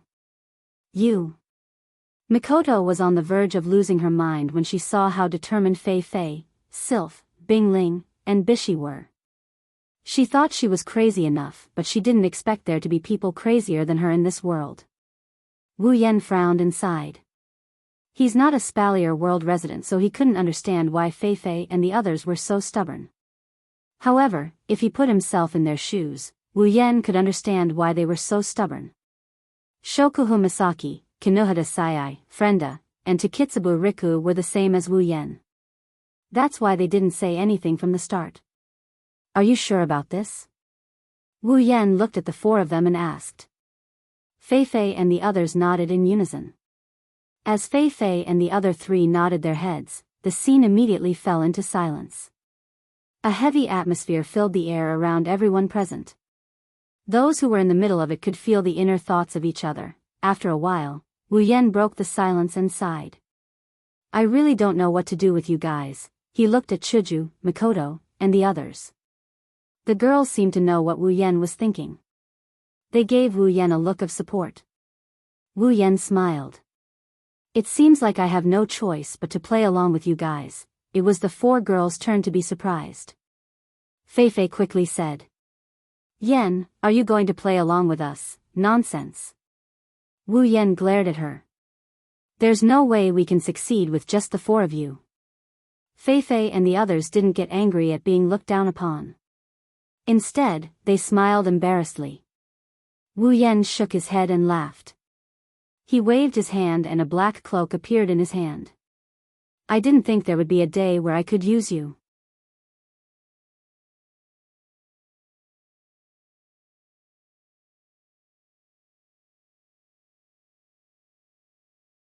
Chapter 581. Everyone's expression changed when they saw the ordinary-looking cloak. Hinajaku, Mikoto, and Shokuhu Misaki were shocked. They seemed to recognize the cloak. The others were confused, except for Ikaros and Sylph who were expressionless. A cloak. Fei Fei looked at the cloak in Wu Yan's hand curiously. She knew that if Wu Yan took out a cloak like this, it might be able to help them enter the skeletal fortress. But how was he going to do it? Little Yen, you want to? Shokuhu Misaki rubbed her chin. She had a pretty good idea of what Wu Yan is planning to do. Anyone who knows what the cloak is capable of doing would be able to guess his intentions. That's right. This cloak is the cloak that hasn't appeared in public for a long time, the cloak that Wu Yan kept in his collection. Yen, you want to use this cloak to sneak in? Chuju looked at Wu Yan in surprise. She frowned. I don't think that'll work. Did you forget what happened when we used it in the treasure trove? Wu Yan, Chuju, Mikoto, and Ikaros used the cloak to hide their tracks in the treasure trove. However, they were discovered by the Spider Queen in the end. If the Spider Queen didn't fall into the trap of the auction house, they would have been forced to use a return scroll to escape. They wouldn't have been able to obtain the 3 rings. The Spider Queen's level is around the level of a Tier 9 monster. It should have noticed Wu Yan's group using the cloak.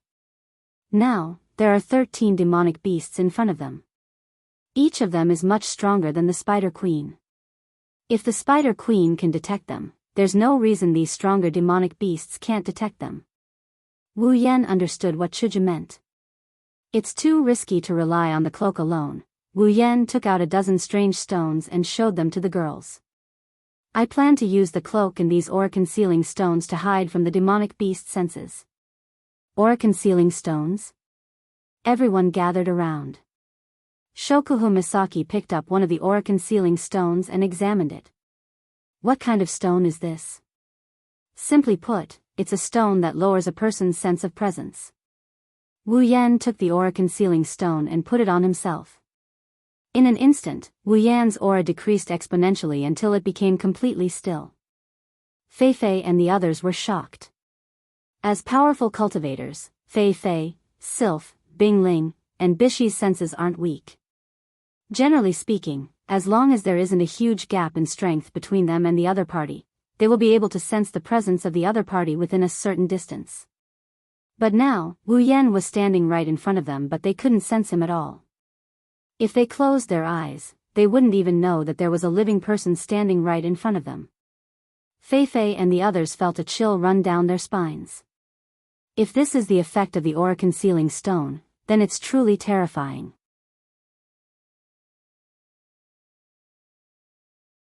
If this stone were to fall into the hands of an assassin, then it would be a godly item.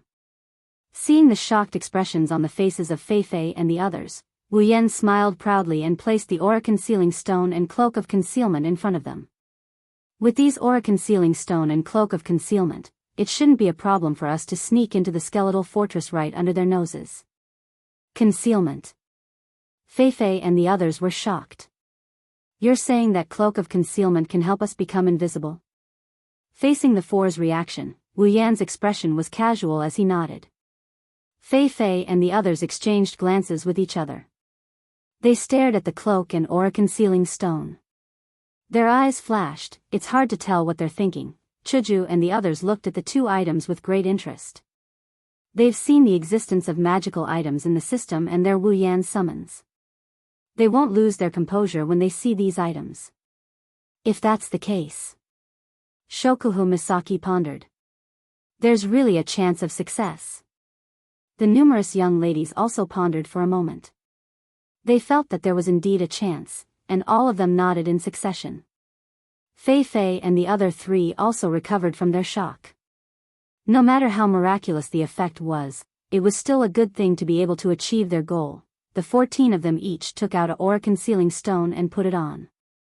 They lowered their presence and went into the cloak of concealment under Wu Yan's command.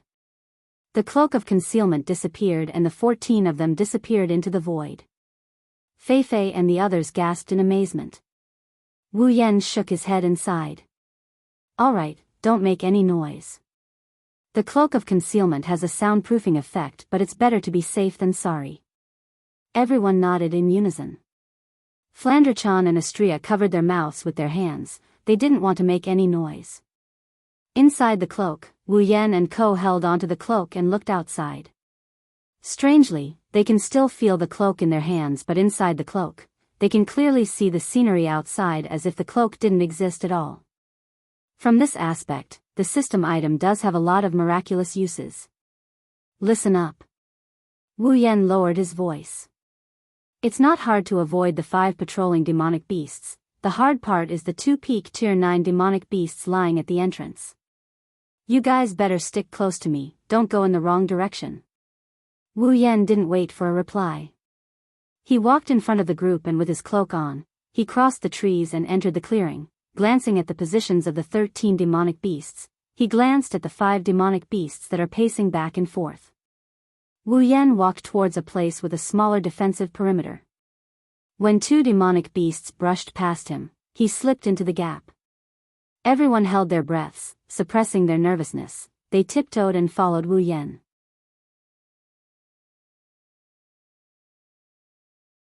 After passing through the patrolling circle of the 5 Class 9 magical beasts, the group arrived at the left side. There, 3 Class 9 magical beasts were shaking their heads, their beast eyes staring at the area they were in charge of as they vigilantly observed. However, they were completely unaware that over a dozen little ants were openly standing in front of them. Every time the 3 Tier 9 demonic beasts glanced at Wu Yan's group, Wu Yan and the others who were hidden in the cloak of concealment felt their scalps go numb. They couldn't help but close their eyes. The pressure they felt from their gazes was not small. Fortunately, even though the 3 Tier 9 demonic beasts were on high alert, they didn't discover any traces of Wu Yan's group. The 14 of them deliberately concealed their presence so that there wasn't even a single footprint on the ground. Under Wu Yan's lead, the group passed through the demonic beast's circle and arrived at the entrance of the skeletal fortress. At this point, the group finally felt how terrifying the 2 Tier 9 demonic beasts lying at the entrance were. The other party was merely lying there, but it gave everyone a kind of earth-shattering, fiendish feeling. The aura that filled the 2 of them was like a violent poison, causing the hearts of the group of people, who were observing from a close distance, to tighten. Some cold sweat dripped from their palms. Wu Yan exhaled and slowly led the group through the gap between the 2 Tier 9 demonic beasts. Almost as soon as Wu Yan's group stepped into the gap between the 2 Tier 9 demonic beasts, the 2 Tier 9 demonic beasts raised their huge heads. Everyone's hearts skipped a beat and they were rooted to the spot like statues.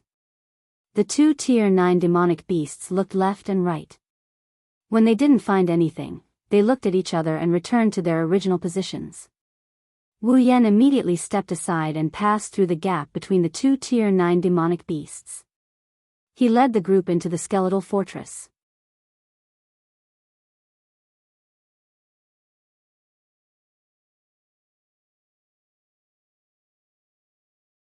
Chapter 582. A gloomy and cold aura blew from within the skeletal fortress towards the 14 people standing at the entrance, causing them to feel a chill down their spines. Some of them even shuddered.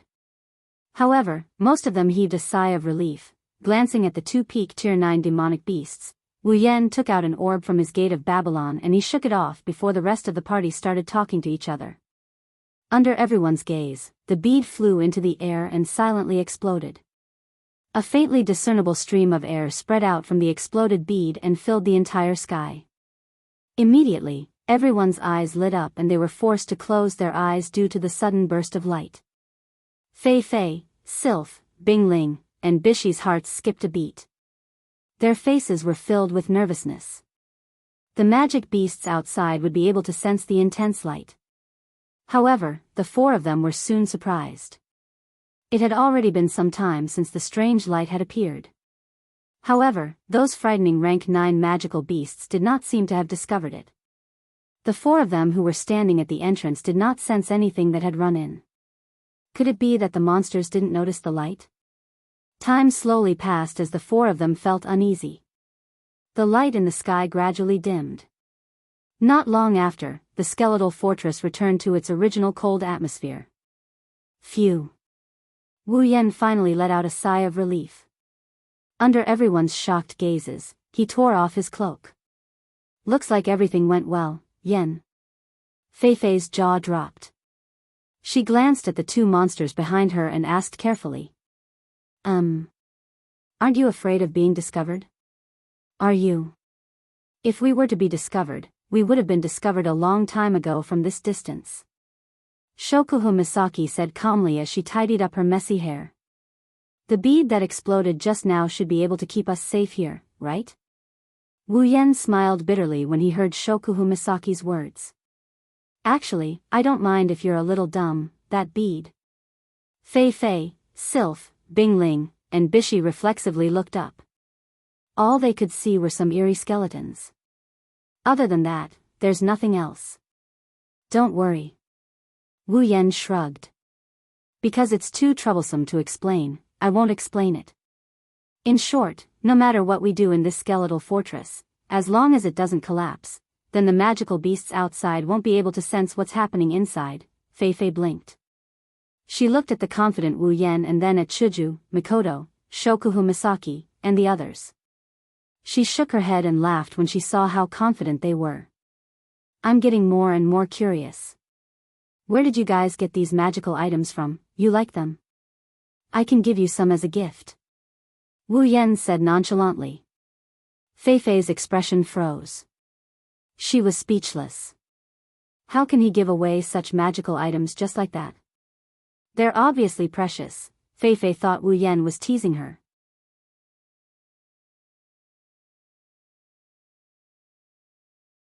She didn't know that Wu Yan was telling the truth. These items aren't worth much. No, they're only worth a few item points. After calming down, everyone began to pay attention to the environment inside. In the gloomy scene, the light was extremely dim. People could barely see their surroundings from 5 to 10 meters away. All around them were walls made of bones, mixed with some mud, giving people the feeling that they were in the chest of some magical beast. The surrounding temperature was a bit cold, and the whole atmosphere was gloomy. In front of them, there was some black air current, like a poisonous miasma, flowing in the entire skeleton fortress. At this time, everyone suddenly realized that there was also this kind of air current around them, but it didn't seem to be dangerous. Looking ahead, Wu Yan turned to look at Fei Fei and the other three. What do you think? Do you want to go in? Fei Fei, Sylph, Bingling, and Bishi lowered their heads. Then, they nodded resolutely. Wu Yan and the other girls couldn't do anything about it. Since you've decided, let's go. Wu Yan said to Fei Fei and the others. Thank you. Fei Fei, Sylph, Bingling, and Bishi said softly. They were deeply grateful. Without Wu Yan, the chances of them entering the skeletal fortress were pitifully small. They were grateful that Wu Yan still supported them. After all, other than Fei Fei, the other three weren't close to Wu Yan. If you really want to thank me, treat me to a big meal when we get back. Wu Yan rolled his eyes at the four of them. He raised his cloak and covered everyone with it.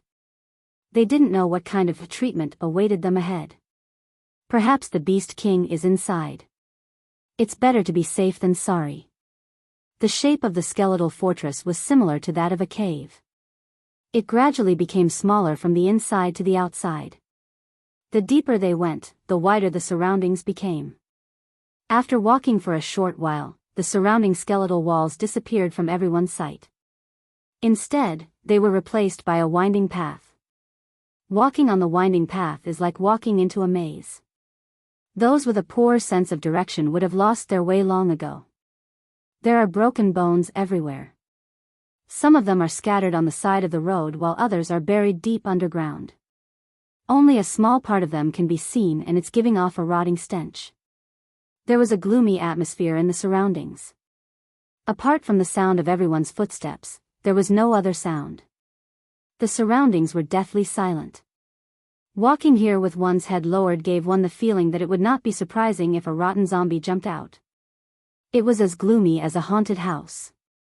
They don't know when, but the winding path suddenly straightened and led straight to the front.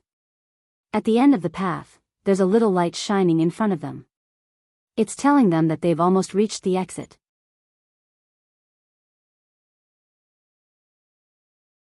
Looking at the end of the path, the group of 14 involuntarily paused their footsteps. Then, they resumed their pace and walked forward. As the light became more and more dazzling, the end was getting closer and closer. At a certain moment, they finally passed through the path. However, the scene that appeared in front of them caused them to be stunned. A vast flat ground appeared in front of them. As usual, the surrounding walls are made of a mixture of bones and mud. The shape of the walls is circular and it forms a huge semicircle with the ground. Other than that, there's nothing here except for a bone chair. The thing that really stunned the group of 14 people is a person sitting on a bone chair with his eyes closed. It's like he's in a deep sleep. That's right, it's a person. A handsome man wearing animal skin clothes. He's holding his cheek with one hand and holding the handle of the bone chair with the other hand. His eyes are closed and he's taking a nap. When everyone came to their senses, confusion, fear, and disbelief appeared on their faces.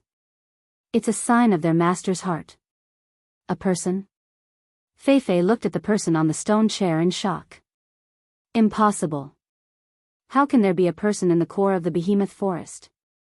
Before coming here, everyone had imagined that it could be a demigod-rank magical beast, or it could be the same as the outside world, filled with rank 9 magical beasts.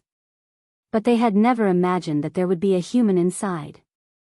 In the current behemoth forest, let alone humans, other than magical beasts and trees, there's no other life form that would wander around here. If they didn't have a mission, they wouldn't be willing to come to the behemoth forest where magical beasts work together to fight against enemies.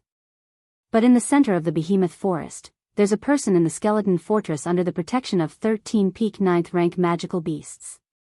It's easy to imagine the bewilderment in everyone's hearts.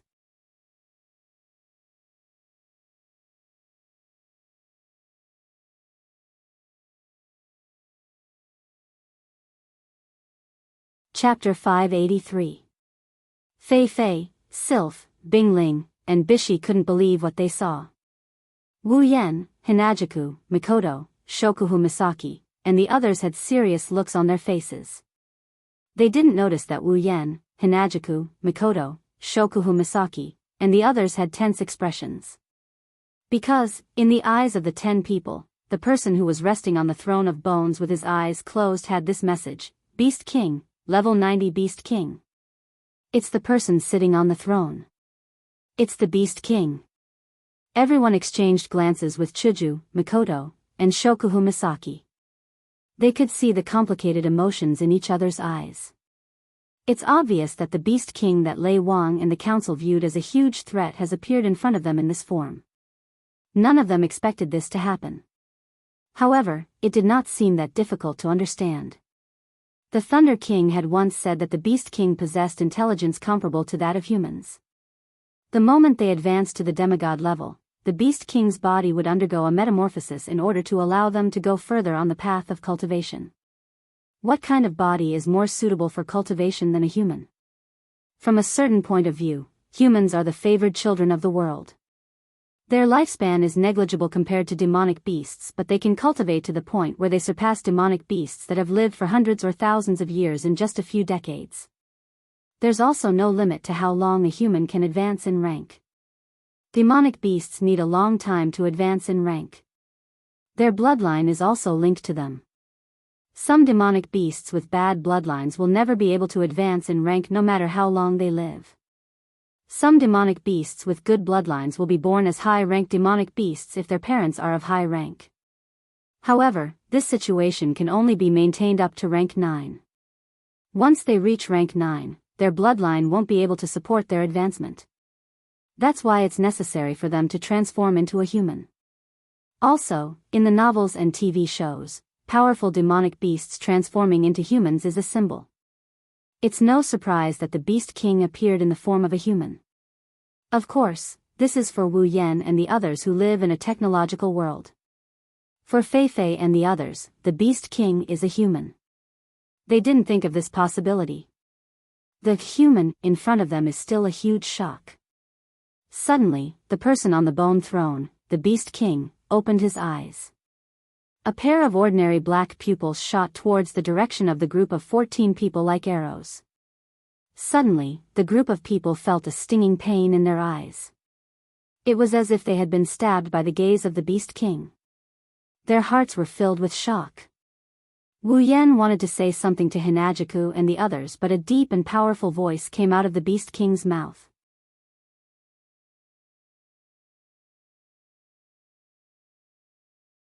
It entered everyone's ears. Since you're here, come out. Everyone's expression changed. Looking at the Beast King's eyes that were looking directly at them and the words that came out of his mouth, they understood that they had been discovered. Fei Fei, Sylph, Bingling, and Bishi hesitated under the Beast King's gaze. They're considering whether the Beast King is telling the truth or not. Wu Yan's heart started to beat faster. He knows the identity of the Beast King. Wu Yan knows that he's been discovered. Wu Yan clenched his fists. He took 2 deep breaths to suppress the trembling in his heart. He didn't even notice that his hands were cold. His knuckles turned white from clenching. Wu Yan is excited that he is going to face a demigod in person.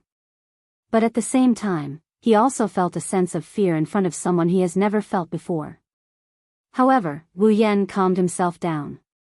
Thinking about his trump card, he calmed himself down and slowly, he took off the cloak he's wearing. The 14 of them appeared out of thin air. Their figures gradually appeared in the Beast King's sight. The Beast King's eyes glowed with a strange light. He muttered to himself, has the human world developed to the point where they can produce such mystical things? Interesting. A calm voice reverberated in the empty space. Ming Ming's voice was extremely calm, but everyone felt as though their heads were exploding. An oppressive atmosphere enveloped the entire space, causing everyone's hearts to sink at the same time. Fei Fei and the other 3 who had yet to understand the other party's identity had a look of fear on their faces. Oni-chan. Flandre-chan clutched Wu Yan's clothes tightly. Her wine-red eyes were filled with a never-before-seen seriousness as she stared at the Beast King. Flandre-chan couldn't help but feel restless. Deep in her heart, there's a voice telling her that the person in front of her is very scary. So scary that Flandre-chan can't tolerate his existence anymore. Ikaros's expressionless face showed a hint of heaviness. She couldn't help but lean closer to Wu Yan. This way, not only will she be able to protect Wu Yan in time, she will also be able to dispel the chill in her heart. Chuju, Mikoto, Shokuhu Misaki, Astria, Kinohada Sayai, Frenda, and Takitsubu Riku all subconsciously moved closer to Wu Yan. One can only imagine how much pressure the Beast King exerted on them. I'm curious. The Beast King glanced at everyone. Other than Flandre-chan and Ikaros, everyone lowered their heads. Wu Yan relied on his pride as a true ancestor to force himself to look at the Beast King from afar. However, his expression was a little unnatural. How did you manage to sneak into my castle without my subordinates noticing? The Beast King shifted his body and changed his posture. He didn't seem worried at all that the people in front of him would harm him. Subordinates.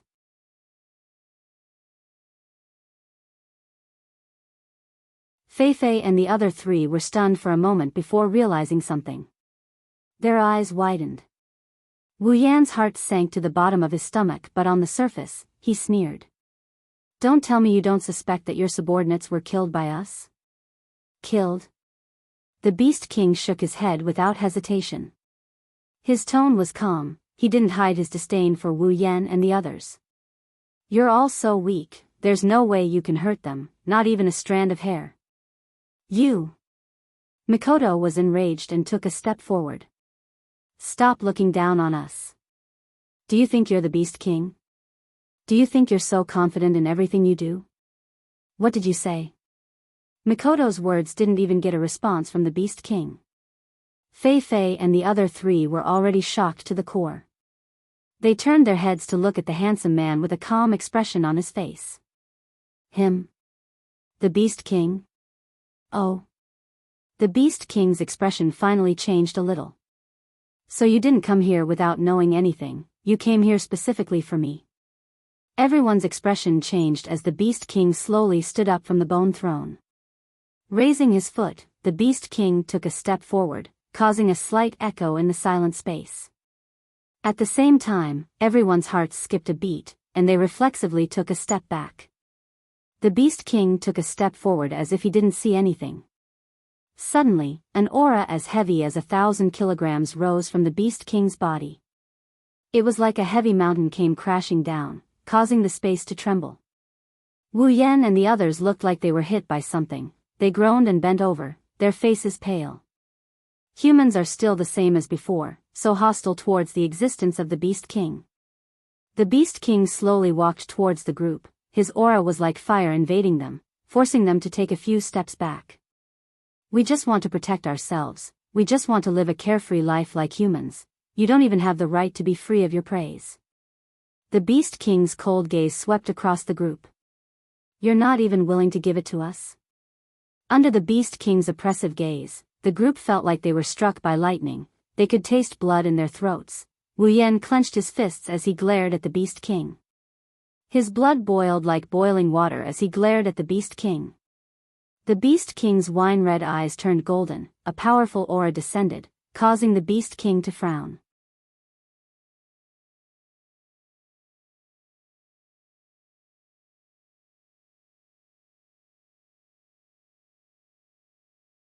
Chapter 584. His viscous, blood-like aura rose like a giant beast that had been freed from its shackles. The heavy aura of the Beast King was directly pushed apart by it, and a crack was forcibly squeezed out. The Beast King frowned, and a look of surprise appeared on his face. So weak, he's not even at the 9th level yet he can resist my aura. This person is interesting, however, when Wu Yan raised his head and revealed his golden eyes to the Beast King's brows furrowed again. He stared at Wu Yan and said, "You are not human." Wu Yan's golden eyes narrowed. He stared back at the Beast King with a sullen expression. He was a little annoyed that the Beast King saw through him so easily. Not human. Fei, Sylph, Bingling, and Bishi's expressions froze when they heard the news. When they saw that Wu Yan didn't refute it, their expressions changed drastically. Their reaction was much greater than when they heard that the person in front of them was the Beast King. Compared to a mythical Beast King, the fact that Wu Yan, who helped them a lot during their time together, isn't human shocked them even more. What kind of existence are you? The Beast King's expression was no longer as calm as before. He looked at Wu Yan with a gaze that seemed to be sizing him up. The Beast King could feel the aura coming from this person in front of him. It's not that this person's aura is stronger than his, nor is it that this person's strength is greater than his. It's a kind of subconscious obedience that a low-level demonic beast would feel when meeting a high-level demonic beast. It's an instinctive respect for a life form of a higher level than himself. A life form of a higher level than me? The Beast King thought about it carefully. He found it funny. He's the Beast King, other than the divine beast god that never appeared again. What other life form could possibly be higher than him? Even a god-level human wouldn't be able to surpass an ordinary magical beast in terms of life rating. At the end of the day, humans are nothing more than food for demonic beasts. The Beast King didn't know that the person standing in front of him is a primogenitor. According to the Beast King's theory, all lifeforms with blood are nothing more than food for him. The Beast King's eyes flashed coldly when he saw Wu Yan resisting his aura. The Beast King's aura reverberated in the air, causing Wu Yan to bend down again. His shoulders slumped heavily. Since you're not a human and you don't look like a demonic beast, why are you interfering in the affairs of humans and demonic beasts? The Beast King said. Unknown existence, if you leave now and I will not pursue the matter. Is. Wu Yan's he's he Wu Yan. The other party had used the attitude of an absolute expert to suppress him to such an extent, and yet, with just a few words, he said that he would not pursue the matter, and that was all?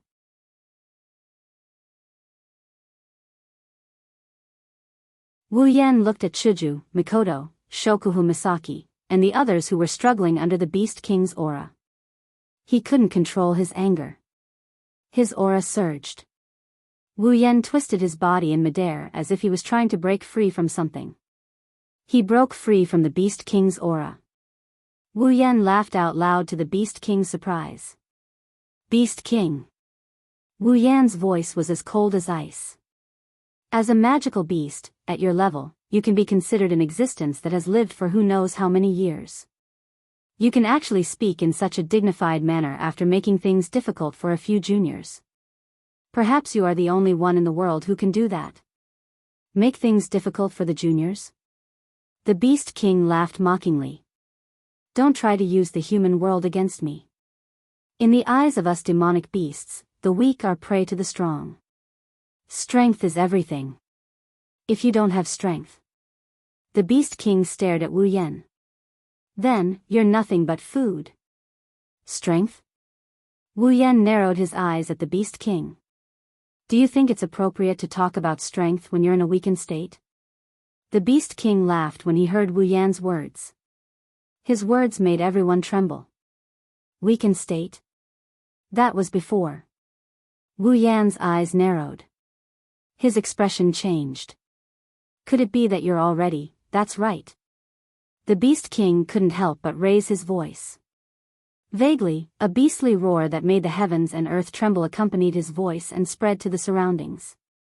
The current me, regardless of rank or strength, is already a true Beast King. The demonic beasts, under my leadership, will become the true rulers of this world.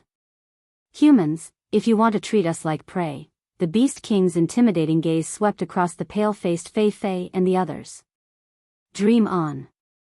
The Beast King's hateful words landed on Fei Fei, Sylph, Bingling, and Bishi. The four of them felt their insides twitching. Their hearts were filled with bitterness.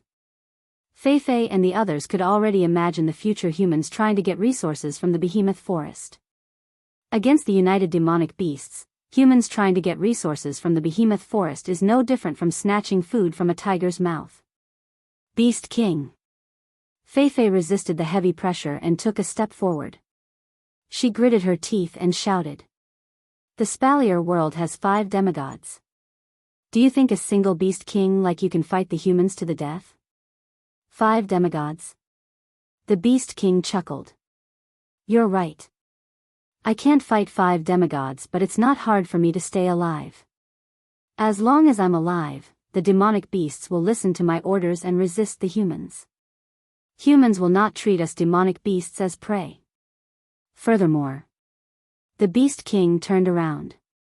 His words pierced Fei Fei's heart. Are you demigods really that united? Will you all work together? Fei Fei bit her lips so hard that it started to bleed.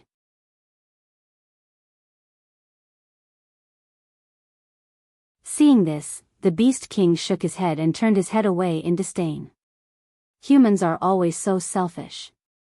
Even in the face of external enemies, you only care about yourself. How can you fight against my united demonic beasts? If we charge out of the behemoth forest, we might suffer a fatal blow. However, our goal has always been to protect ourselves. As long as we occupy the entire behemoth forest, that will be enough. Even if all the demigods come, they won't be able to touch me.